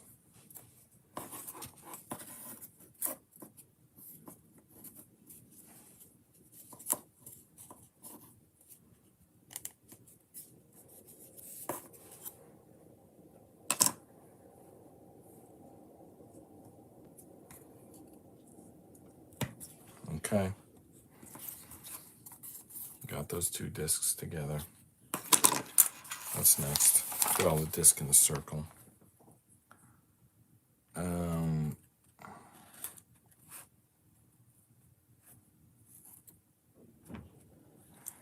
Looks like you have to attach to the bottom D15 and D14. It's like, I think they're supposed to go through the bottom? Or are they supposed to go through the top? No, I think they're supposed to go through the bottom and poke out through here. D14 and D15.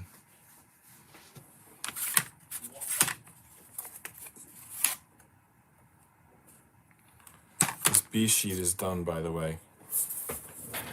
There's no more pieces on B. There might be from circles that fell out, but generally B is done. All right, here's 14 and 15. They look a little bit like ghosts from Pac-Man. Not actual ghosts. Excuse me. All right. Now, which one goes where? This one has like a Saturn on it and 3 stars. Probably means something if I knew astronomy better.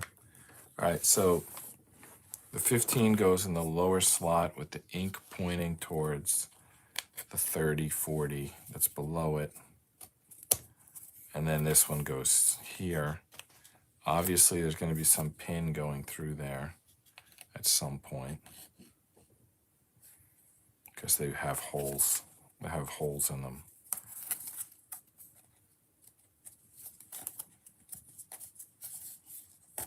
Okay. What's next? All right, we're going to build something in between there. And in fact, we need a metal pin, 20 millimeter metal pin. And then P14, D16. Stream break while I was gone. Looks like it's still going. Are we over 1 minute? We're over the 2 minute mark. All right, so it looks pretty good.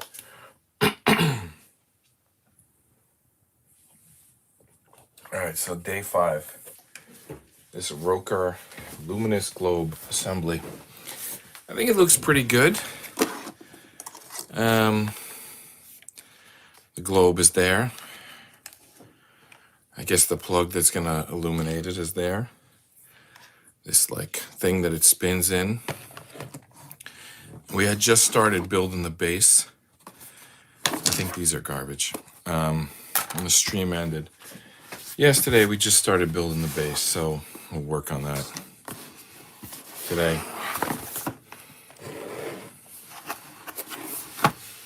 How's everyone's day? My kids had a track meet today. It was actually the Island Championship. Well, Staten Island, and their team won it, and they both did well, so that was good. It's actually the last track meet for my oldest son. He's not doing track anymore at this point. I mean, he's already like scheduled to go to college. He might play basketball in college, but he's probably not going to do track. He was a sprinter when he started high school, but so he was already kind of out of it in that he was just doing like triple jump and high jump last year. And then this year, he really wasn't doing much. He high jumped at 2 meets just so he could qualify for this meet that happened today, the Island Champs. And he actually did. He jumped well. I mean, he jumped 5'6". I contend he could do much higher if he, worked at it. But considering he hadn't practiced all year, other than jumping at 2 meets, 5'6" was pretty good. So he scored points, and so did his younger brother, and the team won. All right, so this base. I think we had, I'm trying to figure out, yeah, this is it. I think this is, so we had done this, which is 3, 3. And then so we did this panel. It's really like A, B, C, D, E, F, but they just call it 3. And then there's like 6 boxes. Anyway, we had done the first box and the second box, and we need to do the third box next. And it's got a 1-to-1 scale measurement, so we need a 20 millimeter metal rod. So we just find a rod that matches that.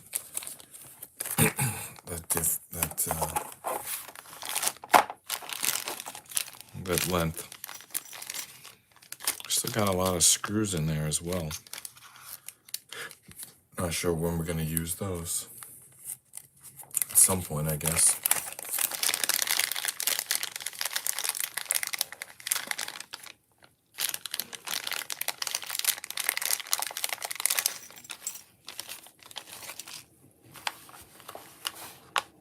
Yep, that's the right size. All right, so we need that. I'm just putting that somewhere where it's not going to roll off the table. So 20 meter post, got that. And there's like 4 other pieces they need here. P14 looks like, I don't know what they're showing us here. Are they showing us the front or the side of that piece? P14. So the P's, I think, come from these bags, right? Or is the is this P14? No, the rod is P8. Where is P14? Is it a screw? No, that doesn't make sense. Just look for P14. This is 1G27. Now, it doesn't say P14, we know that. There's not many other. Oh, there's these little discs. Are those P14? They're like these little clear discs. And I think they're not labeled. Oh, that's not the little ones. That's the big one. It's a bunch of little ones. They're not labeled anything, but I got a feeling these are what we're looking for. Yeah, they're saying it's a 1-to-1 scale. The picture doesn't look like much, but it matches it in length and probably thickness too. I'm gonna get one out of the bag and confirm that. All right. They're very small things, and there's a bunch of them, and I don't want to lose them. See if I can shake out just one of them. There we go. All right, so is that the same size and thickness? I think it is. All right, so I'm gonna put the rest of them back in here. And I guess we have to thread this, right? That's how it looks in the picture. So this post that we just got out needs to thread this. The post and the disc go together. And they just like kind of barely go together. If you look at the picture, it's like you push it in just to the point where it's flush, and then you stop. So if I put it against the table, and this, I don't want to ruin my table, so I'm just going to put it against this piece of scrap wood that's on the table, push it down as far as it'll go. So that should be flush. And it looks flush. All right, so now it kind of looks like a nail. And that's what we need, but we need more pieces. So we also need D16, 2 D16s and G18.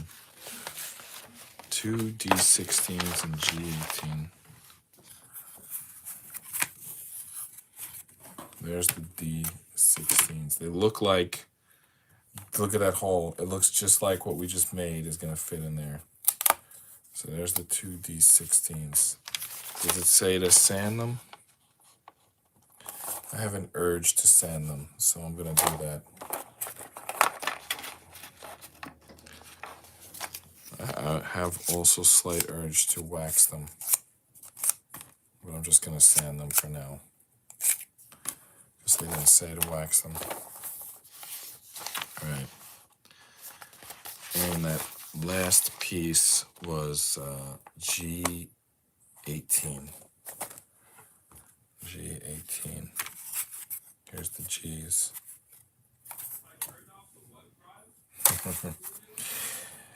I mean, it probably was in that circle, G18. Oh, those are the A's.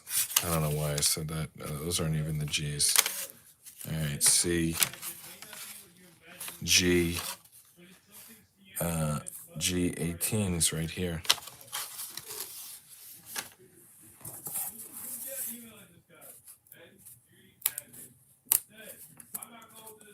What? What?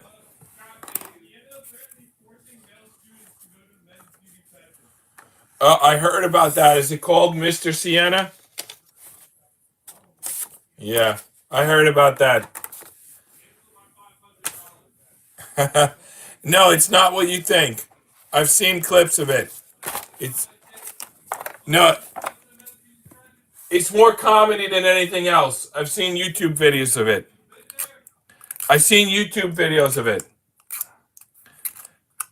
So my son, the older one, middle one really, but older of the two that are currently living in the house, he's going to Siena next year. And we just paid the deposit like recently. And like, so now somehow the younger son is getting email, and he got mail from them, first piece of mail today, and he's a sophomore, and then he got email. So I don't know how like that happened quickly. But I think that I would be surprised if the younger son goes there. He just has like so many options. And he's probably going to get scholarships. He has like 104 average, and he's a top athlete. Yeah?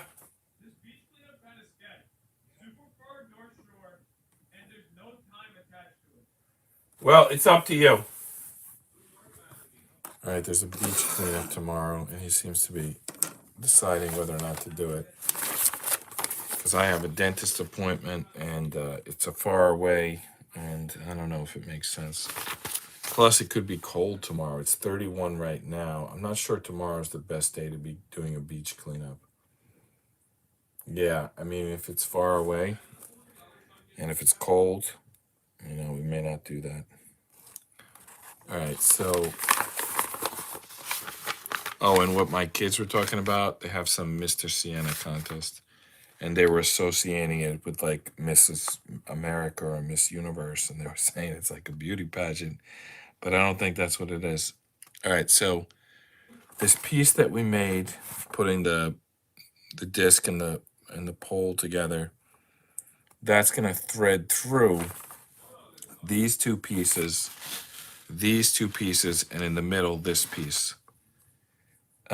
And the lucite disc goes on this side, and the pin comes out on that side. All right, that seems easy enough. Where's that pin? There it is. All right, so pin this way goes through here. Well, actually, it's not as easy as it seems because, well, I think if I sort of stack it up, that will make it easier. So gravity will kind of help me hold the pieces in place. All right, so there's one of the D16s. Now this G18 is going to go through that slit. And like the wood has a, you know, slot. It's going to go through that. But most importantly, this rod is going to go through it as well. Kind of tough to line that up. It's kind of dark once it like blocks the light. I can't really see in there. All right, I got it through. Now gravity's going to hold it in place while I get this last D16 in there, hopefully. Now it's completely blind. I mean, I'll know it's through when it comes out the other end, but I really can't see it. All right, it came out the other end. We put another disc to lock it in place? I'm surprised they only asked for one. I'll tell you, I think it needs one on the other end.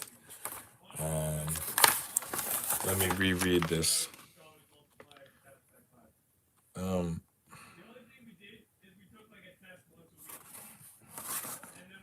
Did I put this through the right side? I think I did this whole thing backwards. No, it's good. I'll tell you why I thought that. There's an ink here, and there's ink here. But when I had my glasses off, I couldn't see the ink. At least I couldn't see it that well. But then when I put it on, it's obvious. So they don't seem to say to put a second disc on the other side. They do say to wax this gear, which I already did before I put it on. That's the next instruction. All right, so let me just show you here. Here they say put on one lucite disc, which is P14. And here they show you, they say wax the gear. Oh, it does say another P14. Okay, I was going to say in this picture there's another P14, but in this picture there's not. But in this picture there's an arrow saying put on. So yes, the next instruction is to put on a second P14. And I think to do that, I'll brace it with this at one end and with a golf tee at the other end. But first I've got to grab one from the bag. So let's do that. I notice people have been watching because I do one of these puzzles every night, although sometimes they take several days because I don't do them straight through. I just do like an hour or two per night. So one of the ones I did a couple of months ago was called U-Gear's, or maybe it was a few weeks ago. Anyway, it was U-Gear's Top Fuel Dragster. And I noticed multiple people are watching that right now. Like not this second, but like this week, let's say. Like the numbers are going up every day. So maybe a lot of people got that for Christmas, or that was like one of their Christmas gifts. I don't really know. It is a good starter puzzle, I'll tell you that, because some of the U-Gears puzzles take 10 to 20 hours, whereas the dragster, the Top Fuel Dragster, I think it takes, I don't remember off the top of my head, but I want to say 3 or 4 hours, something like that. You potentially could do it. You potentially could finish it the same day you open it if you just like maybe sit there and do it while watching a baseball game, or maybe 2 baseball games or 2 soccer games, whatever you're into. All right, so I added the P14 and now this spins. So that's cool. And now that it's a little more secure, I think I will do what they say and put some more wax on there, just because it's pretty secure, which is going to make it easy to wax it up. So why not? It's going to be tough to tell when I've went all the way around.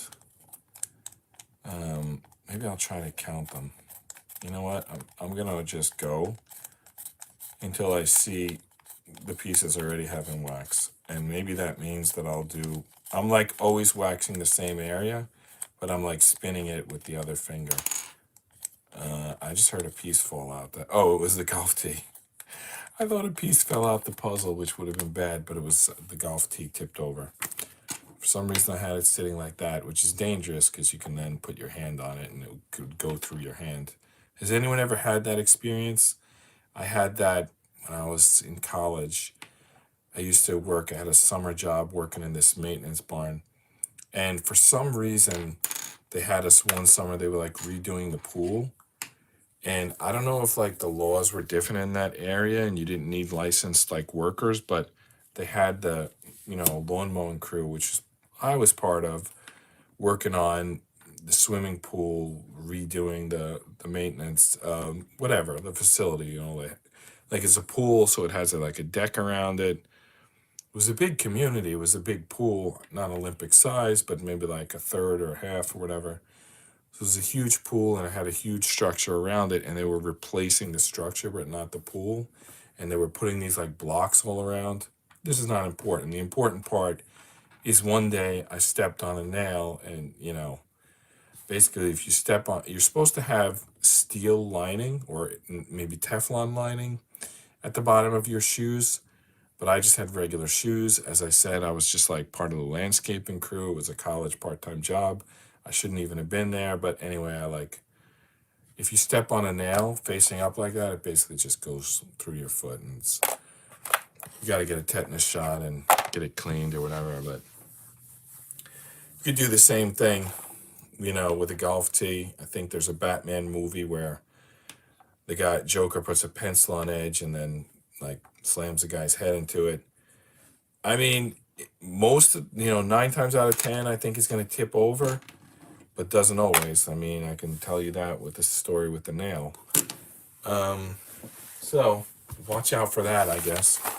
By the way, the job I had, maybe 2 jobs before that, was I worked at a golf course. And I was a cart boy, meaning I parked the golf carts. And they would also have me, when there were like parties, they would have me barbecue the burgers. And I feel like it was a good job. I liked it. I would get like tips from the people at the party. But I was thinking like years later, is that like legal for a cart boy to be barbecuing the burgers at a golf course? And then the job I had in between that it was actually my freshman year in college. I was working at the weight room, and I had to check the cards, and I basically would just go there and lift weights.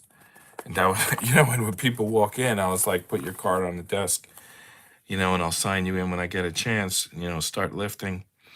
So that was pretty, so, I mean, but what do you expect when you're like between 16 and 20 years old? Your jobs are not the most responsible, and things were even more different 30 and 40 years ago. Nowadays, they probably got everyone signing in on apps, and they got like cameras watching them every second, but it was kind of like the Wild West, in the 90s. It was a little, things were different. So I think it's G16 and G17, and B11 and B12. G16 and G17, B11 and B12. Okay, B11, this is D. That's D. C. You know what? We're done with B. We finished that sheet. So the B pieces we're looking for must be inside one of these circles. E, A. Yeah, there's the B. There's 11 and 12. So there's B11 and B12. And then what were the other pieces? 16 and 17? G16 and G17. So we got this pile of discs that popped out of other pieces. And then these are pretty sure are garbage. All right, G16 and G17, is that them? Kind of looks like them. Yeah, G16, G17. All right, let's see if we can get these out without breaking them. Do enough of these puzzles and you develop an eye for which pieces look like they're gonna break while being popped out. And you be a little extra careful with those ones. All right, we got one of them out. Probably gonna need to sand them as well. Those same pieces that are tough to get out tend to flake and splinter when coming out, and therefore need to be sanded. All right, we got them. Oh, and one of the other jobs, I don't know what order of job it is. I can just say, it's the job I've been working for the last 30 years. It's my current job. So when you see on my website or my YouTube page, it says I developed a full text indexer before Google. The reason that it says before Google is I'm not the first person to build one, but I did build one. Working at my job, there were applications that did full text indexes. There were databases to search and retrieve documents in litigation because they sometimes go up to millions of documents. And nowadays they have. I could do a whole lecture on the ways to find litigation documents in 2023, but 30 years ago it was a different story. They basically didn't have, databases weren't as developed, so they had full text. Now this is not a simple full text, obviously. This is a type of full text index that you can run quickly, kind of like Google. They did have those, and then they had short fields, kind of like Excel, but they didn't have an application that did both. And that's what I built. I built something that would, it was actually made for the short fields, but I built it that when you were importing documents, you could also read, first the OCR or extract the full text, read it and index it and create a full text search. So you can search both. And actually in modern databases that you use in this field, that's exactly how they work. They have two different indexes, one for the short fields and one for the full text. So that's why it says I built a full text indexer before Google, because I did. Anyway, that's neither here nor there, but that's, so even though I had a lot of like fart around jobs in high school and college, I did some real work after that. All right, so this order of this is the 16 goes on the right, the 17 goes on the left. Of course, this all depends on the orientation of the piece below, which is like this. And then the 11 goes below the 12. Ink side up in both cases. All right, let's see if we can do this. And then it has to go into this. But I think we can put it through these two first. And the way to do that is through these pieces, I believe. Yeah, I think that's how that goes. Not these. You know, let me double check that. There's a pattern here, as you can see. This is like longer than this one. So let's see if these two handles go straddle that. Yeah, they do. So we've got it right. There's one more question. Does the ink on these point out or point in? It may not matter. It probably doesn't matter because they don't show it. I'm going to point the ink out because that's a general rule in these type of puzzles, that the ink is showing.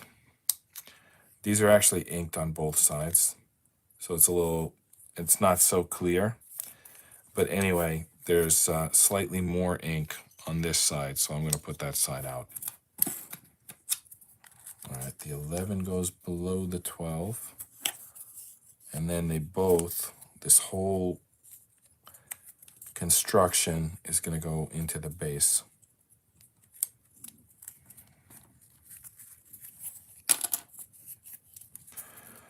Well, that happened.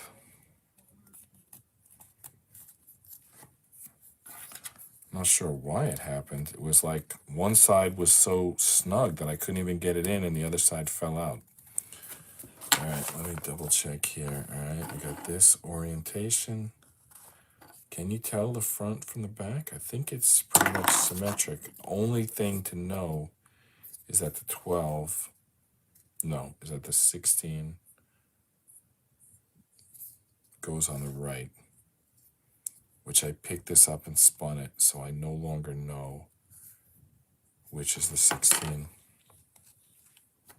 And plus it goes on the left. The 16 goes on the left, and the 17 goes on the right. How's it going? To give this to you. Oh, why do I need it? I think I remember saying I had to give that to you. Oh, all right. Thank you. So I needed a water bottle, and I ended up going down and getting it. That's why I was late for my stream. But I now have 3 water bottles because each of my 2 sons that live in the house delivered me a water bottle. So don't say something out loud unless you want help. If you're gonna get the water bottle yourself, just only say it to yourself. I said it out loud because I was saying it to you all on the stream, so you would know that why I'm gone for a minute. But I guess I said it loud enough that I now have 3 water bottles because everyone in the house is delivering me water bottles. All right, now let's get this through these holes. I just hit the tripod. If you're wondering why it got shaky for a second, I just hit it again. Am I working on or off camera? I think there's a delay in what you're viewing here. All right, now I'm up. Yeah, you guys are like a minute behind me.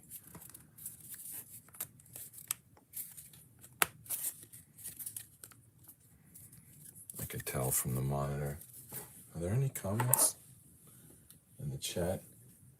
Chat disconnected. Chat. Anyway, there were some bot messages. Doesn't look like anything important. All right, so we did whatever we were supposed to do. All right, now the last message says C. Is that a piece? What is it? Why does it say C? I don't think there's any significance to that C. But I'm concerned because it does look like they added stuff. It kind of looks like they took these nothing pieces and added them to the bottom, but they wouldn't fit. It would fall right through them. No, they wouldn't. They actually would fit perfectly. but I think that's a coincidence. I think these pieces came from there and that's why they fit. All right, I don't think anything happens at C. I think C is an inspection panel. All right, now, next, we're moving on to instruction 4, and we've got the globe here, and we've got the base. So sounds like we're going to connect the globe to the base. And first we need C10 and 2 C11s. C10, which is like a circle piece, and 2 C11s, which are pins. C10 and 2 C11s. C10 could easily be in this stack of pieces. That's it. It's right there. There's C10. It looks like there's it needs to be popped out a little bit. There's C10. Are those vents? Are we expecting this thing to create heat? Yeah, we are. Because it's illuminated.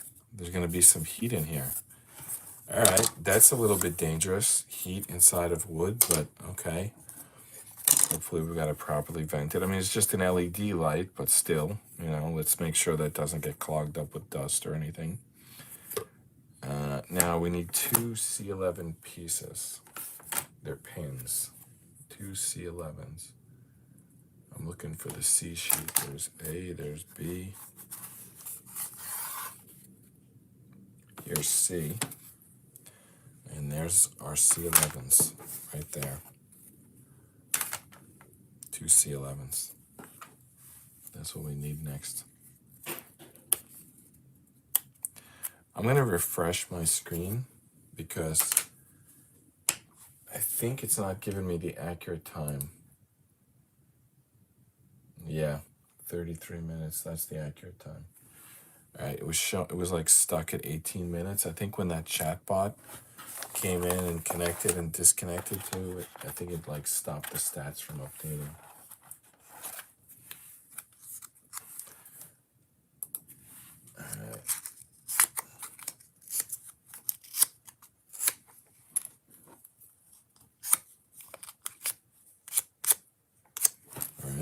Sand those pieces that had some splinters. Now, what do we have to do here? Oh, okay.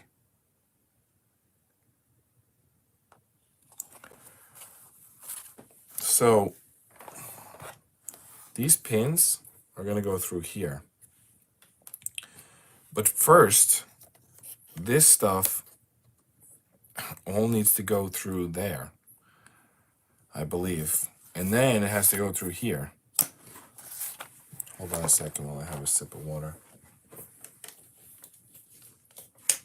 Excuse me. All right. How are we going to get it through there? Let's study the picture. Well, it actually goes through here first. The second piece is obvious because there's the 4 post holes, and then the middle gets this, which that makes sense. All right, I think we can do this. All right, so all these wires are going to go through that middle hole. And then we got to get those 4 posts lined up so we can pin them in here without breaking these wires in the process. That piece in the middle is not fixed. It floats, so that shouldn't cause us any problems. I'll tell you what, though. We were putting it in sideways. I don't know if that means we're supposed to spin this piece or if we're supposed to do what I'm doing, which is just turning the whole structure. That seems to be working. So the pins are almost lined up. The posts are almost lined up. The pins are sitting here. And I keep hitting this is just a tall thing, a tall model that I have to pick up a lot. So I end up keep hitting the tripod. I apologize. Well, this is not going in any further, and it needs to.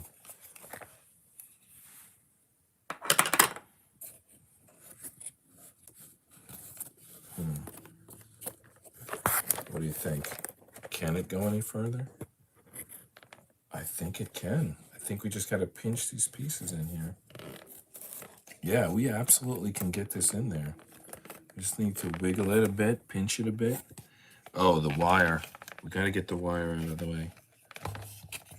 The wire's got to be on one of these sides. That's where it's going to go through, not on an end. And it keeps floating to that end. I'm tugging on the wire at the bottom to try to get it through in the right position. And I haven't achieved that yet. I'm considering just taping it there. That might work. So yeah, that wire keeps getting in the way of pushing this piece through. But we'll keep trying until we get it. I think we got it.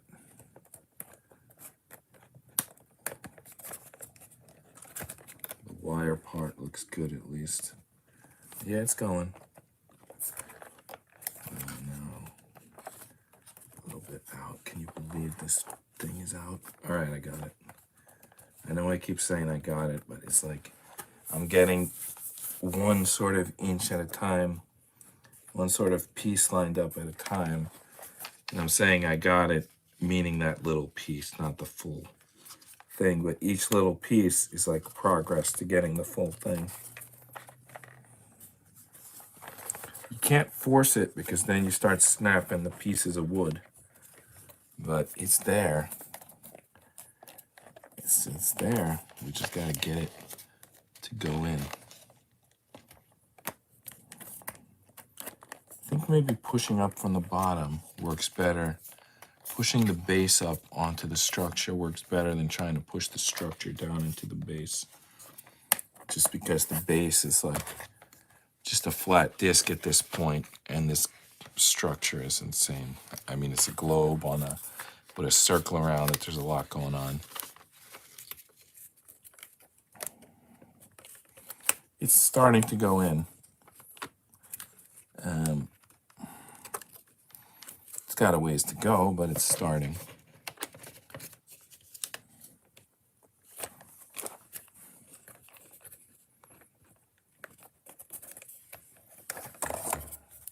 That wire is moving again. That wire is an issue. You know what? I think I want to change where that wire is going through. I'm taking everything off.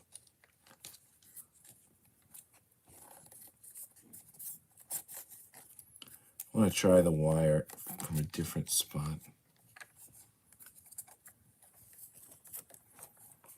Why did I do this? Now I got to redo everything I did.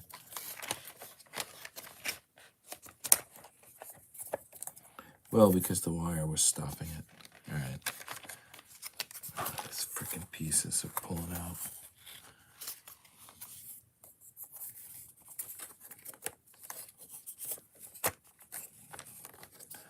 All right, almost back to where I was.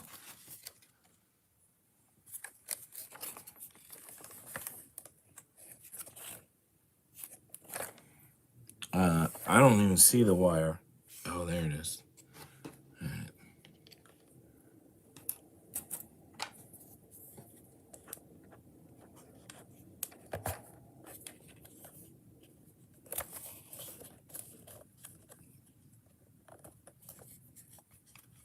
Just trying to get all these parts in the right spot.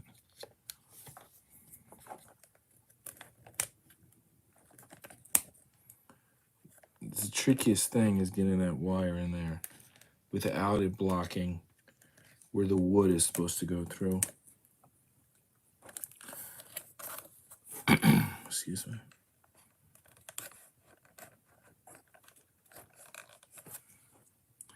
I feel like they should have gave us a second hole to put the wire through. Like, why do we have to put it through the same hole as the wood? That's like difficult. It's problematic. It's difficult to hold it in place. But if you gave it a second hole to go through, there'd be nothing to even to debate. It would just be there.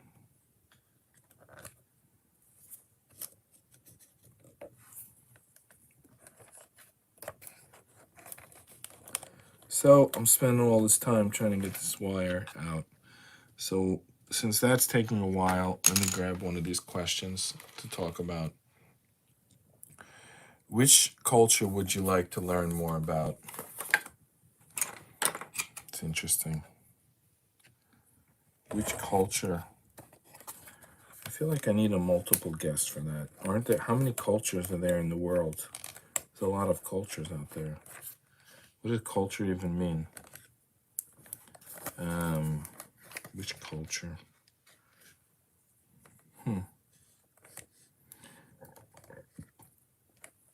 American? I probably already know a lot about American culture.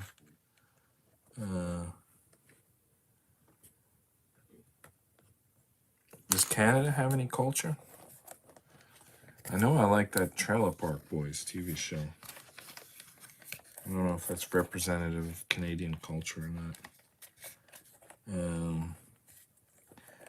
I like that Sweden didn't do all the COVID stuff that like every other country did. I know there were a lot of countries that wanted to resist that weren't able to. Like, I don't know, like economic sanctions or maybe even terrorism. I'm not sure if I can be the person to declare that. But I think there were some like countries that tried to resist, but their leaders got replaced when they did. That's a weird.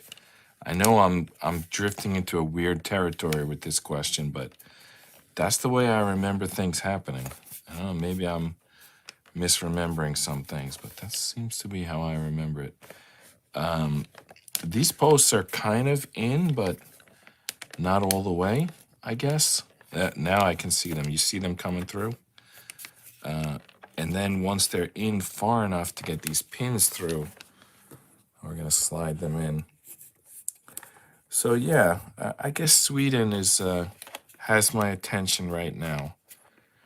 We have in track and field, there's Mondo Duplantis. Do you know who he is? He's the guy who recently breaks the world record in the pole vault a lot. And he was born and raised in America, but he competes for Sweden. And as I said, Sweden also were they did great during COVID. They didn't flinch. They trusted their gut, whatever you want to call it, trusted the science. They basically, and I had heard about them actually decades and decades ago. It used to be a big thing. People would trust like Swedish research on nutrition and athletic performance. Apparently, that's something they've been doing for a while, and they were trusted. So when Sweden said you don't need to lock down, I feel like people should have at least looked into that. There was like everyone was like, no, you have to lock down. Do you? Do you have to lock down? I mean, Sweden didn't. And then I think, yeah, I think Sweden, if I have to pick a country. I know it doesn't seem like much, but they have my attention currently. I'd like to learn more about Swedish culture. Maybe I should learn more.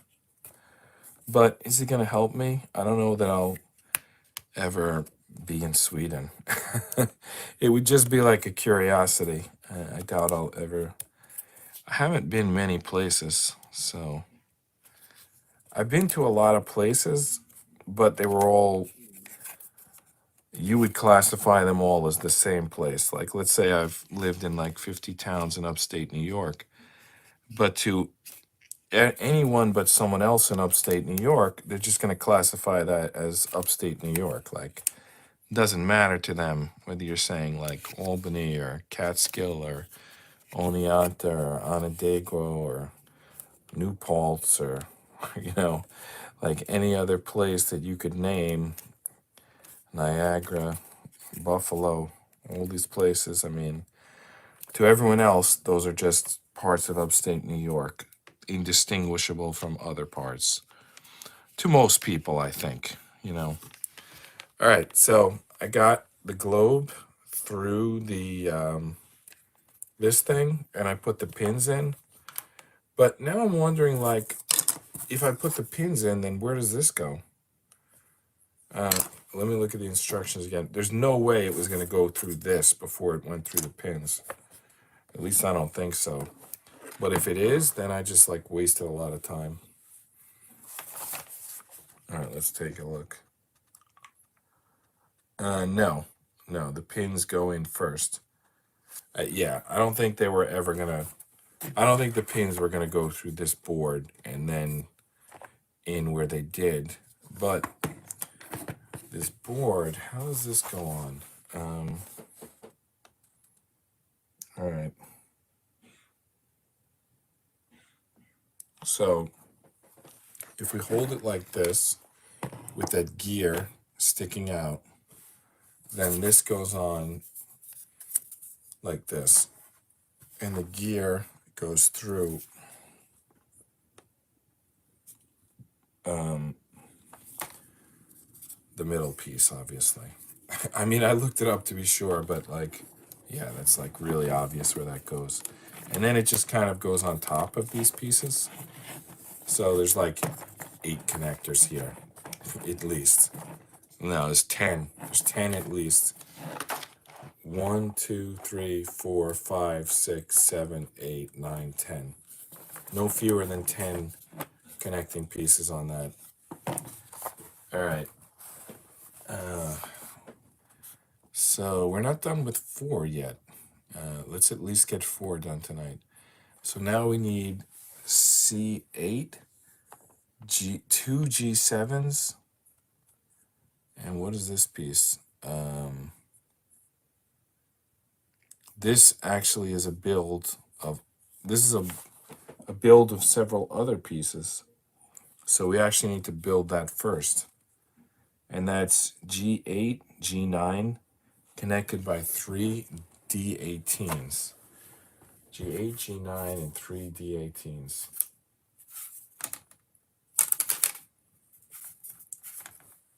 All right. Here's G8 and G9. Those need to be sanded and waxed. And 3 D18s we need. All right, here's the Ds. D18, there you go, 3 D18s. Crappy little pieces they are. All right, these gears need to be waxed. I don't think they need to be sanded. They look pretty good, but I'll wax them. All right, so we're starting right where the lettering is.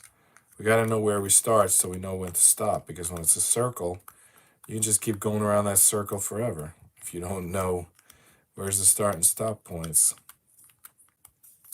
So I'm spinning it with one hand and waxing it with the other, and I've come up to the lettering, so I guess I'm done.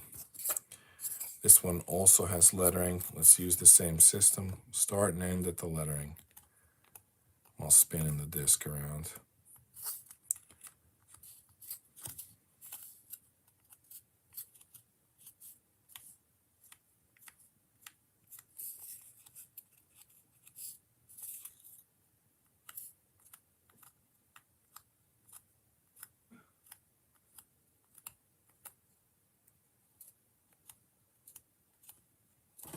All right, that's good.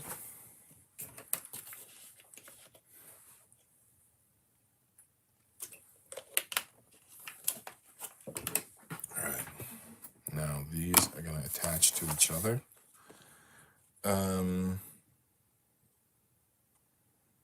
G8 goes on top.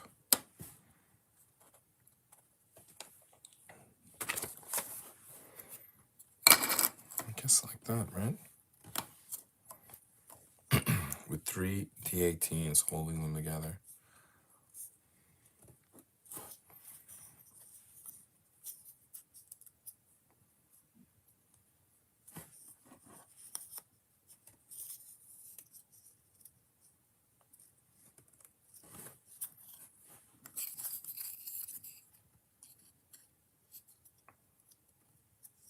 This is tricky.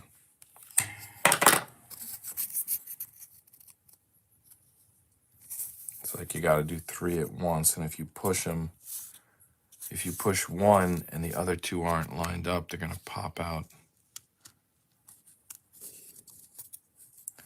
I think this one is not in. I think I can use this tool to fix it.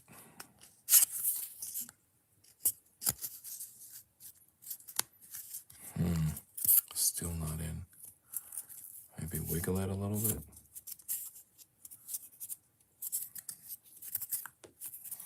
All right, I'm just gonna push it in there. That worked. If all else fails, give brute force a shot. All right. All right, now that we built that assembly, we need C8, 2 G7s, and a C3 G7s, really. So C8, 2 G7s, a C7, and a G7. So we need 3 G7s. Start with that.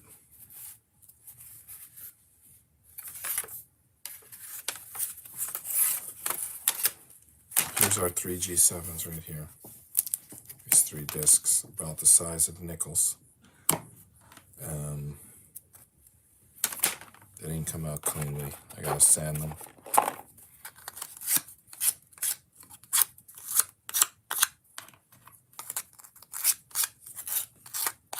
I'm gonna wax them too.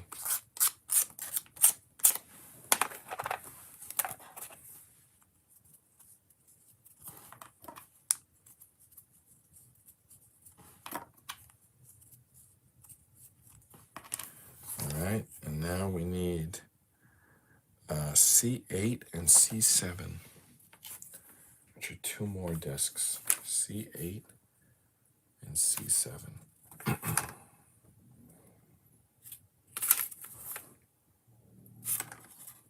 Yeah, here we go. C8 and C7. Sand and wax them.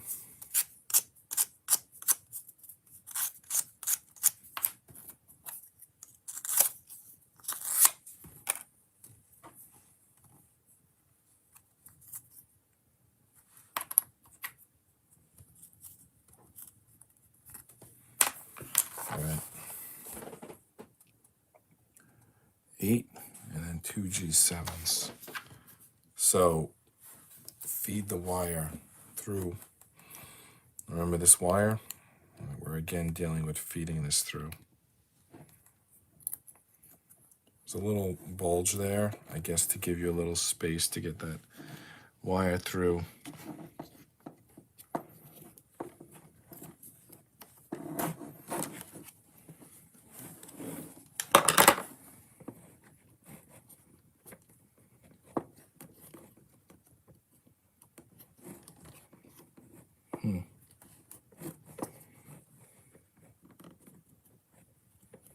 Can't get it started, and I'm thinking of blaming the wire.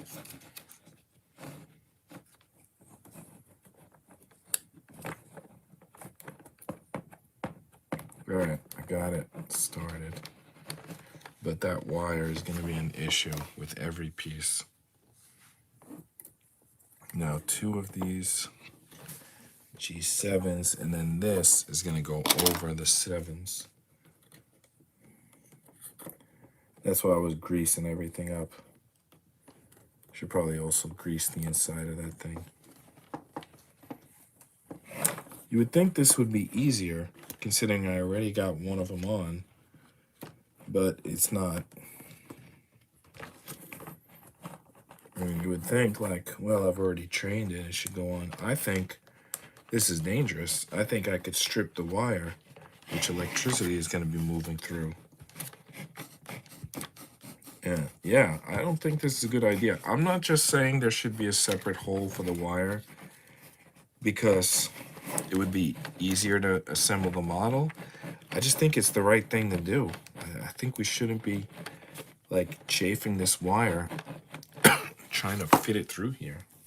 Trying to fit the wire through these pieces of wood. not good. Not a good idea. All right, one more of these. And then we put the gear on. And the gear is going to line up with that existing gear, hopefully. I assume that's the plan.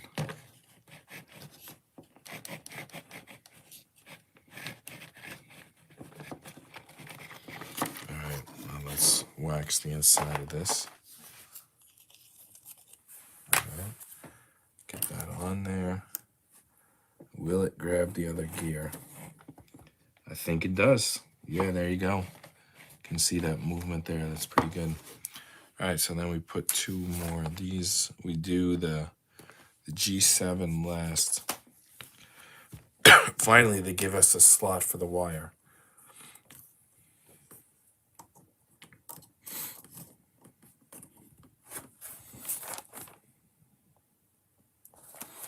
And by the way, our wire happens to be exactly where it is in their picture. I don't think I don't know what I would have done if it wasn't, because it's like a only 25% chance it was going to be correct, but it somehow was correct. All right, so we're at the end of the page. Oh, I did the last one wrong. Okay. This last piece that I put on, the wire wasn't supposed to go through it, which is funny because it's the only one that the wire didn't fight me on. There's a slit there, and the wire is supposed to exit from that slit. So now we fixed that. All right, so we just finished this page. We finished this page, and our assembly is all one. I forget the exact number right now, but my first graphic novel, which was my longest graphic novel, I guess I kind of learned my lesson. I think I calculated it was something like 885 days or something like that, because I would make a little progress each day. And I still do that. My current comic book series, Vin Duty, I make a little progress each day, at least 10 minutes. But lately, since I've been doing these live streams, it's only been 10 minutes, I think. But I probably was doing more like an hour per day on electromagnet. So, and then sometimes on weekends, I might get like 4 hours in on one day. You know, I probably could figure out the exact amount of hours that I've spent on electromagnet. So, you know, if a puzzle takes 10 or 20 days, it is a lot, but it's really nothing compared to if you actually do a project from scratch. Because when you do a puzzle, I mean, come on. Somebody already figured everything out. You're just like going through the motions. But when you create something from scratch, whether it's building something or, you know, a graphic novel or even just a video. Sometimes I see my kids watching YouTube videos and the person will say, this took me a month. He'll say like, you guys got to give me a like because I was editing this thing for a month. And I don't know how intensely they were editing it. They probably weren't doing 8 hours per day. They were probably doing like I work on my comics, like 10 minutes to an hour per day. But still, I believe them. I believe that they were editing that video for a month because it's not easy. I mean, I don't know. Maybe it is. Maybe some people are super talented with tons of experience and they could do it really quickly. But for most people, like when I did that graphic novel, I'd never made a single comic book. And now I'm making a like 290-page graphic novel. Yeah, it's not easy. This puzzle, by comparison, is pretty easy. We're up to day 6, and let's see how it goes. So let's get into it now. Just waiting for my monitor to turn on so I can just make sure that you guys are seeing what I'm doing. So what are we up to here? Did we do this already? I think we did, right? So we ended right at the end of a page. This page ends with instruction 4. There's something written here at the bottom. We got to check that out or something. I'm going to take a close look at that off screen. Oh, you know what that is? That's the wire. And I remember we fixed that. All right. My monitor still didn't turn on yet. My voice isn't clear. Let me take a sip of water. Maybe that'll help. I was at the dentist today. That probably doesn't help my voice. All right, the monitor's on. My voice is not perfect. As I said, I was at the dentist today. So it's supposed to be a 3-day weekend, but I spent 2 of the days at track meets and the 3rd day at the dentist. So I don't know what kind of 3-day weekend that was. I guess that was a working weekend. Well, this is the life of, a normal middle class person.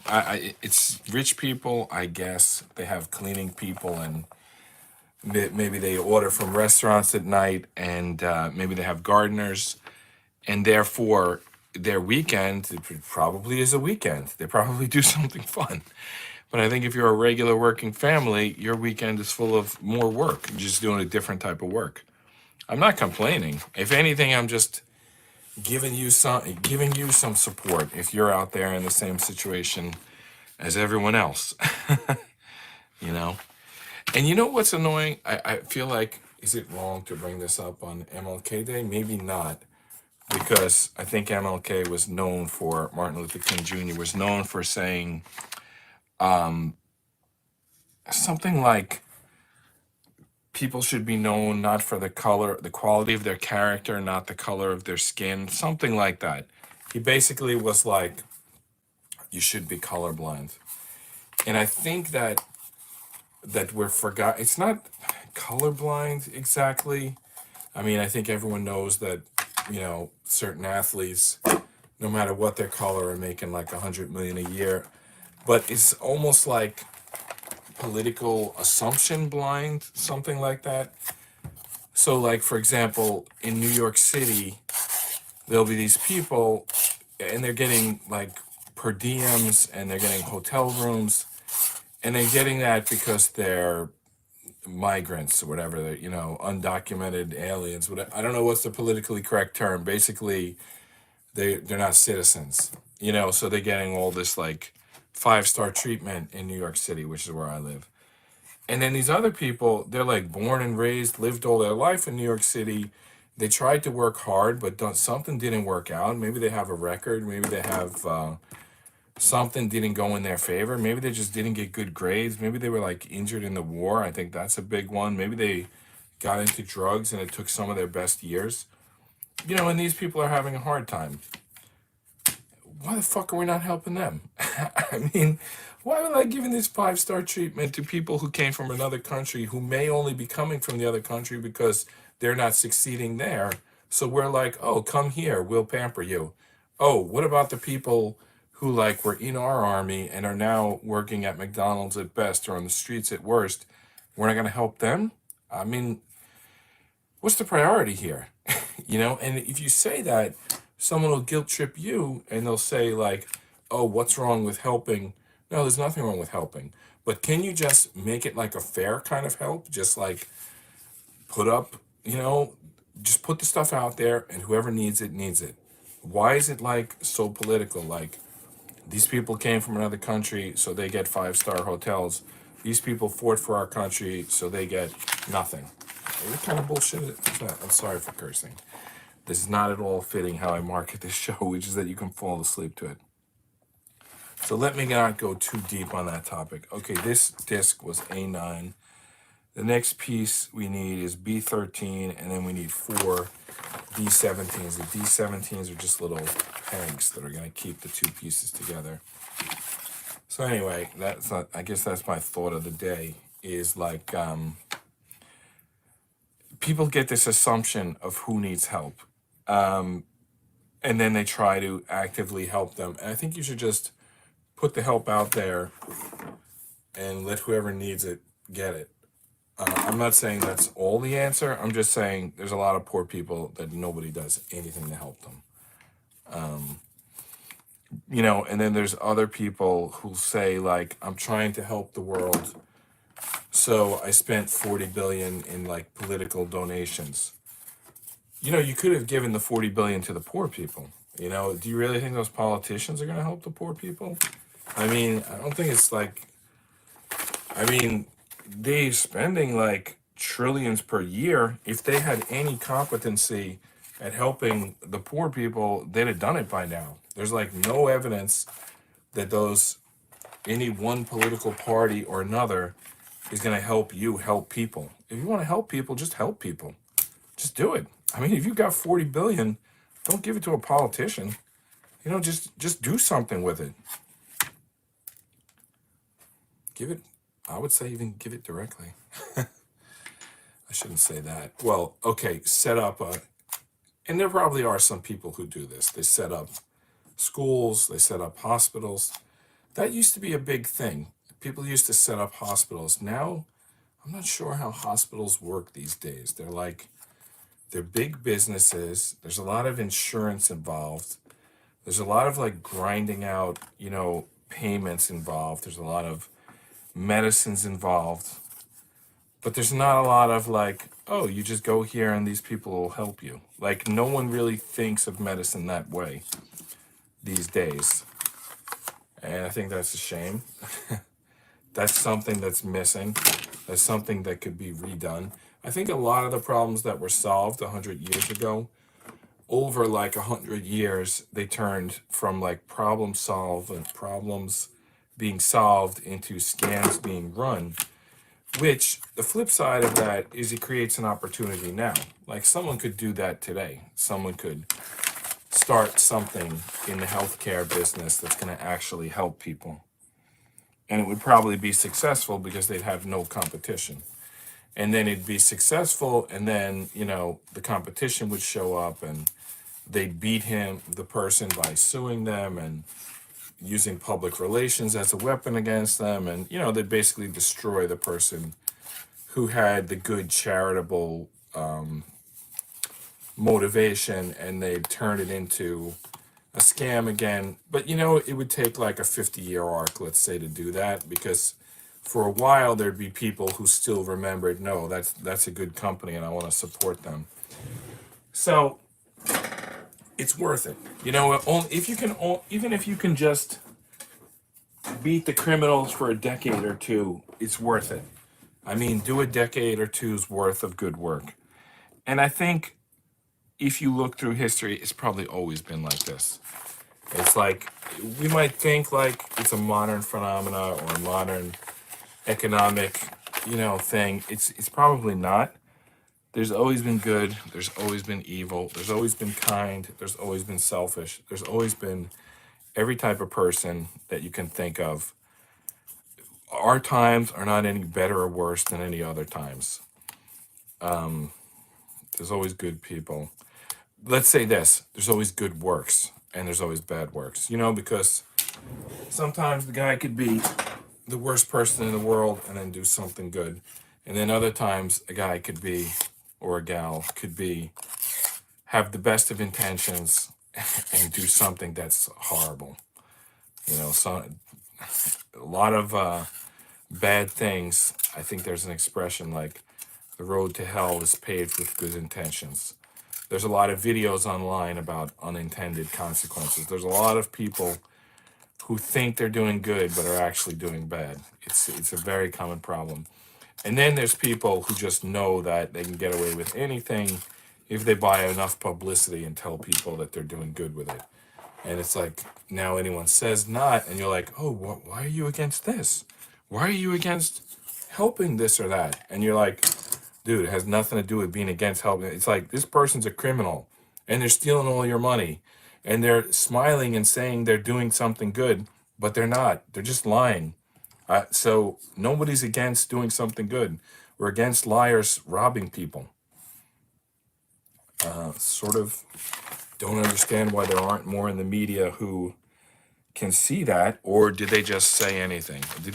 Are these media people just like part of an animation program, text to speech, and you just type in whatever you want them to say and they'll say it? Because it looks like that sometimes. I think there was a movie about that with Will Ferrell, and he would just like read whatever was on the teleprompter. You could put anything in there and he would just read it. It went from like his optical nerve to his mouth without stopping by his brain to be processed. It's like he would just literally read whatever's on the teleprompter. And that's probably what we're getting. Not everybody.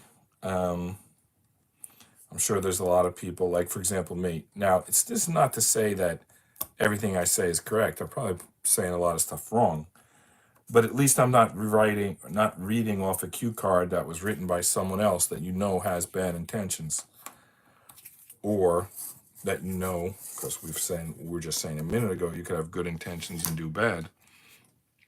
So maybe listen to 10 people who mean well, and then think for yourself on top of it, and maybe there could still be things that get by. I mean, it's the world and things happen. All right, so this disc is asymmetric. Obviously, it has this circle here. It has this here. This pattern looks the same as this pattern, so I can assume it goes there, but I'm not going to assume. I'm going to check the instructions. All right, so let's say, yeah, that's exactly where it goes. All right, so you can see this little pattern here matches this little pattern here, so that's how we're going to put it on. So I got the 4 pegs already in, line them up, push them on. That actually went quite well. All right, what's next? All right, looks like the accordion pieces are next. E21 and E22, and we're just gonna stick them right into this. So E21 and E22. Where are those pieces? What is this? Do I have this backwards? No. Upside down? E21, E22. That's them. Those are the pieces. If I can get them out without breaking them. All right. For some reason, popping them out from the back feels safer. Accordion pieces are notorious for breaking. I mean, they're made to bend. I'm calling them accordion. Maybe flexible is a better term. I gotta read a book or watch some videos on wooden model assembly so I can learn the terminology. I really need to get to that. Excuse me. Anyway, almost got them, but you never can let down your guard or you'll snap the piece. All right, I got them. Well, I got it out, but they're stuck to each other, so I still got some work to do here. And there's splinters, so I'm going to sand it before I start working with it. All right, so while I sand it, let me pull out a question. What is something you miss about being a child? Well, that's sort of a dangerous question. Especially when you think how much returns. I could probably, if I had prepared, I could do like a comedy sketch right now, because you know that movie Benjamin Buttons where the guy grows in reverse? Don't you think that that kind of already happens? Like old people, like little kids before they go to school, they have a lot in common with like old people after they retire. Their love of ice cream, vanilla wafers, their wearing of diapers, their wearing of colorful clothes, they're wearing glasses instead of lenses. Their sports are just like for fun, not very competitive. I don't know, it's like they're bald, their hair is thin. I don't know. I don't really have the list prepared, but I think that they do have a lot in common, and that's why I say it's kind of dangerous to say what you miss, because it's going to be one of those careful what you wish for situations, because you might be right back in that situation. Like old people and young people, they both stay in the house a lot, rather than going outside. They're both like, it's dark, I'm going to stay inside. They watch a lot of TV, it's like, what if I answer this question, what I miss about being a child, I feel like I'm going to hasten what it's like to be a pensioner, and I'm not looking to, some people are like, oh, they're making us work to 67 now. Now, I might not necessarily, excuse me for my voice tonight, excuse me, I might not necessarily want to work till in someone else's office, for my entire life. But I mean, I don't need to retire. I mean, I could work to 95. I could work to 105. I mean, as long as the job is something where I have some say in what I'm doing, especially the pacing of it. I think the pacing is a big thing. All right, hold on before I continue answering that question. I'm going to answer it while I put these pieces in, but I first need to think how they go in because one of them has dots, one of them doesn't. Both of them have notches on the bottom, and I'm going to try to understand where they go. All right, so the notches go on the bottom, as we could have suspected, and if you hold it with this like door side in the front, the one with the double dots goes here. All right, so let me continue answering the question now while I snap this in. So what was the question? Something about being an adult and being a baby? Oh yeah, it's like I don't want to wish upon myself. I don't want to think what I miss about being a child because I could be wishing it upon myself as being an adult. So as a pensioner, let's say. So I don't mind to keep working. I'm not just saying that because I think it sounds good to say. I really don't mind as long as I'm doing projects that I'm interested in. By the way, I'm paused here because these notches aren't lining up. Maybe I got to start back here and they're going to line up. These don't line up in any way, shape, or form. Maybe I have it inside out.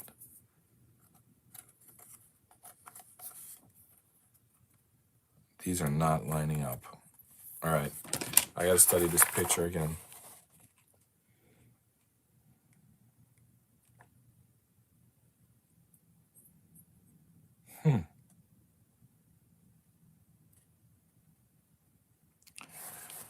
There's not. The holes down here, 1, 2, 3, 4, 5. The holes here, 1, 2, 3, 4, 5, 6, 7. Tell me how I'm supposed to put that in there. Anyway, I'm going to try. So, what is work? It could be a lot of things. When you mow your lawn, that's work. That's like landscaping. When you clean your house, that's some sort of cleaning job. House cleaning.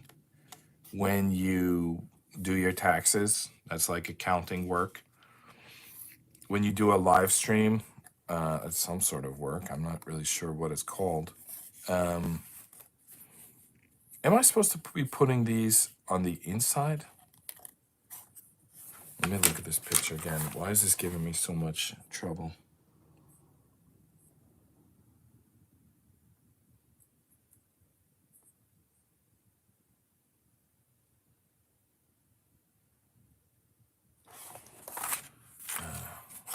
Okay.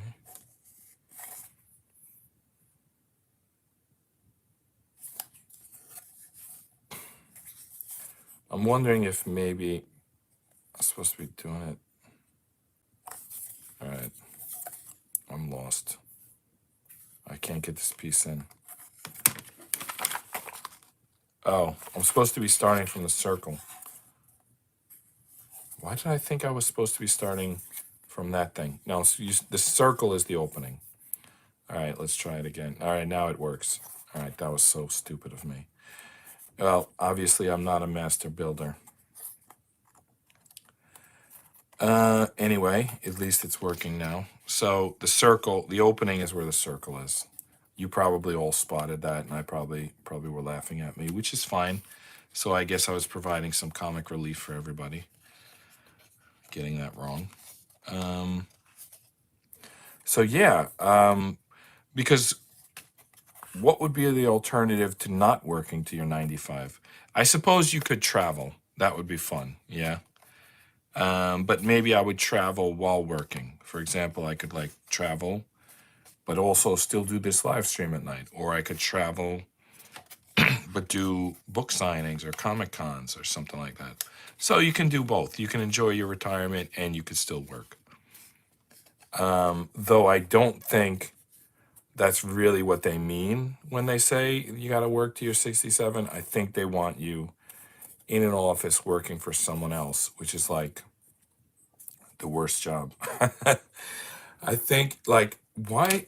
Well, I guess it kind of makes sense. I mean, some people are like, oh, it's like better to work, wherever. Let's say on a fishing boat. Like it's dangerous, but you don't have to wear a suit and you're in the nature and I don't know. or like logging or something like that. But somehow those jobs never pay as much as like sitting in a cubicle. I'm going to describe it as doing nothing, though obviously you're doing something, but it's not like physical.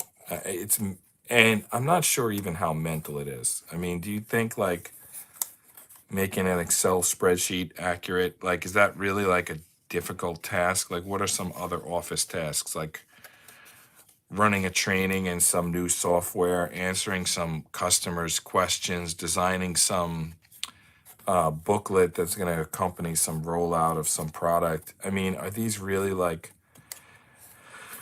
I don't know. It's a complex economy. I understand the world better when it's like this guy catches fish, this guy bakes bread, this person, you know, makes music, and then they all show up, and the musician and this guy, you know, so they set up some tables and they set up some music, and then this guy brings wine, that guy brings bread, this person brings fish, and then they have waiters that stand in the lines and they bring them all to the tables, and you give them a tip, and you maybe grew vegetables and sold them, and those are in some of the dishes too. Like, I can understand that economy very well, but this current economy, like where people sit in offices like futzing around all day, like, does that really work? Are you sure any of that is necessary? I think someone could figure out the software without your memos. They can just dive in and they could ask questions when they have them. I think this, and even the accounting, how accurate is that even? I think you can just like ask someone a few questions and figure out what they owe better than these books that they're keeping and probably fudging. Oh, great that we're talking about accounting. My dad, who was in accounting for 40 years, is like calling in. Let's ask him that question. Hi, you're on the podcast. Okay. By the way, I was just talking about accounting, and then you called the same second, so it's amazing. I should ask you that question. But let me first mention about the puzzle. While I answer the question, they want piece P12, which is an electric piece, and they want it screwed in with two P4. So I'm going to work on that, and I'm going to give you the question. So I was just thinking, when people make their accounting books, does that do any good? I know this is a very broad question, but I'm thinking, could you just like, what if you just trusted the company to say, pay your fair share in taxes? Because if you create like a million tax laws, don't they just find a million loopholes and then they end up paying nothing? I yeah. That's not an accounting question. That's a tax question. Oh, okay. All And right. the tax laws Mm-hmm. are made with all kind of loopholes in them. The people drawing them Mm-hmm. are guys who are trying to find ways The to people avoid paying them, the people making the laws, or making the laws. okay. Okay? Mm-hmm. And they want to tax the hell out of the poor people who work for a living. Oh my goodness, that's what everyone suspects, and you concur. Yeah. Yeah, well, they're making them, so Mm-hmm. they put all kind of exemptions, making interest and this and the other thing, Mm-hmm. but none of that applies to the poor guy. Yeah. You know, This reminds me of the people play the clip online of Hillary Clinton and Donald Trump in a debate, and she talks about she wants to see his taxes, and he says something about, well, you and your cronies were in government for 40 years. If you wanted to change the tax law, why didn't you? yeah, Something like that. that's Yeah. that's exactly what. Now you understand that most of the people who work for a living have a very uncomplicated tax form to fill out. Right. I mean, those who are in businesses Mm-hmm. find ways to avoid paying taxes. Yeah. You know, Mhm. they do business with companies they own to show losses. Oh, right. Yeah, I was talking about that with the kids. Like, for example, the company goes bankrupt, or let's say they know their business is failing, but before they go bankrupt, they spend all their money at, their friendly companies they're friendly with, because that's Right. going to somehow shield Come that back money. to them. Yeah, Yeah, come back to them. yeah. It comes back to them. Mm-hmm. You know, they hire their children. They Mm-hmm. give them contracts to do things for X number of years. Mm-hmm. So the tax law is a very complicated law, and I don't think there's anybody in this country, in the world, who understands it. You know, Well, that's why I but then was. again, it Mm-hmm. all gets adjudicated Yeah. by IRS. They adjudicate whatever way they feel like. Well, that's why I was saying. I wonder if we'd get more taxes from the big cats if instead of a complicated law, you just said, "Listen, we know how much you're making, and this is how much you're paying, and pay it." Which isn't that the way, like the king who would collect taxes like hundreds of years ago? Isn't that how That, he that's operated? that's exactly it. The king would come and say, "I see you had a successful season. You got 18 cows more than last year. Mm-hmm. We're going to take 20 of them so you can make more next year." That's Right. what would happen. Right. The government would just start robbing them, and they would have no defense. Right.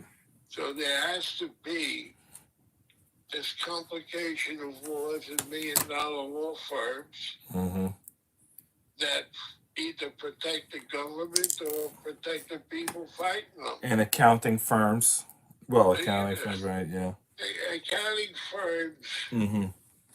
basically just are supposed to drive using accepted practices Mm-hmm.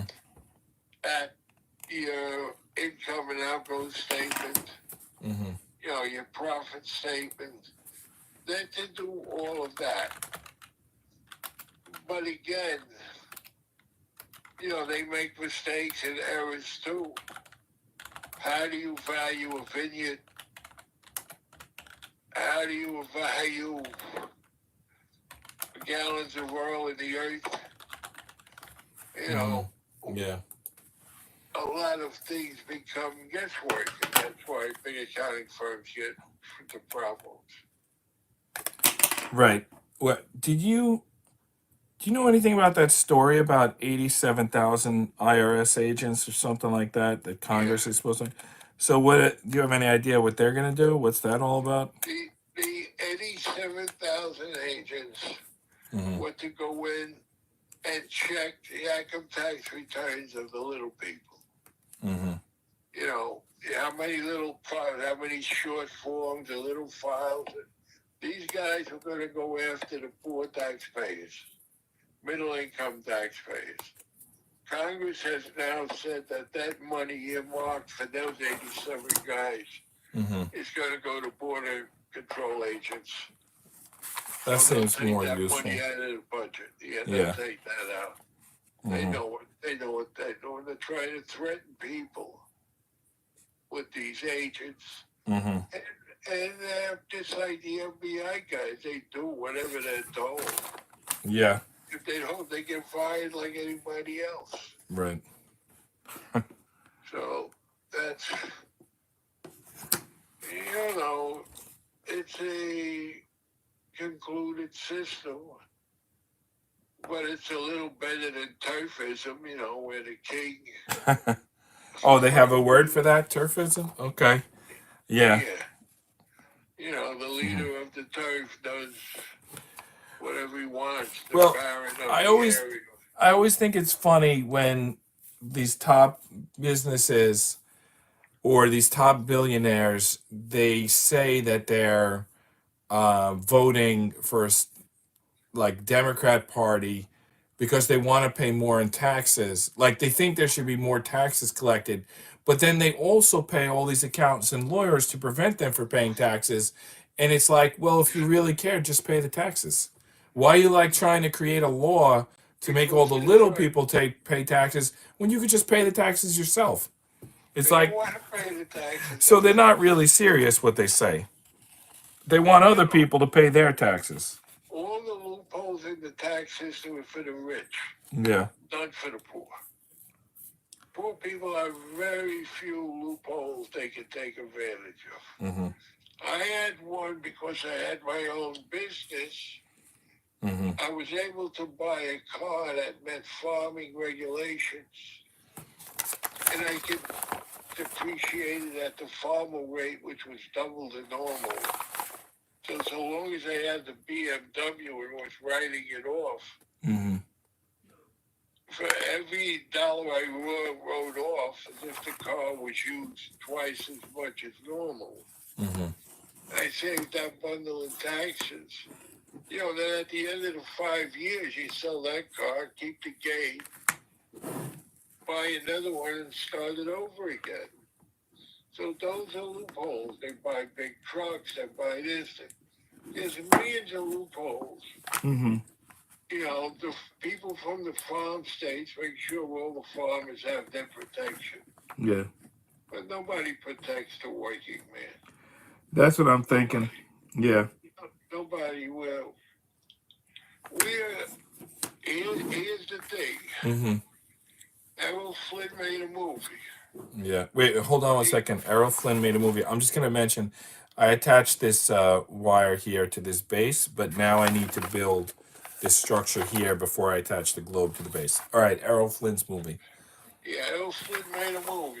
Mm-hmm. The movie deals with the Crusades. You know when the Crusades took place? Like 1400s, something like that. 1400s. Probably even, yeah. Even earlier. They lasted for hundreds of years. And what was Errol Flynn fighting? The people who took the Holy Land. The people who are occupying the Holy Land. I don't know. He was in England. Oh, He okay. was fighting the people, the farmers and poor people who were being taxed charges by the rich lords. And Wait, he was fighting for them or against them? taxes Yeah. for them. Oh, okay. So the tax problem goes back to them. Right, yeah.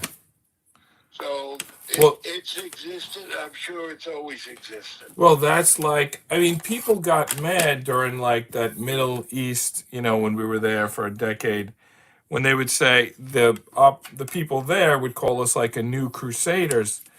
But really, I want to be careful what I say here, but there was something similar in that the Crusades were like a reason to collect taxes, like, oh, we need the taxes to fund this crusade, and now it's like, oh, we need the taxes to fund this military. There is something similar there. It's like a justification for taking your money and giving it to someone else. Right. But they don't need justification. The law, they passed the tax law. Well, maybe it just makes it look good. They come in, they check your farm, and then and decide what they were going to take, and that was your tax. So that's what he was fighting. Yeah.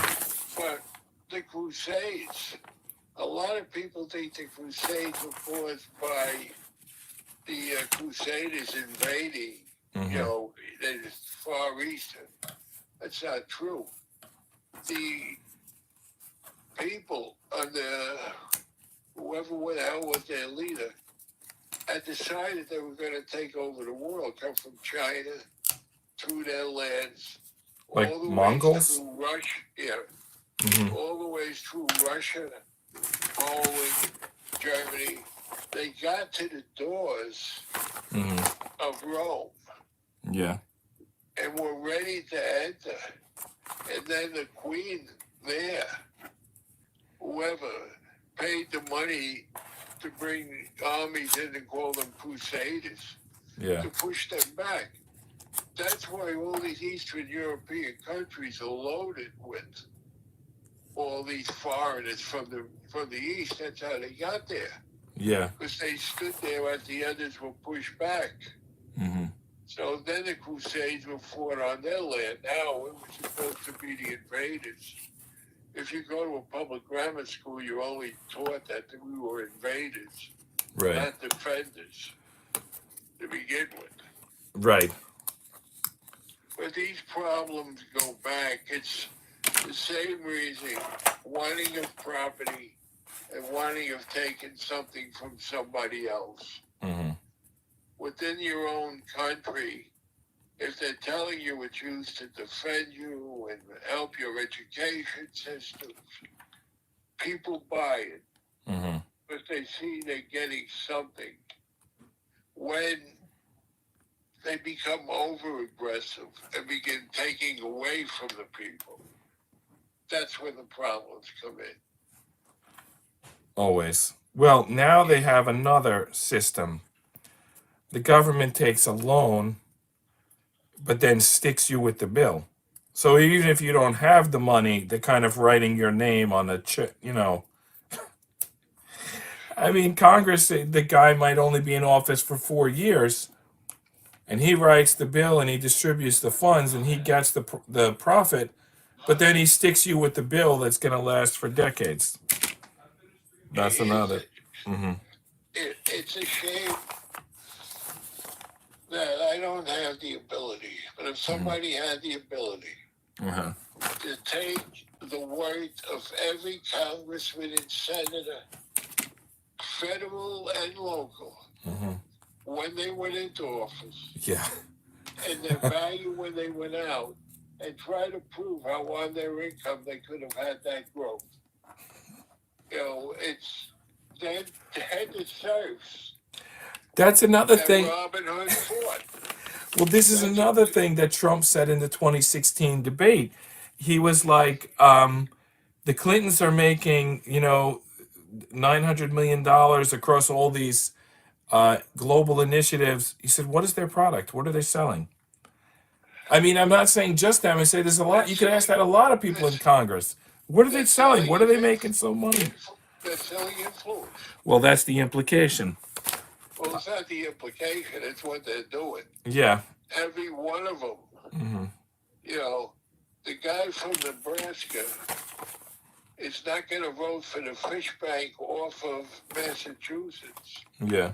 if the guy from Massachusetts don't vote for some bill favoring the farmers. Yeah. And that's the way it works. And somehow they manage to reward each other. Yeah.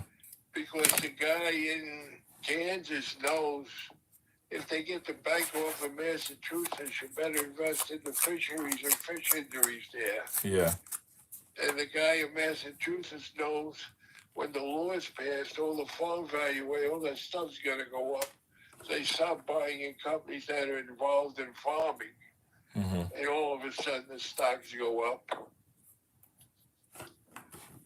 You know, and the guy in Massachusetts knows if he don't vote for the farm bill, then they're not going to produce the grain to feed the animals. So we better start dropping all the stock in the ranches and slaughterhouses. Yeah. Before the it's all a major game. They talk about, if you don't pre-knowledge, you're not supposed to have an advantage. How can you not? Yeah. How could you work this product? And if you think it's really great, and everyone you get from this company is great, then you're going to go out and buy stock in that company. Yeah. I mean, And if you think they're bad and you have stock in the company, you're going to dump it all before it goes down. yeah, that's a weird law, that insider trading. Like, I'm not saying that it shouldn't be illegal. I'm saying if it is illegal, then it needs to start with Congress first. I mean, it can't be illegal for some and not for others, because that's like Congress saying, we were going to steal that money, don't steal it first. Like, don't operate on your inside information until we've had a chance to. Well, but that's subject to the same laws, but nobody ever prosecutes. Right. Well, yeah, that could be the problem. See, here's what happens. They put their money what they call blind trust. Yeah. Blind trust means somebody else is going to make their investments. Well, they just tell the blind trust guy what to do. So the information just flows in the opposite direction. Yeah. Instead, that's how it's. Yeah. There's so many That's how ways. it works. Trump, as I always said, with Trump and Biden, you had two different types of thieves. You had a political thief, and you had a businessman thief. Now, in the end, they're both equally as bad. Except that the businessman's interests are aligned with other people trying to do business. Well, okay, let me see where you're going with this, but that's what Oh, it's my initial oh, thought. okay, you have a businessman Mm-hmm. named X, and Named he's X? building a big hotel Mm-hmm. in a very famous resort area. Okay. And in the middle of it, he realizes he don't have the cash to finish it. Mm-hmm. And the industry's going in the dumps. Yeah. So now he's got to finish it and then sell it. Mm-hmm. So he goes to it, somebody his father knew, and said, how did my father get the money to build X city in the state? So the guy said, all right, he went to the state pension system. I think, The yeah. pension system, he said, I need money to finish my project, which was housing at the time. So the guy said, all right, what do you need? He said, well, I need X dollars. The guy said, well, we're going to you that. He said, but I don't want to pay the going rate. I can't afford to pay the going rate. He said, well, we can't give you a loan unless you pay the going rate, but what could you give us instead? He said, all right, for every 1,000 units I build, I'll build 100 for the poor people. Okay. So they figure out a system where instead of paying 16% for the loan, he pays about 9% and builds all these units for the poor people. Mm-hmm. Builds the houses, does what he said he was supposed to do, but when the loan's paid off, he then condominiums the apartments. And guess what happens to the poor people? They can't They're out. afford to buy this. Mm-hmm. And now he makes a bundle. Yeah. And in the meantime, the way it was operating, he's already got it ready to sell the whole thing at a profit because now it's going to be all high priced. You know, if you time that right, I don't know what's the period of time between the building and the selling, but if you time that right, it's going to be different people. There's nobody even looking back, remembering how you got who and where you got that loan from. In Manhattan, there were all these apartments, you know, along Avenue A, B, and C, beautiful big brick buildings, expensive, but they had cheap apartments in them. The day the 30-year loan was paid off, Mm-hmm. everybody was evicted. They were all done over and sold for condominiums. And that's right there in Lower Manhattan. Right. And that was one of the bigger ones. And unfortunately, the guy who had the loan, Mm-hmm. every so often when we did our investigation, they'd always end up with somebody from the state insurance department have a building, an apartment in one of those buildings. So, you know, Yeah. as they say, one hand washes the other. Right. Now there's different controllers and different people, but the controller of the state, New York, does not have a board. It's a one-man control, and it's the largest pension system probably in the United States. They also say in for a penny, in for a pound. You know, what is the problem?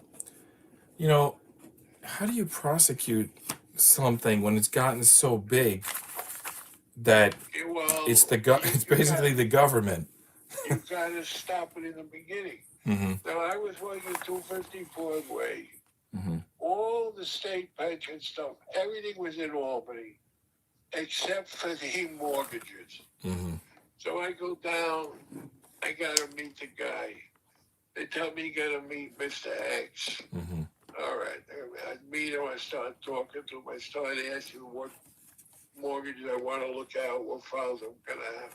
Mm-hmm. So you're from Staten Island? He said, I'm from Staten Island.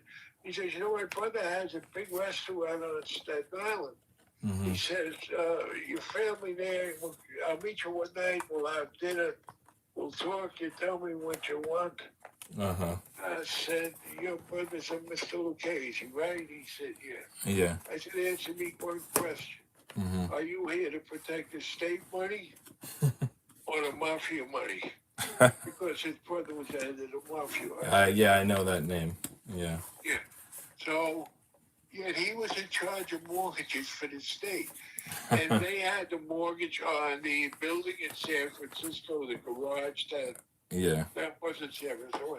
The garage, maybe San Francisco, the garage that collapsed, Mm-hmm. the bridge that fell down in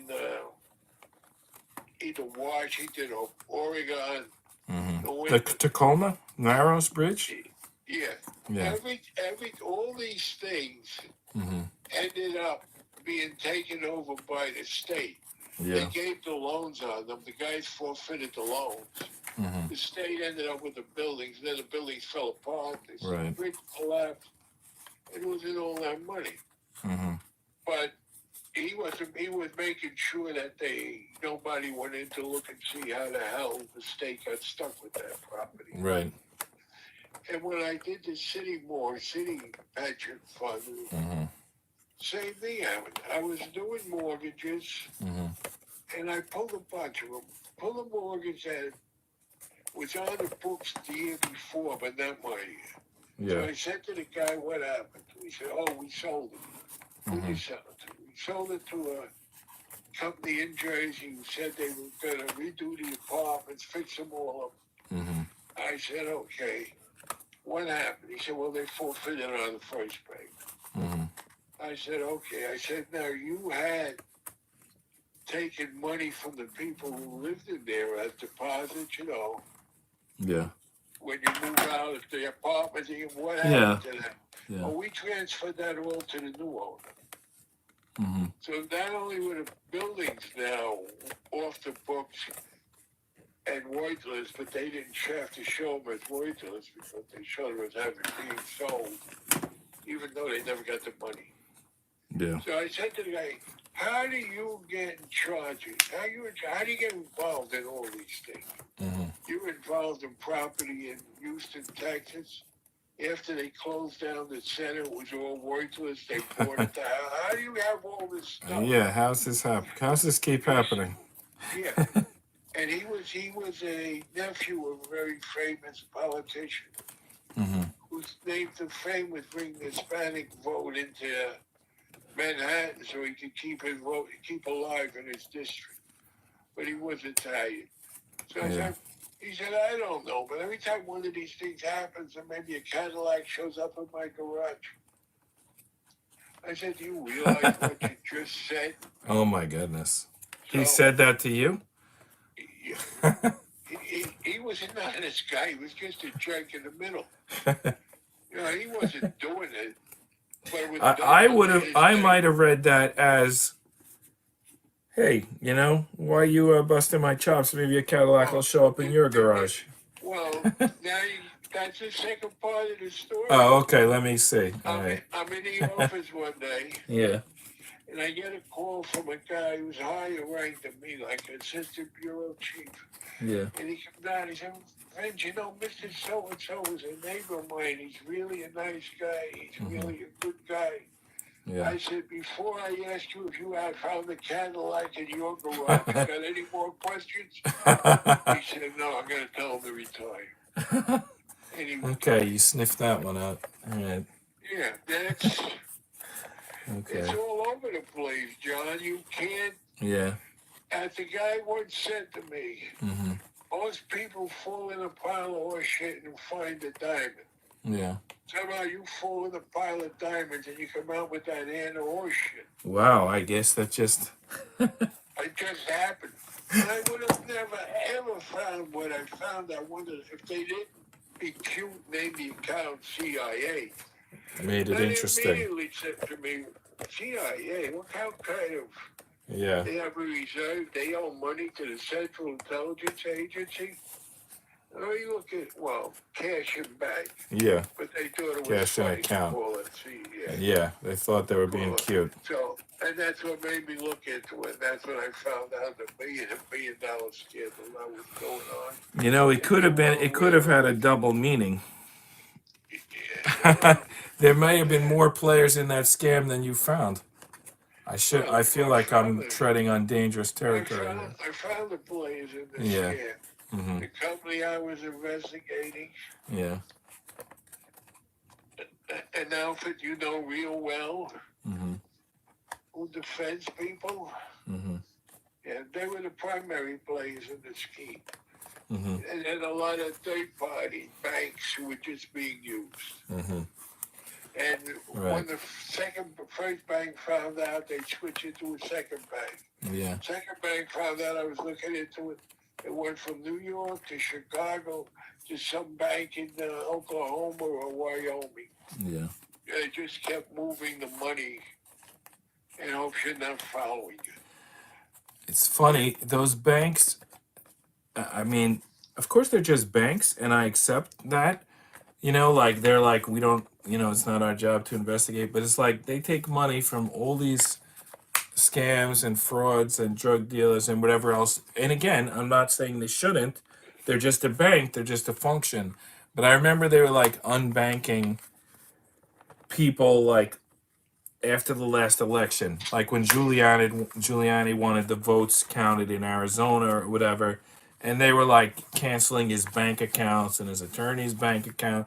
I mean, like some really aggressive action that they never took regarding any drug dealers or any mafia or any criminals or any fraud cases. It's like they went against. They said they were apolitical for centuries and people bought it, and then all of a sudden, I don't know. I feel like I shouldn't delve into that topic because there's probably more to it than I understand. There is a report. Mm-hmm.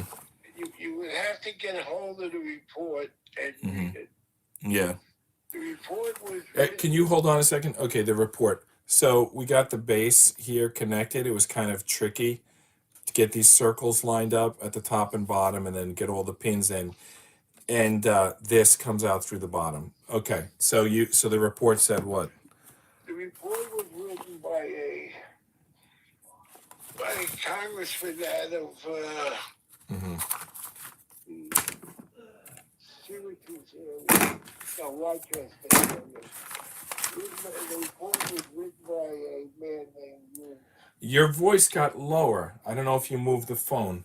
Yeah, it did. Okay, and I'll also mention that we're not claiming that this is an entertainment show and we're not making any accusations or claims. But anyway, what did the report say?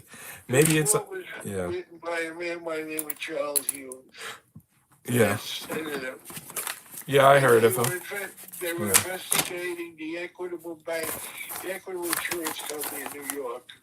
It was going bankrupt. Mm-hmm.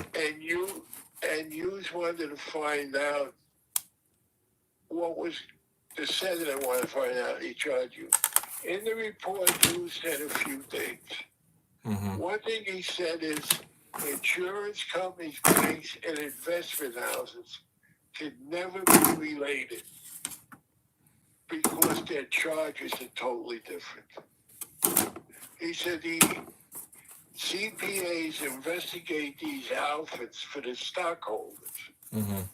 We want organizations to invest these houses for the policyholders and investors. Mm-hmm. And that became the form of the insurance department, with the charge only to protect the investors, the policyholders, the depositors, not to invest the owners. Yeah. Is that like what? There used to be some law like you can't be a savings bank and an investment bank at the same time. Is that is that what you're talking about, or that's something different? No, that's it. Okay, You couldn't do those things. Mm-hmm. So then they informed insurance departments, and he formed the National Association of Insurance Commissioners, who were to look into all these things. Yeah. Now, the states can investigate the companies that are licensed in their state, but the central could license and can investigate any insurance company. So let's say an insurance company in the state of Alabama is doing a lot of business with an insurance company in New York over X dollars. Mm-hmm. Okay, now Alabama was in the Midwest. So if Alabama and a couple of states in the Midwest went over the amount, let's say it was $1 billion, Mm-hmm. then they had a right to participate in the examination. Okay. When I worked for Mississippi, I was a participating examiner. And that's when I went in and began to find out all the games that were going on. Mm-hmm. And you know, the banks now sell insurance. Investment houses sell annuities. Yeah. You know, insurance companies sell banking products. Yeah. And so everything that was proposed in that to keep the insurance industry healthy crumbles. Yeah. And as they crumbled, they begin to roll all the insurance departments into the banking departments Mm-hmm. as one. But never increased staffs or anything, which means the amount of investigation became less and less and less. That sounds to me like the 2008 crash. Yeah. What was the name of that famous law? Okay, you go on. But there was a famous law about separating those entities. So then what? Yeah. Well, the law is Mm-hmm. HR 48. The year I don't remember. Mm-hmm. Then the National Association of Insurance Commissioners Mm-hmm. decided to allow CPAs to do the work instead of the state people. Mm-hmm. And then the industry went back to where it was. Mm-hmm. The German company that had to come in when Equitable's in trouble the second time, bail them out. And then they bought Money, because Money was in trouble. Mm-hmm. And, you know, it was like company to company. There were, the whole industry Mm-hmm. was going on the wild. Yeah. At one famous insurance company that I was working at in downtown New York, knew I was being transferred to a job in Westchester. So the lady who was the the head lawyer there, the counsel, said to me, Vince, I know you're going up to work in Westchester, and the commute back and forth to Staten Island would be terrible, she said. I have a large house, and my husband is a lawyer for the state. And I spoke to him, and if you want, you can stay at our house. We have a private bathroom with a shower. Oh, another offer. I said, no, thank you. The next time when I went back 4 years later, Mm-hmm. when I left, she wouldn't talk to me. Yeah, of course. And you know what that was about. Yeah. So she wouldn't talk. She came Mm-hmm. to my cousin Charlie's retirement dinner. Now, I had been retired already. I was there with your mother. Yeah. And she came with my friend Paul Boucher. Yeah. And they were sitting at another table. Mm-hmm. And somebody said, you know, Mr. So-and-so, Paul would like to talk to you. Mm-hmm. I said, you can tell them their offer to talk to me is my excuse to leave. Okay. And I walked out, and I haven't talked to Paul since. Sorry about that.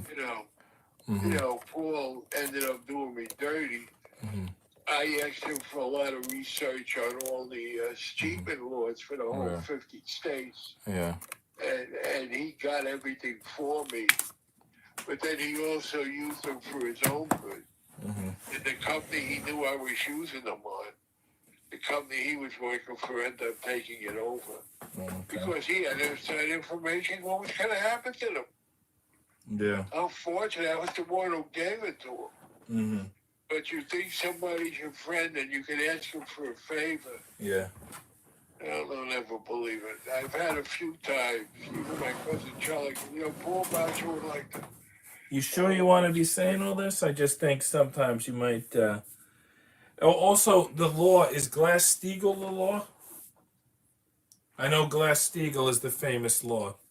Yeah, I don't know. I know HR 48 was the one that Oh, allowed okay. them to move the insurance companies to Denver, Well, to Denver, to Delaware. oh, okay. I wouldn't want to harm Okay. his name, Delaware. I dropped an important piece for the puzzle. I'm looking for it on the floor, and it's a small piece. I can't find it, but okay. I just was reminding you that it's The only recorded. names I named were my cousin. Yeah, I can mark it Friend of private mine. if you care. I can mark the video private. But Yeah, all right, I hold can on. tell Nick that. Nick is calling. What, Nick? I'm on the stream. What? Yeah, the one with the spikes. Yeah, it's under the glass table in the living room. His gym bag. Oh, I didn't. Did I tell you about Nick at the track meet this weekend? You told me he jumped 5'6". He jumped 5'6". He nearly cleared 5'8". But here's the thing. He jumped 5'4" at the intersectionals last year in May. He only jumped once since then. He had to go to one prior meet with the team so he could compete at Island. So he went to one meet. He cleared 5 feet. Now, since he jumped at the intersectionals in May, gained about 20 pounds. So he's like 205. He's at that meet. Every other high jumper is like skinny person, and Nick is there looking like a linebacker. But he keeps clearing height after height, and he basically cleared a PR, having not trained in 7 months and gained 20 pounds, and somehow jumped a PR. So he did amazing. The coaches were very happy. The father was naming Equitable. Equitable is the company that's in that report that I told you to read. Okay. That's why it was done. Well, if it's And 15 years it's ago. not the same Equitable as today. Yeah, but that crash was 15 years ago. We're probably fine. But hold on a second. I mean, these events you're talking about, they must have been a while ago because the 2008 crash at this point was 15 years ago. Yeah, well. Right, so hopefully. They were over when I was with the New York State Insurance Department. Yeah. Well, hopefully we're talking about. I've left there when I was 53 years old. Yeah. I'm now 81. Right. So anything I'm telling you is over 30 years old. Right, so people can learn from it as a concept, and it's not really. I don't think anyone's being harmed because whatever you're talking about is probably already been litigated or whatever. Yeah, it's been adjudicated. They did away with the insurance department. Yeah. You want me to tell you what governor lined his pockets with that? Well, I don't care. Whatever you say. By the way, I dropped this piece, and I'm finding the pieces I've dropped from like several prior puzzles, but I haven't found the piece I'm looking for yet. My voice probably keeps sounding different because I'm moving all over trying to find this piece I dropped. I may just build another one and hope that there's extra pieces. I don't know if there are. Sometimes there are, sometimes there aren't. Yeah, I'm just gonna do that, and then I'll look for it later after the stream. It's all old stuff. It's all under the hill. Yeah. There are things that, I say that I don't really give a damn. But I guess you have to give a damn, so I have to keep that going. Yeah, I mean, yes and no. I think, while it's true that if someone was really upset with me, they could use this information against me, but I just feel like I'm a hard worker and I'm a good person, and whatever happens, it'll work out. Like, if one job doesn't work out, the next job will, because I'm a hard worker and a competent worker. It's all one hand washes the other. Yeah. Commissioners of insurance end up as partners in big law firms when they leave. Yeah. Well. It happens a number of times. All the deputies, second deputies. Yeah. When the California annuity company that was operating out of Long Island went bankrupt. And the decisions were made how everything was to be treated. Yeah. Well, the deputy and the chief of the bureau at the time came up with this formula where you can get 50% of your money back and walk away. You can get none of it back and it would be put in another company. But you, instead of getting your 10%, now you're getting 1%, but you get all your money back at the end. Well, the chief of the bureau and the deputy who overlooked it both ended up with big paying jobs at the insurance company that got the annuities. Yeah. So, it's just common in industry. One hand washes the other. Yeah. And how many honest jerks do you find? Yeah. You find very few. I had one guy who was a Haitian, who was as dedicated. He went with me all over the place. You knew him. He came with his wife and kids. He all played together. He was very, very good. He would stick to the nose, grinding. Yeah. Everybody else that come out, they're looking if they can find a girlfriend in the company. Yeah. When you're out of town or Oh, right. Yeah. what they could get. So it's hard. The Asian guy ended up taking a job in the Florida insurance department. He ended up transferring down there. His name, I think, was Eve Sidney. He was really good. He was a hard worker and interested, in what he was doing. Not interested in what he could get for what he was doing. Right. So, that's. Well, maybe that's why Florida is doing better these days. That's what I think that. Well, remember, he went down there 50 years ago. He Oh, wasn't okay. long dead and buried. Well, I do think that karma plays a role in these things. I think people take the easy road sometimes. They think it's the easy road, but really it's short-term thinking. You play by the book, and it pays off because you're learning something that's honestly sustainable. When you try to cheat, you're doing something that starts to unravel and turns into a web, and you pull more and more people into it, and eventually you're all going to look like clowns. Whereas if you'd done it, by the book, can you believe I built a second copy of that piece and dropped it again? Well, now, okay, I found the second one. Or maybe the first one, I found one of them. Yeah, I don't know. I just think that those people, they think they're smart, but they're really putting themselves into a lifelong burden of scams that they need to remember and cover, and ends up becoming their whole life. Yeah. Yeah, the first lie becomes Yeah. the millionth lie because they just keep coming after that. Yeah. And the guy I'm talking about, you remember Dave Rigetti's no-hitter? Yeah, 4th of July. Yeah, where were we when the game was going on? I remember what the room looked like. I don't remember what city it was in. We were in Syracuse. That's what's going to be my guess. We Yeah. went up to the pool. Okay. And it was his family that went up with us. Yeah, okay, that's who I was apartment thinking. One part of the street, we had the apartment on the left side of the street. Yeah, and they were near the closest to the woods. We were at the other side. Yeah, when you were saying that we knew his family and they had kids, that's exactly who I was They thinking. call the kid like BB. Papa or BB. Papa or BB. That's it. BB. They had a kid that was overweight and loved to eat, and they called him BB. And his wife was very nice too. She got along well with your mother. Yeah. So, you meet nice people. You meet people who want to be honorable, but in the end, Yeah. give way to temptation. Or the in for penny, in for pound thing. Because once they get you to do one thing wrong, now you're fucked. I mean, pardon my language.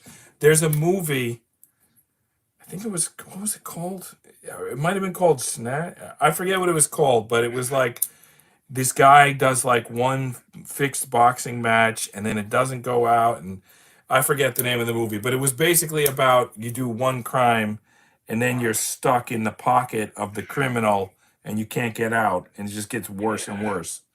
Yeah, you remember the words in the movie? Which one? Stella, I could have been champ if it wasn't for my brother. I could have been a contender on the waterfront. Right. So that Snatch or whatever movie I'm thinking of was probably a remake of that one. I think it wasn't Snatch. I think it was a different movie. Now I gotta Google it and figure out the name of that movie. Yeah, Snatch may be the one where the It had Brad Pitt as a boxer. The lawyer for the union is being set up because he's investigating the union shady doing. Yeah. That may be Snatch. Oh, you know what? It was Snatch. That was the name of the movie. Yeah. I don't know why I was not confident. Anyway, that was the name of it. Yeah, it was called Snatch, and it's exactly what that movie's about. You do one crime, and it just keeps getting worse and worse. You're getting pulled deeper and deeper into that criminal world, which is no good. They use pirate economy, which is just you screw the guy as much as you can. Yep. Yeah. No, it's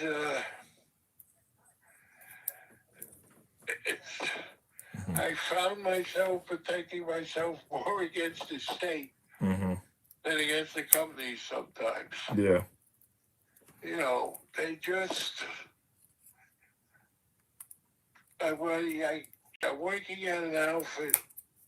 It's not in New York, but they have an office in New York, and they're licensed in New York. Yeah. And they're famous. We've talked about the people they've used to advertise and stuff.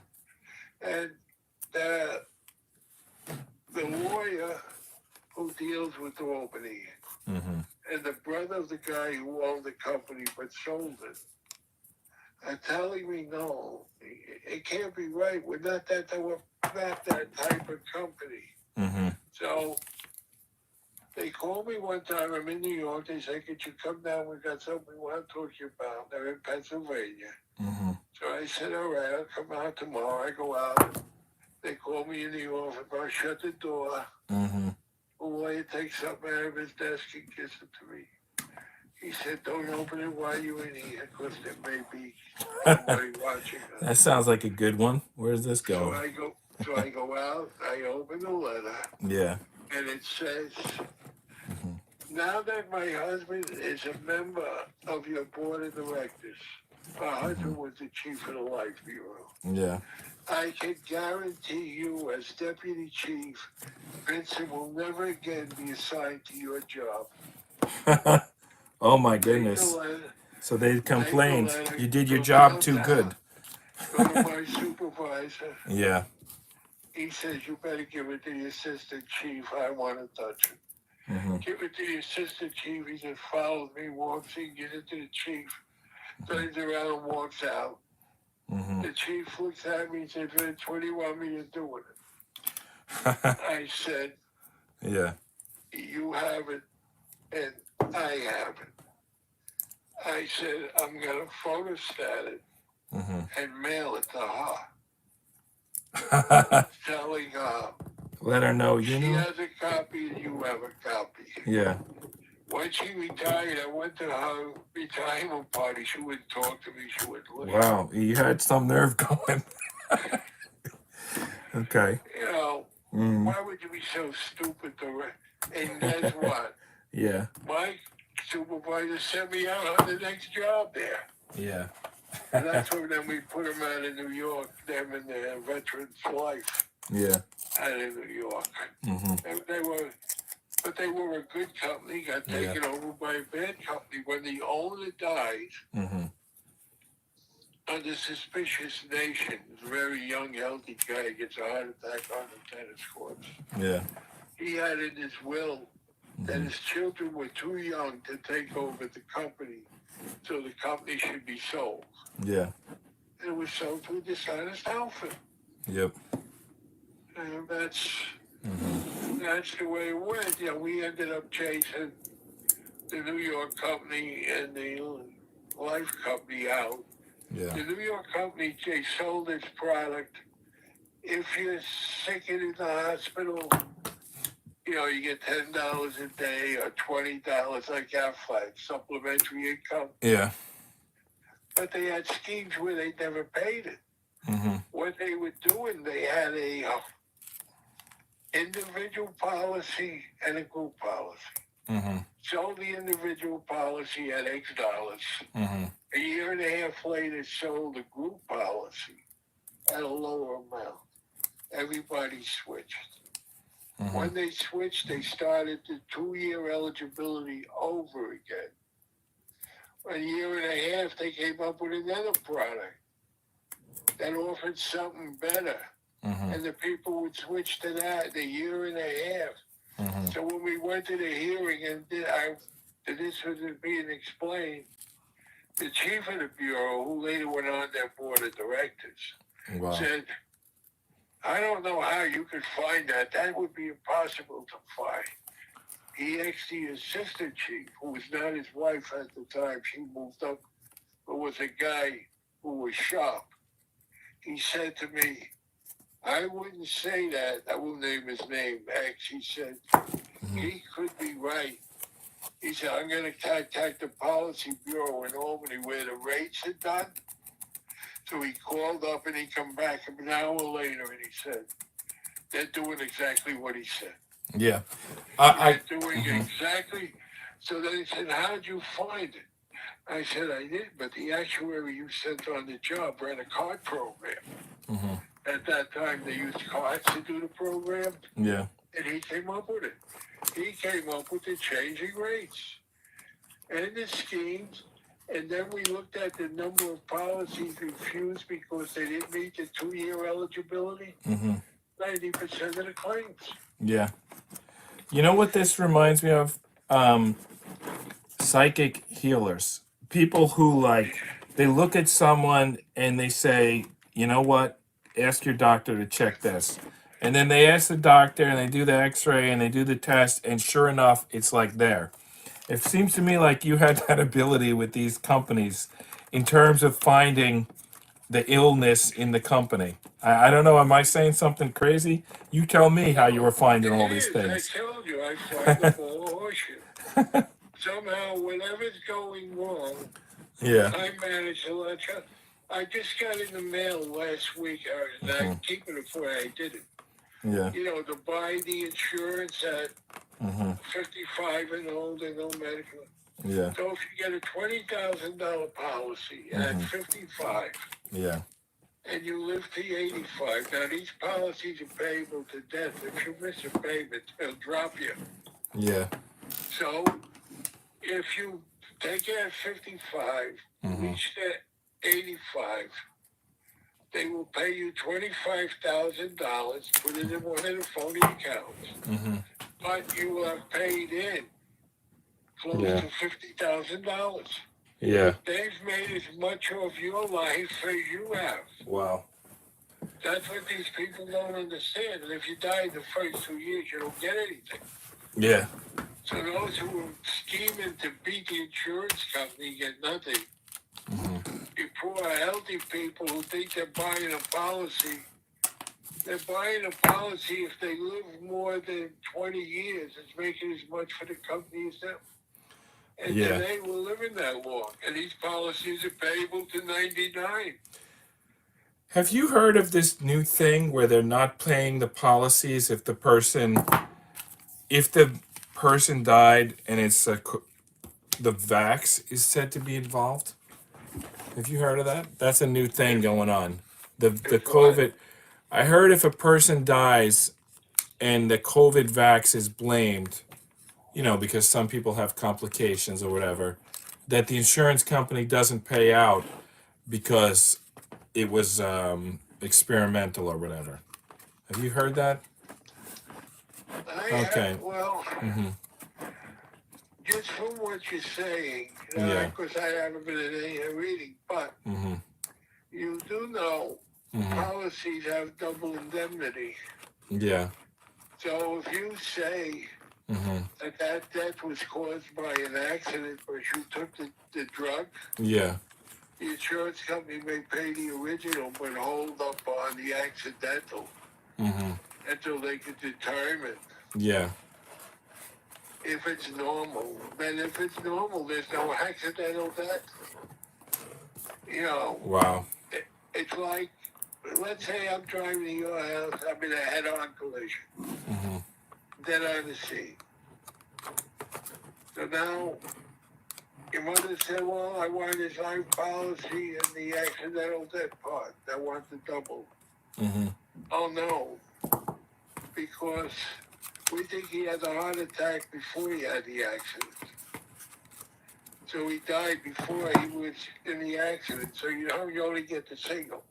Mm-hmm. That's common in insurance companies. Yeah. And this sounds like the same thing. Okay. That's not, doesn't sound as controversial as how I heard it. But yeah, Well, probably right. it's one of the schemes not to pay Yeah. half the benefit. Mm-hmm. Now, how are you going to prove it's accidental death when you're taking the policy, Yeah. taking the needle? But, Mm-hmm. they are working on it. And they are trying to prove that the needle has something in it, especially the one drug company that's causing all the problems. They may have to go to court in the big lawsuits where thousands of people are involved. Yeah. And because they didn't pay claim A, Mm-hmm. and he got some lawyer who got this, and they end up paying billions and millions. Wow. That's what happened to the asbestos companies. Right. If they would have paid the little claims, would have never ended up with the big claim.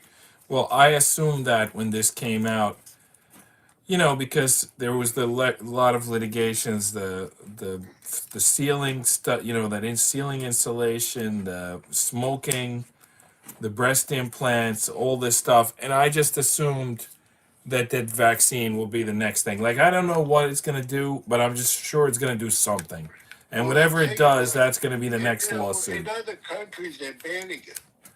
Oh yeah, because they're probably already starting to find problems. By the way, I Yeah. just want to point out that let me just do a quick puzzle note.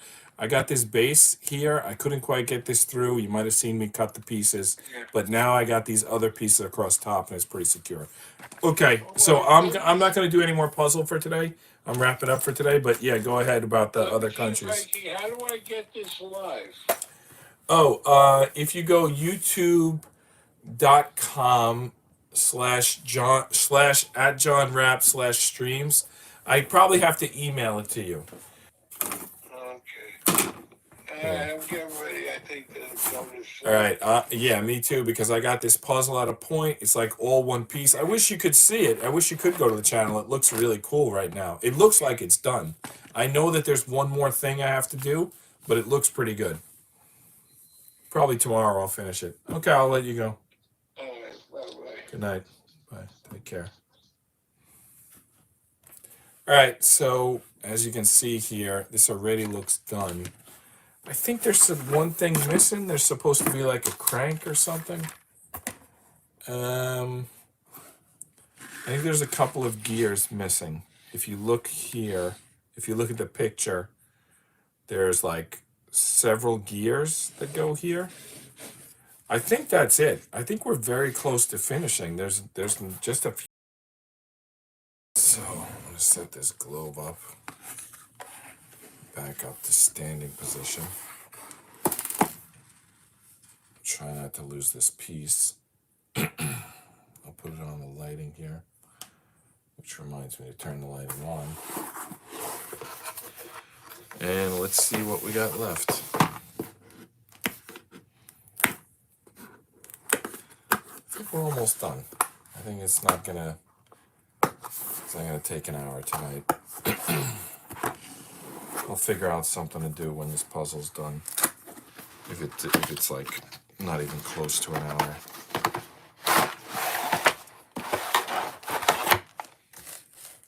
Alright.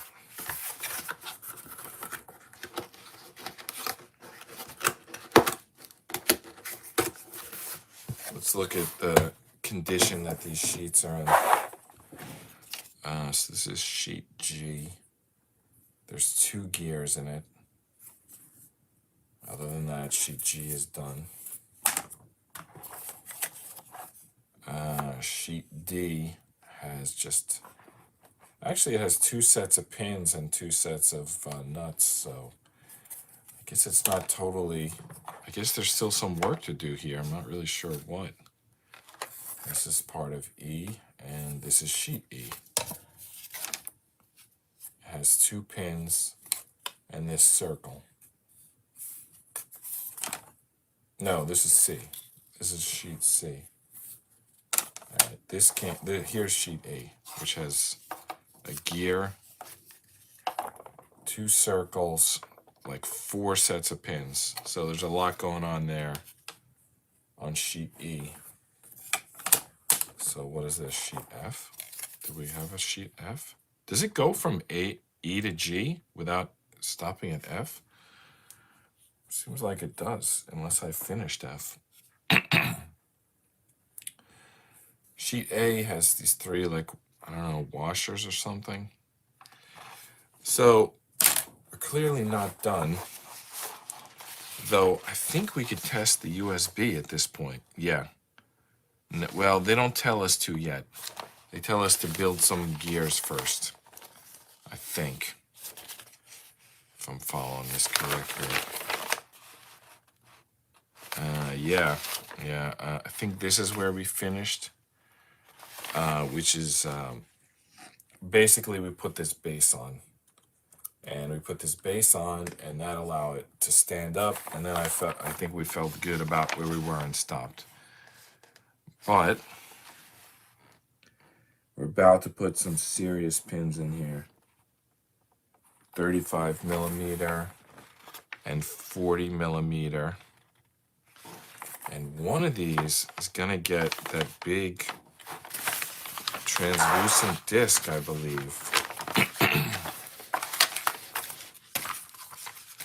So there's the USB cable that we're eventually gonna use. I'm gonna keep this kind of off screen actually, but this bag from it we need because we need 2 rods, 2 clear small washers, 2 P14s, and 1. Oh, is that an E? That's E16. Okay, E16 is not a translucent piece. It's something from here, right? E16. There's E16. We just need one of those, huh? There's 2 of them. So it's actually a wooden piece that we need. Probably gonna need the other one in a minute. So I'll put it here. So 2 different lengths. I didn't even realize we had 2 different lengths. Yeah, there you go, 2 different lengths. All right, so I guess 1 of each.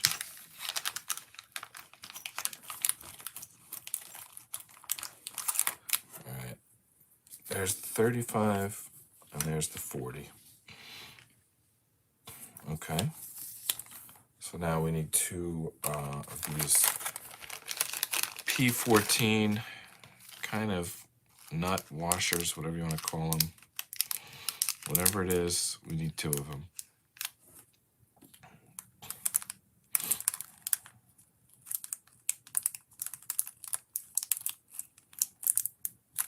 Okay. There's 2 of them. I think we got some extra pieces. They probably gave us, like, just in case. All right. So each one of these goes into the washer, but then the longer one also goes into that piece of wood. I don't know if washer is even the correct term for these. They're like see-through transparent discs. All right, there's one. They're tough to, these rods are tough to even pick up. All right, there's the other one in, good. Is it flush? I think it is. I didn't feel it go down, but maybe it just went very easily. All right, so the bigger one additionally gets this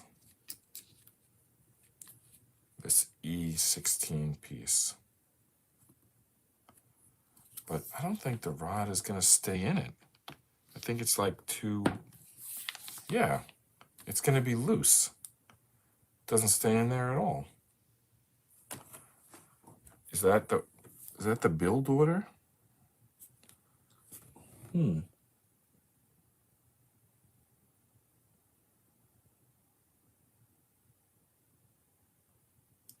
Well, I'm not really sure. They call them P10 and P11, and then they show them going in to this at the bottom, and they show this without the wooden piece, but with the indent, and that's how you kind of can tell them apart. So, right here, the shorter one goes in the top, and the longer one goes in the bottom. Let's see if they even go through. I don't remember. It's like been so long since we constructed these things that I don't even remember what's going on in there. Is there like a gear in there? Is there a hole in there? I remember other times we had to put these rods through. They weren't easy. Probably not going to be easy here either. It seems like it's on track. I'm looking at it from the side, but it seems to be stopping in the middle for some reason.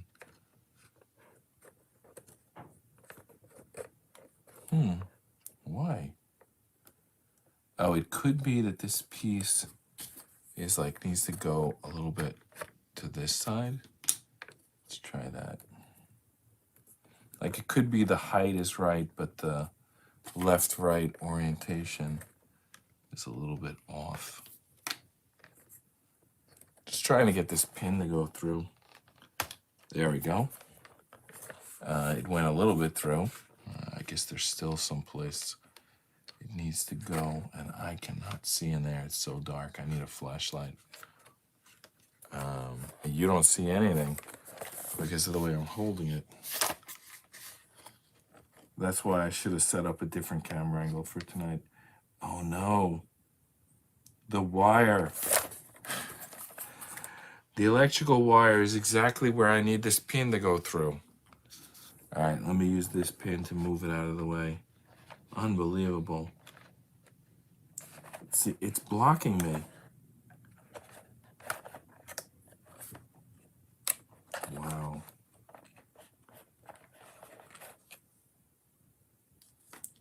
I'm not sure if I moved it enough. No, I didn't. I can't get in there. It's so, like, skinny. Come on. I'm using one pin to push the wire out of the way of the other pin, but I can't get the angle. All right. Did I get it? All right. I think I'm above the wire now because I pushed the wire down. So what's stopping it now? The wood? Not really sure. I'm just looking at it from this side to see if the metal seems to be lined up or not.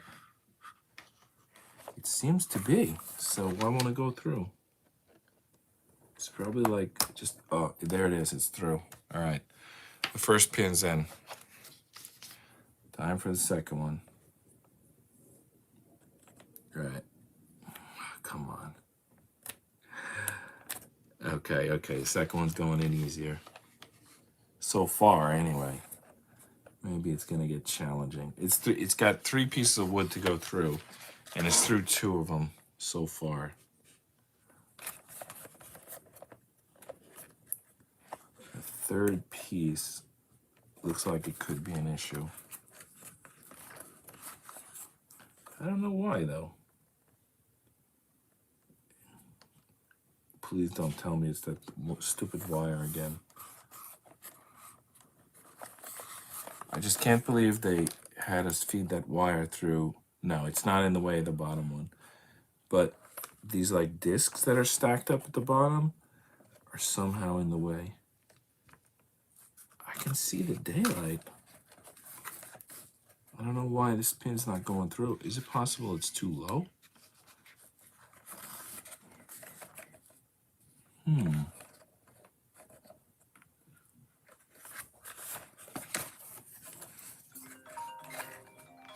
Might be my dad calling in.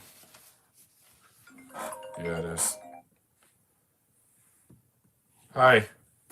Hi, John. What's up? Not much. The stream is live right now. I'm pretty far along on this puzzle.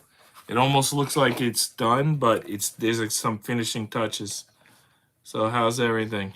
All right. I'm going to try and get it in now. But I tried before. I couldn't get it in. Let me see what happens. Okay. Tubi. No, it's not Tubi, it's YouTube. Oh, YouTube.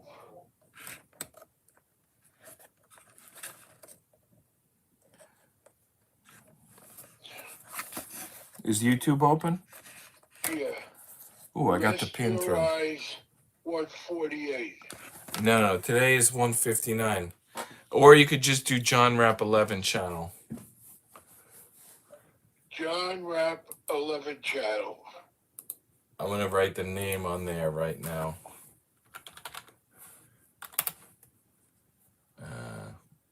I get John Rap Olympic channel. Does it look like 9 boxes and like half of them are white and half of them are black? No, it looks like the people that eat the cheeseburger, chips, and a Pepsi at a SNL. Yeah, that doesn't Let me seem try right. again. Yeah. What was it? John Rap. 11. John Rap 11.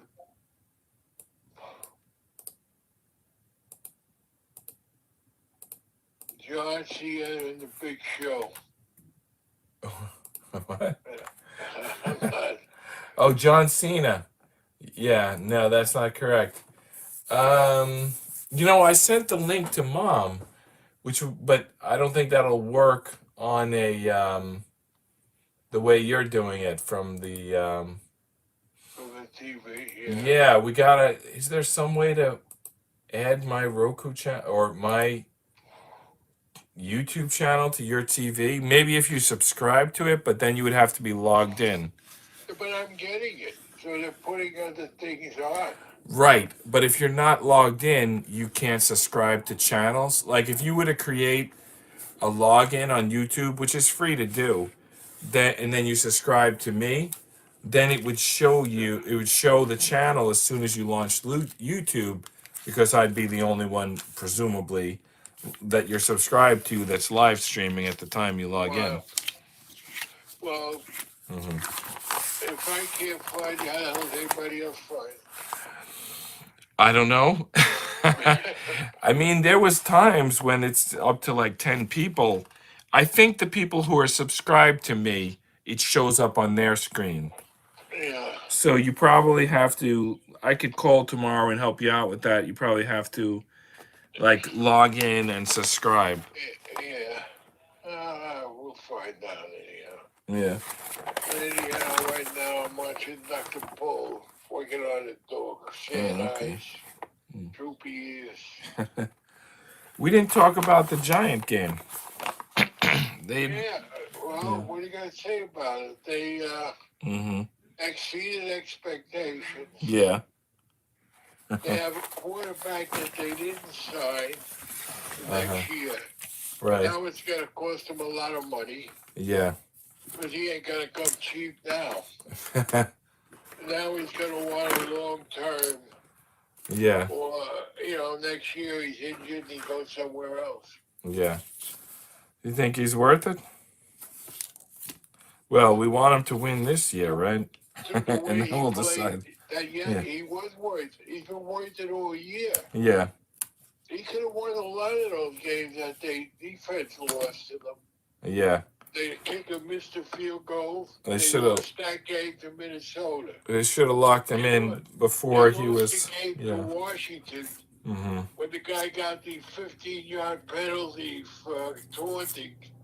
When that first down had really won the game. Yeah. So they ended up in a tie. So that's a game and a half more they should have won. Yeah. So he's legitimate so long as he can run. Well, he certainly did this weekend. Yeah, and when he runs, then Barkley gets more yards because now they're watching two guys. Right. And his passing as well has been right on. So why it took them so long. But and they had no offensive line. We just get beat to death every year. Yeah, So that's I a would problem. say they're gonna have to pay them. Mm-hmm.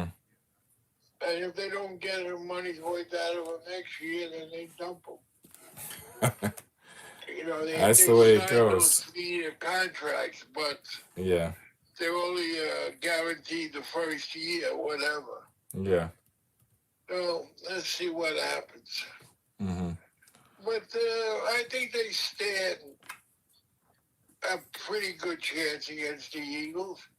I would make them favorite, but if they play the Eagles as well as they played them the last game of the year, we're right down to the end. Mm-hmm. Did they lose both games against them? Or did they? Yeah. Okay. First one, they got blown out. Mm-hmm. The second one was the last game of the season. Oh, no. Yeah. That was the game where the Eagles kept trying to blow them out. They couldn't. The Giants wouldn't go away. Yeah. And they had a lot of players out hurt that now who are all back. Well, it's not always easy to beat a team 3 times. You might think like, oh, you beat them twice. Now, That'd that's make the third toughest one thing. tougher. Yeah. That's the toughest thing in the world. Yeah. You know, I've heard in high school they used to say like Boys High would beat Thomas Jefferson Mm-hmm. twice during the regular season, but watch out in the playoffs. That's going to be their toughest game to win. When I was coaching Nick's 9th grade team, I think it was second round of the playoffs. It was a team that had beaten us twice in the regular season, and we beat them in the playoffs. But then the Yeah, team well, who ended up winning was a team that we had beat twice. beat twice. Yeah. That's So. the way it goes. Mm-hmm. Yep. You don't know. But no, they played well. The defense Mm-hmm. stiffened at the end when it had to. Yeah. And we'll see what happens this week. I can tell you a game where you say, after 3 minutes, you got to turn it off like the game last night. Mm-hmm. That was horrible. Although I don't know, I turned it off so early, but it looked like it was just the Cowboys were just slaughtering them. Mm-hmm. You know, but now you look at the playoffs. 3 of the 4 teams are out of one division. Wow. Cowboys, Eagles, and Giants all play in the East. There's 4 teams in that division. 3 of them are still in the playoffs. Wow. And San Francisco's the other one from the West Coast. But Yeah. one 2 got to play each one of- other. Yeah. One of the 3 divisions Mm-hmm. has 3 to 4 teams in the quarterfinals. Wow. Yeah. Well, that's the best division, I guess. The toughest Yeah. division. Well, that bodes well, except that it's starting to sound like they're in good shape. I mean, they got to play. A team's got to try to beat them for a third time, which is never easy. And well, then, if yeah. the Cowboys beat San Francisco and they beat the Eagles, the Cowboys beat them twice. This is starting to sound like one of those. This is exactly the type of scenario when they have won in the past. Yeah. It's exactly the type of these runs where everything just falling into place. Yeah, Let's see. That's what it looks like. Let's not. I don't want to get too excited, but let's see. Yeah, well, we had company tonight. Took us out to dinner. Okay. And Ronnie and Uncle Anthony came Mm-hmm. see us. They with their son Sal and their grandson Luke. So they came over. We went out to dinner. We went to the diner. Mm-hmm. You know, that diner is really good. I got the world fillet, and it was good. Your Uncle Anthony got the same thing, and I forget what your mother got. She always orders something. Mm-hmm. And JRYE got a big taco or something. Okay. But they have nice. Yeah. They're not really that expensive, but it's a nice diner. Start going there more for breakfast, coming home from church on Sundays. Yeah. I'm going to mention something about this puzzle, just because we were waiting all puzzle to use this glass piece, and they gave, it's not glass, it's like plastic, but anyway, it seems to be a magnifying glass, so I guess that's what we're going to be adding to this globe. All right, that's it, I mentioned it. About a fine glass. What are you gonna do? Spy on people? No, it's a globe. It's a globe that lights up, and then there was this disc, see-through disc, and I didn't know what it was. And now when I took it out of the bag, I see that it's a magnifying glass. So we're gonna attach it to the globe, and I guess you kind of look closely at some part of the map through the magnifying glass. It's really not that detailed. It's really just a model. They just put it there for fun, I'm sure. Yeah. Yeah. Oh, you'll see what happens. Yeah. You know, I gotta watch all these dogs. I can't have a dog, can't have a cat, can't. I told you that she's the perfect pet. Mm-hmm. You know, came into Dr. Paul with it in a cage. Yeah. You had two of them. You don't have to let them out. They can't go out of the house. They Mm-hmm. gotta stay in a cage. They gotta stay in it enclosed. With the rats. I said, oh, you get the rats. You don't have to worry about walking them in the morning, Uh-huh. taking them out. Oh, I don't want rats. Wait, you talking about actual rats? Or are you talking about a rat dog? No, they were actual rats. Oh my goodness. Yeah, that doesn't sound like a very good pet. Well, they have lab rats, those white lab rats. These are big rats. The people who come into Poe with the rats all say the same thing. Yeah. They're intelligent, they're trainable, Are they're they friendly, what they're color cuddly. what color fur do they have? White. Okay, yeah, the white lab rats. Why those like sewer rats, would their fur be white if they didn't live in the sewer? Probably. But, you know, what they're saying is that they're really a smart domesticated animal. Yeah. The situations that they live in make people, you know, in the movies, Yeah. they always make them evil. So that's what Yeah. people think of them. Well, it's tough to forgive them after the bubonic plague. I saw Yeah. a show, one of the dog shows, Uh-huh. and the perfect ideal dog for us would be a Jack Russell Terrier. Yeah. They're small, they're not overactive, they're not like... Well, you just went from a rat to a dog that catches the rats. Yeah. Make up your mind. Well, maybe you can have two pets then. Yeah, they play cat and mouse all day. Terrier and rat all day. I saw the Jack Russell Terrier on TV. Yeah. And it's not like a lot of the terriers that are very active. So I went on looking to see if I could find an older one, but all you find is puppies for sale on the thing. No matter what they advertise, when you bring them up, rescue and this, that, they will sell puppies. Yeah. All scam artists. Puppy mills. Whatever they call them. Yeah. Yeah. Yeah. You know, someday somebody will come by and say, hey, you want this dog? Or find a running loose somewhere. That'll be my dog. Yeah. A few of the people who do the homework, home care, Yeah.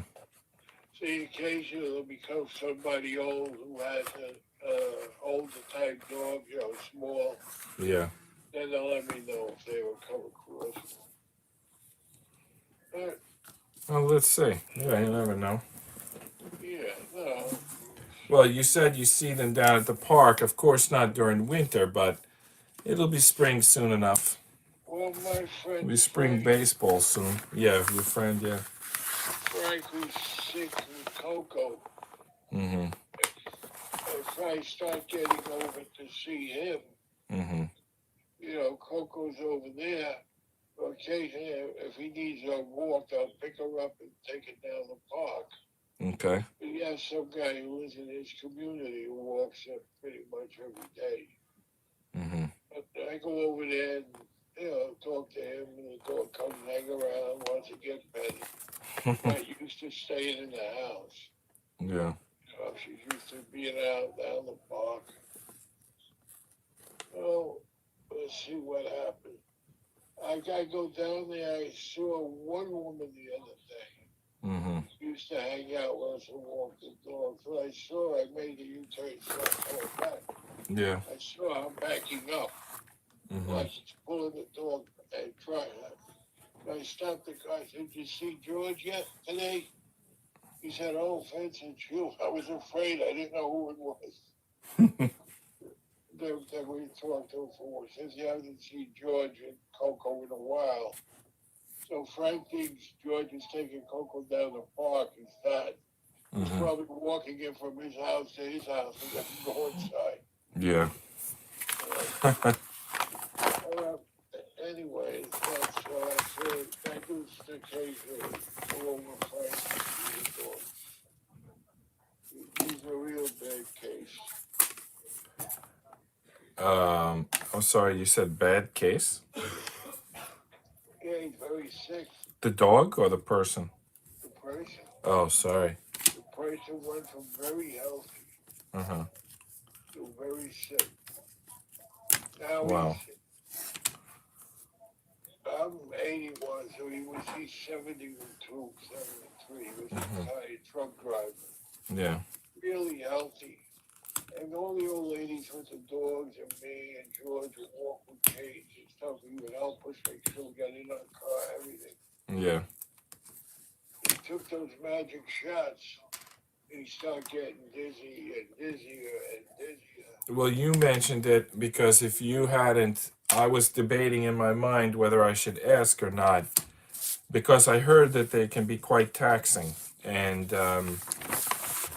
it's just, I don't know if it's worth it. I mean, if you're a kid, I don't know if it's worth it because you would probably gain natural immunity, and if you're an adult, I don't know if it's worth it because it's going to be taxing to a system that's already, debilitated to an extent. Those shirts, now they're being outlawed in all Europe. Yeah. The only person those shots was the two old people in this country, so they don't have to pay them Social Security.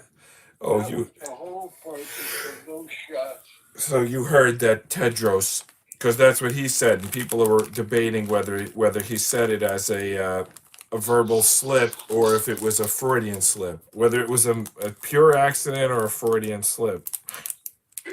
That's exactly what he said. He was like, some countries they're giving it to the old people, which is fine, but in some countries they're killing kids with it. And people were like, "What? Excuse me? What are they doing to kids?" Yeah. Yeah. Of course it was used. And they found the right little evil guy to push it. And the right president that wasn't half as smart as he thought he was to pick that guy. Yeah. He probably had him thrust upon him. Yeah. He should have vetted him and knew what the hell he was. Well, I thought about that, and then I wondered if by seeming to go, like, I know this is like, I don't want to give someone credit that they don't deserve, but, when I try to, like, think about it myself, I think, let's say they waited, because the election, went let's say they waited another year, or it was, at that point, it was only like 8 months. By going along with it, you get the chance to, guarantee that it's exposed. What if you don't go along with it and then the next person goes along with it and they do such a good job that that it doesn't get exposed? I'm not sure if that would ever happen that way, but it's something that runs through and went through my mind. Write the book that's gonna make you a lot of money. That sounds good. In about 5 years. Yeah. Take a survey of everybody that dies in 3 years prior to COVID, and all those who died of the flu, and in that period. Yeah. Then do it 3 years after. And then do the deaths in COVID. And if there's no difference, or minimal difference, the minimal difference being the old people that died in the nursing home. Right. Yeah, they were killing people. Well, that's the excess mortality statistic. Right. Yeah, I And think. Yeah. you would prove that they actually were killing people. And Fauci was the head of it. You know, mention his name, I could care less. He could come sue me. I come Yeah. from Tell Fauci I come from Brooklyn too. I think his name is mud already because you know some people even said like some people were like when it was originally going on like why is the left going on with this moron and then someone said to me well they're gonna need a scapegoat eventually. The first time I seen her and the woman, I said to your mother, Yeah. how could he get involved with those two people?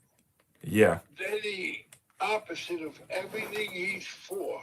Hmm. And he's going to rely on them, That's so crazy, right? you know. And then the guy who was the head of the Walter Reed Hospital, Yeah. he tried right in with him, the officer. You know what his worth was. Yeah. Well, I'm kind of hoping that he doesn't run in 2024. I don't know. I know that that's beside the point. We're talking about life and death issue. Let me not bring that up. But yeah, that was a weird situation. Unless it was, what I'm saying is like, it was going to be bad, but by bringing it up before he loses control, he had the chance to make it not as bad. I'm going to tell you how he was misled. Okay. Probably the guy who originally suggested those two people was a Republican.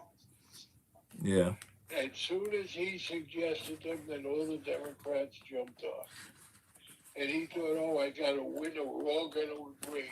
Oh, okay, yeah. The Republican who introduced them and convinced him to take them Yeah. was the Republican who was making as much money as Joe Biden from China.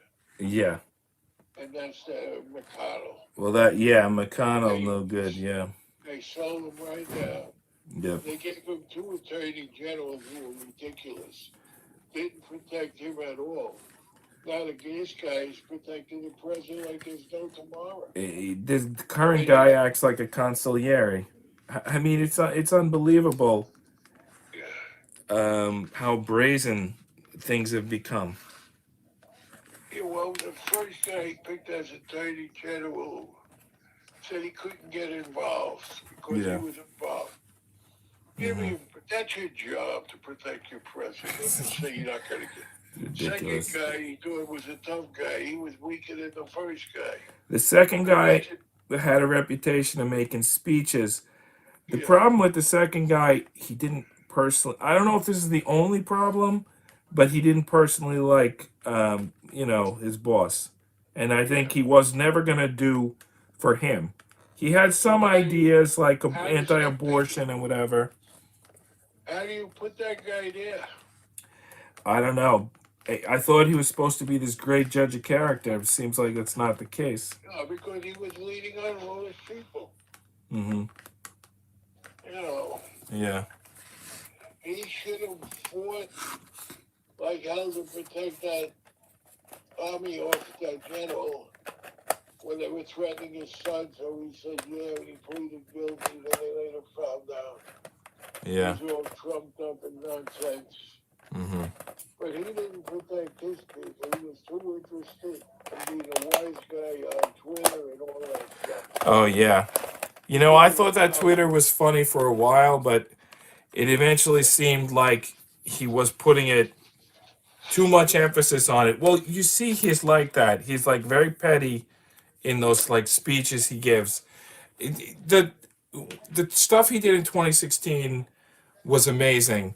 If he'd have just made his speeches without listening to his critics, he would have been fine. But it seemed like he wanted to listen to them and then he wanted to fight back. I mean, let someone else handle that. The platform he had in 2016 and the speeches he made and the things he said in debates, all he had to do was keep doing that. Like he got pulled into their stupid, like petty games. Not I say pulled into, but really he's always been. kind of a narcissist, you know. Yeah, no, of course he is. Yeah, He's a narcissist with his father's money, yeah, you know. And his brothers, who were probably much better at the construction business than him, mm-hmm. you know, they passed away. They got the heart attack or whatever, cancer. Yeah, They right. only put the Navy ship in New York, and they never used it. They never put anybody in it. They put the hospital in Central Park. Nobody ever wants. Yet everyone in the hospital was overcrowded. Well, that was part. See, now you see that as a failure. I see that potentially as a part of the exposure, because if he hadn't created all those ventilators and if he hadn't put all those Navy ships there, and then people wouldn't be able to say, "Hey, how come these are empty? How come they're not being used?" It really, it was part of the exposure. I mean, he might have done it for different reasons. Maybe he was just giving out ventilator contracts, but it did expose things, whether he knew he was doing it or not. Well, he gave them around the world. He was as a humanitarian. Yeah. What he didn't realize was, Mm-hmm. as he was stockpiling them in the United States, they were selling them. There's Oh, no yeah. ventilators anymore. They're all gone. Nobody knew where they went, what the hell happened to them. Right. You know, even if they ever worked. Yeah. Because all these big companies were not his friends. Mm-hmm. Any of the drug companies, you know, the auto industry who was making all these ventilators, Right. then taking all the money they made from the ventilators to back his opponent. Unbelievable, right? Yeah. Yeah. I guess he didn't. I guess he wasn't as tough as he thought he was. He wasn't as smart as he thought he was. That's it. Yeah. He followed all the wrong people. Yeah. You know, when his own people were getting tougher than him, then he would drop them or get rid of them because he had to be the whole show. Yeah. So, Yeah. That's not gonna last. That strategy. Yeah. yeah, no, it's Mm-hmm. but I always said, I always told your mother, I think he's a Democratic man. He was a Democrat. Well, yeah. He is a Democrat. It is his job to make sure the Republicans lose everything. Well, that's what I've been saying too. I mean, he was a Democrat his entire life. You know, it's the only theory the only otherwise theory could be that maybe he's one of the, like, there could be two. Maybe he's one of the maybe he's one of the anti-abortion Democrats, and maybe he had a vendetta against Hillary. Who knows? Like those two things might add up to something, but it's not a Republican. Yeah, no, well, Mm-hmm. a whole bunch of Republican presidents we've had have all been turncoat Democrats. Yeah. Ronald Reagan was a Union man, a Democrat who converted. Mm-hmm. The Bush family were Democrats from Connecticut. When they couldn't get on the Democratic ballot, became Republicans. Well, yeah, that's a long time been the strategy. Bloomberg. Yeah, you had Mm-hmm. Reagan, Bush, and Trump. Yeah. They were converted Democrats. Exactly.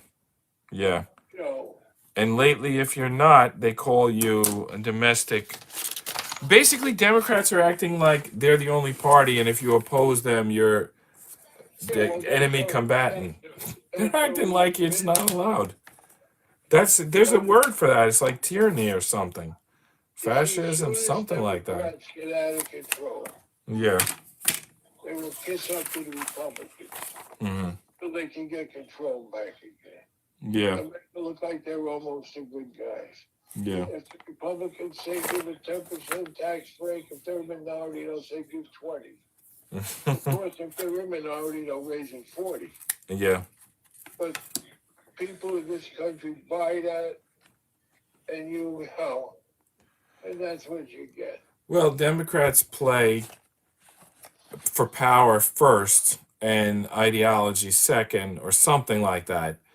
They basically understand that you can't do anything unless you're in power, And Republicans keep thinking that we're going to have a system and everyone's going to play by the rules. I mean, it's not going to happen. I mean, that's not.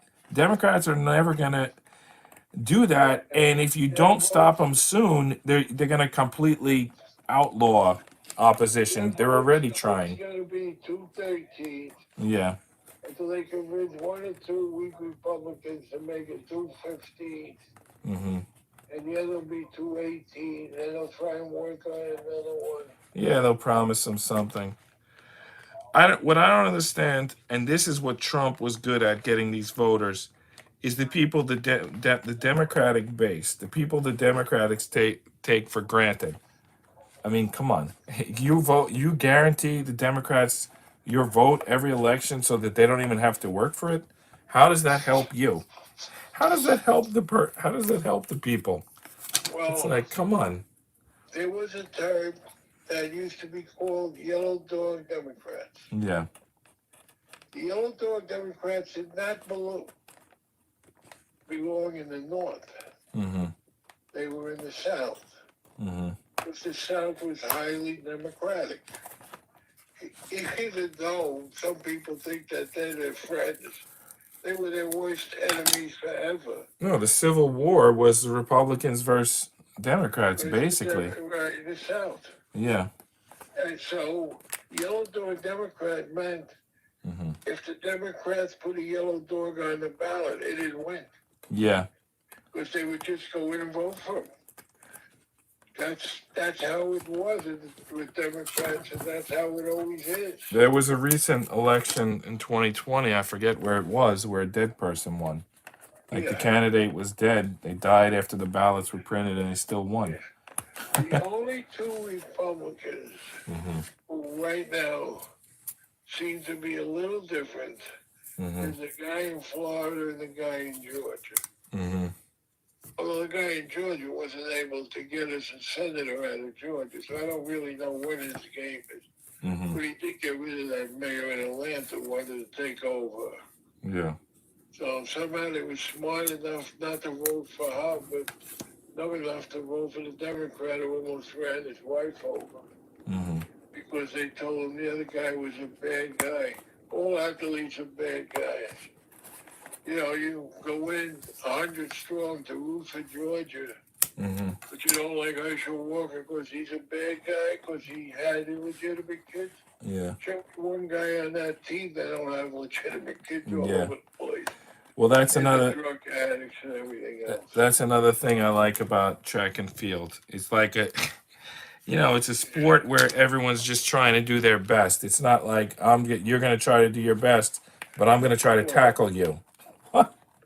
That's the like. You had a few guys in track. Right, take steroids or that kind of thing. Yeah, but the guy with the Nike sneakers out there in Oregon, he yeah, wasn't a nice guy. no, absolutely not. And I'm sure there's a lot of blood dopers and race fixers. And that guy, what was his name? You both or whatever from Jamaica. I just meant my personal experience. Like I was able to compete without someone, like trying to, for example, in basketball, when you take a foul shooting contest, it's just how many shots you can make. But then when you play in the game, someone tries to block your shot. It's now no longer like. Anyway, I'm making a silly point. Forget about what I'm saying. Yeah, I don't know, but that's. Yeah. I just watched a real New Mexico against San Jose State. Yeah. The Lobos coach was a Patino. Oh yeah. I thought he was up at Iona. Wait, he left Iona? Patino is no longer at Iona? No, it's another Patino. Oh, I okay. don't know whether it's his son. Uh-huh. Yeah, I did hear about his son involved in coaching. Well, he's at New Mexico. Mm-hmm. And the game was on FS1 tonight. I think they call him Richard Patino instead of Rick Patino, something like that. Yeah. He said, the name's almost, and then I kept saying, what the heck is this? And I said, well, it's got to be his son. Yeah. Yeah. He's much younger, it's a much younger guy, but see what happens. But New Hey, Mexico was one of the bigger teams this year. I think his name might be Richard M. Pitino. And that's Yeah. going to send me on a tangent, if you don't mind. By the way, I just finished this globe. So I'm going to show it off. I'm going to tell you the tangent, see what you think about it. So when I started making the comic books, I wrote on the cover, my first comic, Electromagnet, I wrote on the cover, John Rapp. Rapp was short for my last name. I just thought Stan Lee's name was like Leibowitz or something like that. I don't remember exactly what it was. But he called himself Stan Lee because it's easier to spell, it's shorter to put on a comic. So I went with John Rapp. And I had projects on Kickstarter and I had a blog and they had my real name and the book has my real name. If you open it to the first page, the copyright's in my real name. So there was nothing hidden about it. But Google just decided on their own that I wasn't John Rapp. And they said they made it that the Rapp was initials and they credited it to someone named John Richard Anthony Parsons, I think was the name. And I looked up the guy and he was like some prolific writer from who was at Oxford or one of those fancy colleges in England. But then he went to, I forget the name of it right now, but it's like an infamous thing that they talk about on conspiracies. And it's like one of those places where they brainwash people or they work on brainwashing people. And the guy was a psychologist, legendary 50-year psychologist who then went to this institute where it's like the British version of MK Ultra. And they were crediting this guy with writing my comic book. I thought so I just throw that out there. I know that's a total nothing to do with anything. I just thought of it because the Rick Pitino versus Richard Pitino, and they were saying John Rapp versus John Richard Anthony Parsons. Well, Yeah. if they decided that he wrote your comic books, Mm-hmm. you should have Mm-hmm. one of the guys in your company would be sued for a few bucks. Well, Because they destroyed your reputation. it took them about a year to correct it. I submit several forms, and I don't know why it took them a year to correct it, but they eventually did. But because they maybe you said that on the right letterhead. Yeah. That's the only thing they bow down to. I just wonder if that guy cut any deals while the year that he was getting credit for my book. Yeah, I don't know. You said you were talking to somebody about comic books the other night when I called you. Yeah, that was Costas, and he drew half of that book that I was just talking about. He was the artist on it. I'm about to attempt to plug in this thing. So it came with a USB cable. I'm going to try to... It doesn't look like a normal USB cable, and in fact, so far it's not going in. Yeah, so Costas called in, and we were just talking about... I thought we were going to talk about comics, but then we ended up talking about just regular stuff. Yeah. He was describing it as philosophy. By the way, I'm about to turn on this globe. Let's see if it turns on or if it blows up. Oh, it turned on. It turned on. The globe is glowing. So I plugged in the LED and I turned it on. So I did this puzzle. But I still have pieces left somehow. So I'm going to go through and try to figure out why I still have pieces left. Or maybe I'll just declare it done. Maybe they just extra ones where they think they may break up. I think that's what it is. Yeah, there's no more instruction pages. So I did it. I built this globe. I built the globe. I added the timestamps. I added the magnifying glass. And I made it light up. So I'm going to leave it lighting up while we finish talking. So what were you saying? Vincent was here. Yeah. I was going through a lot of stuff in my closet. I was looking for some Yankee books I had. Mm-hmm. And I found the thing around your neck. And he said that's the thing where you have information on it. USB stick? Thumb drive. Yeah, like a little USB when you stick. come, I want to find out what's on that thumb drive. Okay. That may be some of the reports that we put on the thumb drive rather than You Well, know, that's exactly what I do for a living. We pick up, I mean, of course, a lot of times it's exports from email servers, but a lot of times it's like we found this thumb drive in this guy's office, figure out what's on it. yeah, Yeah, I could do that. yeah, okay. It's gotta be work related because it's the only time I have them. Well, unless it's the thumb drive you gave me when we try to move all the game package from the old computer to the new one. Well, that could be too. I'm gonna try to adjust the That would be camera good angle. too, because then I put the games on the new computer, Yeah. which is hard to get along with sometimes. It opens up with like this weave on it, Mm-hmm. one weave over another. When I get that, I shut it off. Mm-hmm. Then it comes back. Then it starts changing or loading up. It takes a good half hour before I'm ready to use it. I gotta start it, let it sit there, shut it off, start it again. Wait till it puts all the updates, then I use it. One of these days I had one. Well, Take it to that's Best Buy. yeah. That's where we bought it. And if they have the Geek Squad, have them look at it.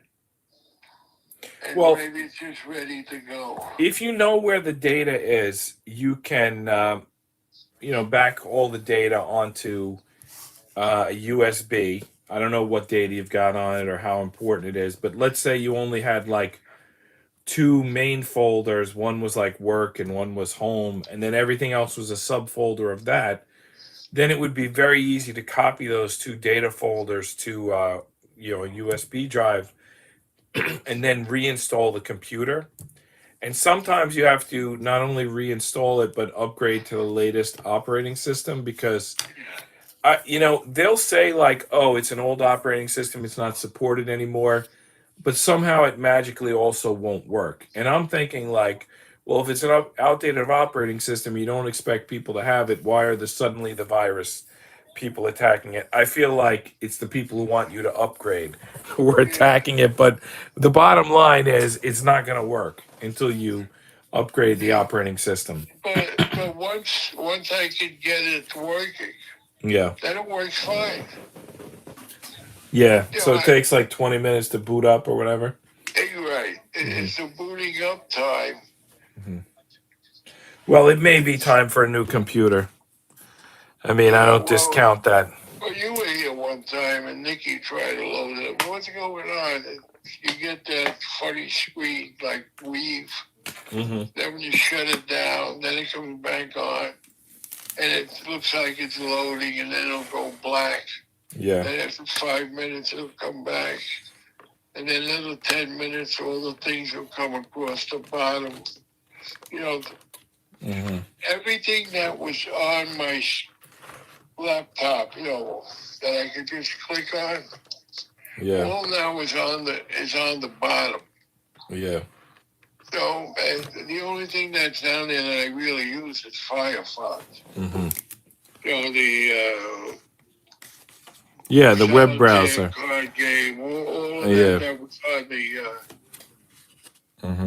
what do you used to call it, on the laptop screen. That's all now been moved to the bottom, which is something they did. Yeah. And when you click on, a whole thing comes up of like everything that's in the computer. Oh, I don't know. But all I use it for to do is two banks. That's all I do. Oh, okay. So if I bought a new computer, the only thing would be involved would be transferring the banks to come on as favorites.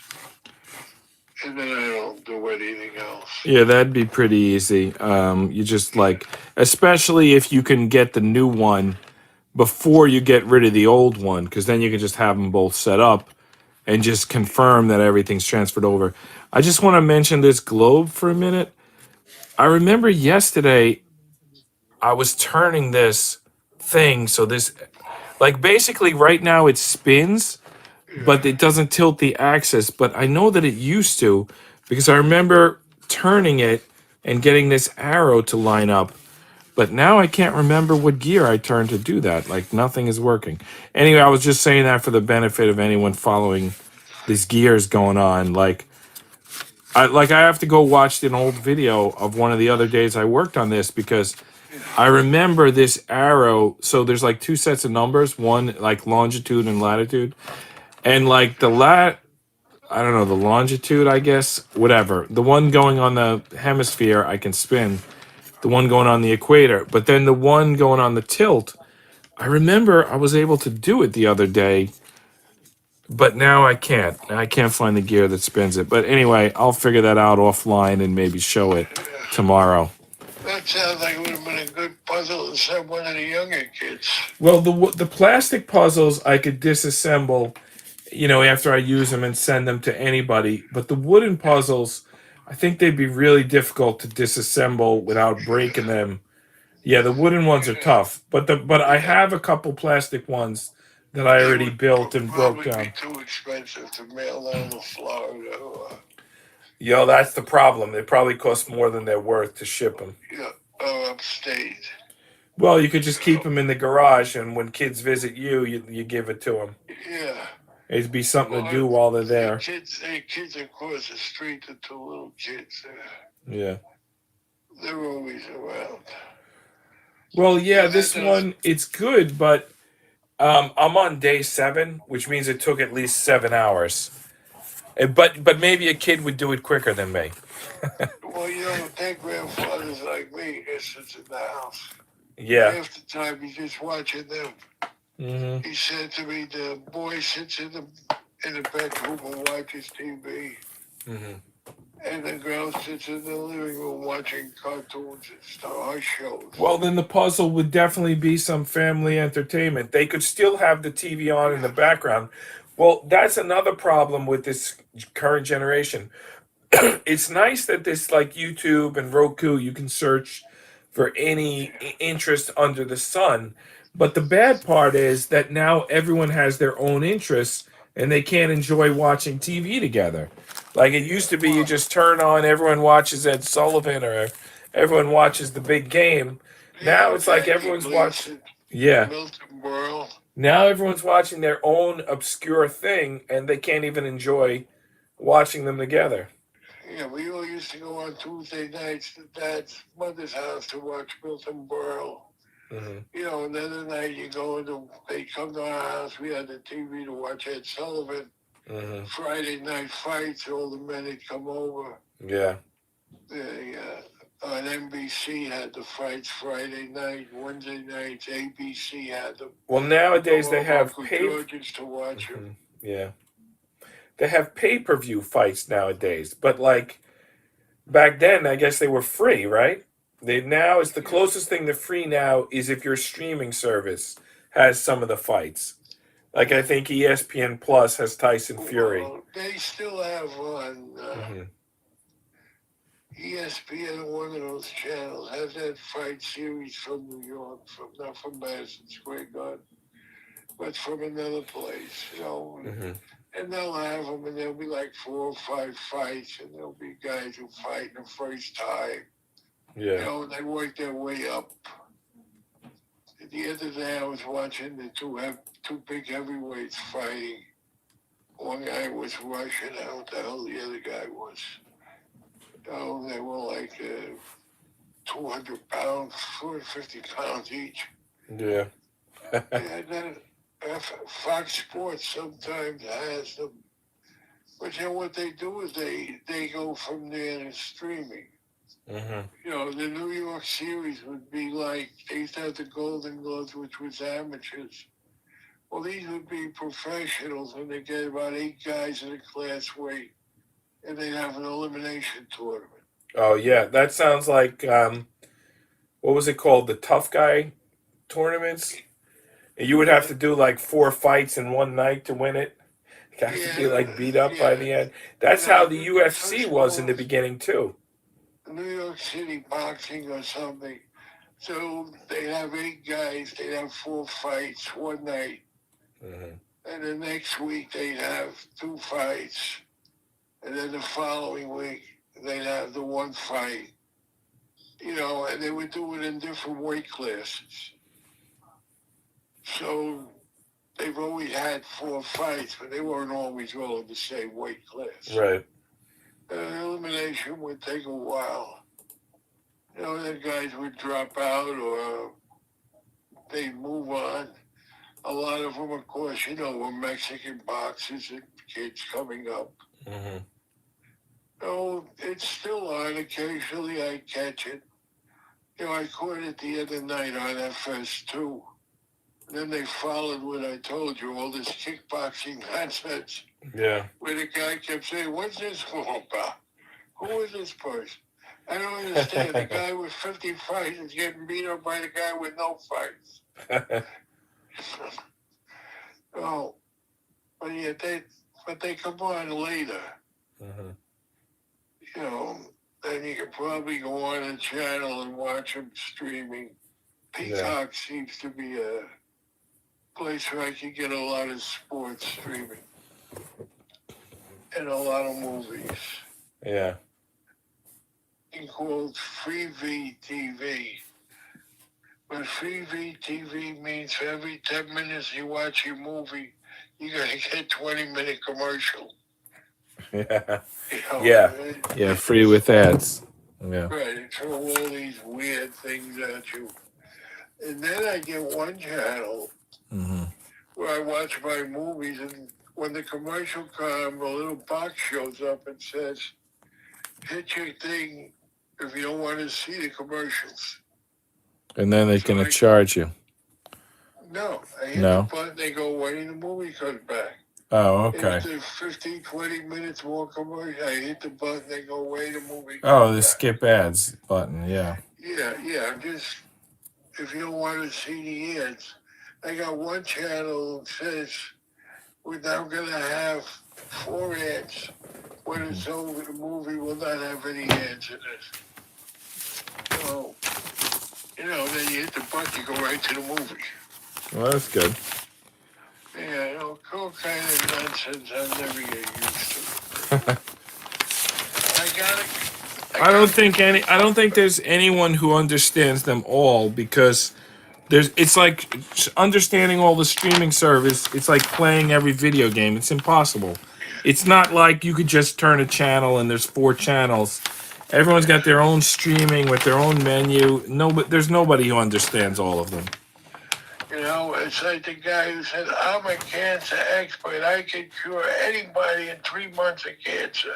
Mm-hmm. And then some guy walks in and he says, I never saw that before. Yeah. You know, that becomes the end of the expertise. All right, let me tell you one more thing about this puzzle. Well, or I can let you go. Either way, I can let you go, or you can stay on while I tell this. I think you might find it interesting. So there's a bunch of stickers, and they're in like strips. They're like long, skinny strips of stickers, all on a sheet of paper. And the instructions never said what to do with them. So then I just was looking through the instructions again right now, and there's no reference to these strips. The only thing I could think is when I was putting the globe panels on, maybe I could have put them on like the inside or something. I don't know. But I just went through the instructions, and there's no reference to these stickers anywhere. And there's no way the stickers could be put on as latitude and longitude. Maybe they could be. Maybe that's what I should do. But if I did that, well, it's lit up. I was going to say it would block the art, but it might not, because when you turn on the light, you would see through the stickers, because it's like lit from the inside, which I don't even know how it's doing that, because there's no bulb in there. I guess it's an LED light or whatever. Yeah. I feel like to take one panel off and look at inside there. Anyway, the thing is built. It's done. There's extra pieces, but I'm going to bring back the Luminous Globe, because there's something I didn't show yesterday. Well, I did show the main thing, which is that it lights up. So it comes with a USB cable. Kind of has a weird connection, the USB cable. I mean, the USB end is normal, but the other end I haven't seen before. I can unplug it to show it to you, but then it'll take me a second to plug it back in. Let me just remember which side is up. Let me get this thing out of here. It's not the best connection. I feel like I should just leave it in there. Let me leave it in there till the end, and then I'll get it out and show it to you. So that at least I get it turned on here. All right, so the USB is plugged in. Comes with a little switch here. So yesterday I showed this gear, which spins the globe. What I didn't show is this gear, which moves the magnifying glass. So you can like spin the globe and move the magnifying glass.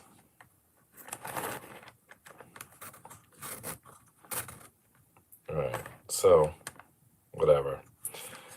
That's what I forgot to show. Now, let me shut this off.